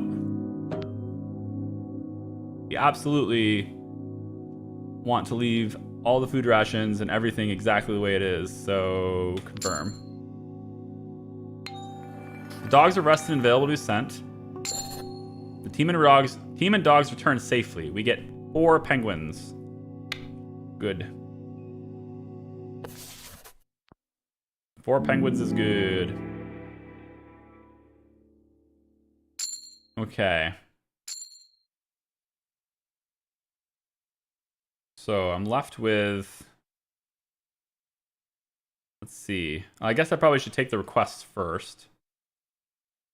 There's nothing to overhear. Just the hush pot, furnace. I guess there's an overhear here. Ah, doctor, how you holding? Still finding yourself with bouts of sickness? No, that isn't a problem. It was only seasickness. Now that we're no longer at sea, my stomach is settled. For the most part. If you ever feel the queasiness set in once more, I learned an old trick in my travels. Simply close your eyes and count backwards from 10. Worked me a treat in my youth. Right, I'll try that. Is that how you cure motion sickness? Closing your eyes feels like it would make it worse. I guess that would just further... I feel like that would further add to the disconnect between your motion, right, your inner ear's motion and like what you see visually. Just how you get motion sickness is that disconnect between how you perceive the world around you and the motion that you're sensing. And that's why people get VR sickness. It's the opposite. You're seeing all the motion, but your inner ear isn't feeling the motion, and so you get reversed. You get like VR sickness or motion sickness from that. So I feel like closing your eyes would be worse, but maybe if you're just focused on something else other than the motion for a little bit, maybe that's how you do it.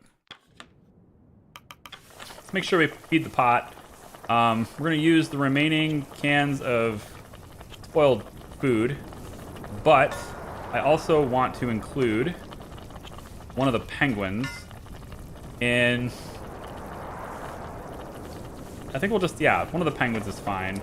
We'll leave the keg for an emergency.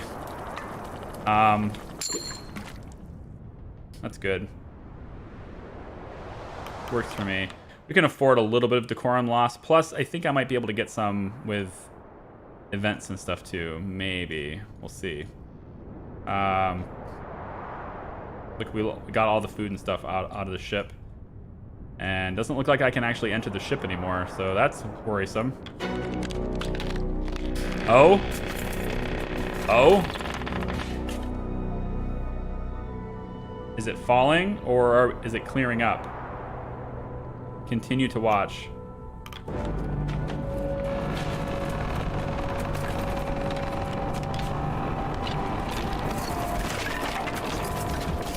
I guess it's a good thing we didn't try to, you know, fix the mast. Everyone gets to watch as the ship sinks now. Great. Just like that, the ice swallows it up. Too much pressure. She's gone. It's a good thing we moved out onto the ice, huh?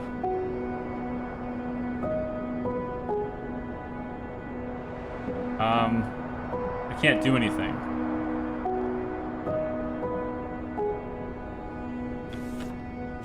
Can't, Oh, thanks for playing!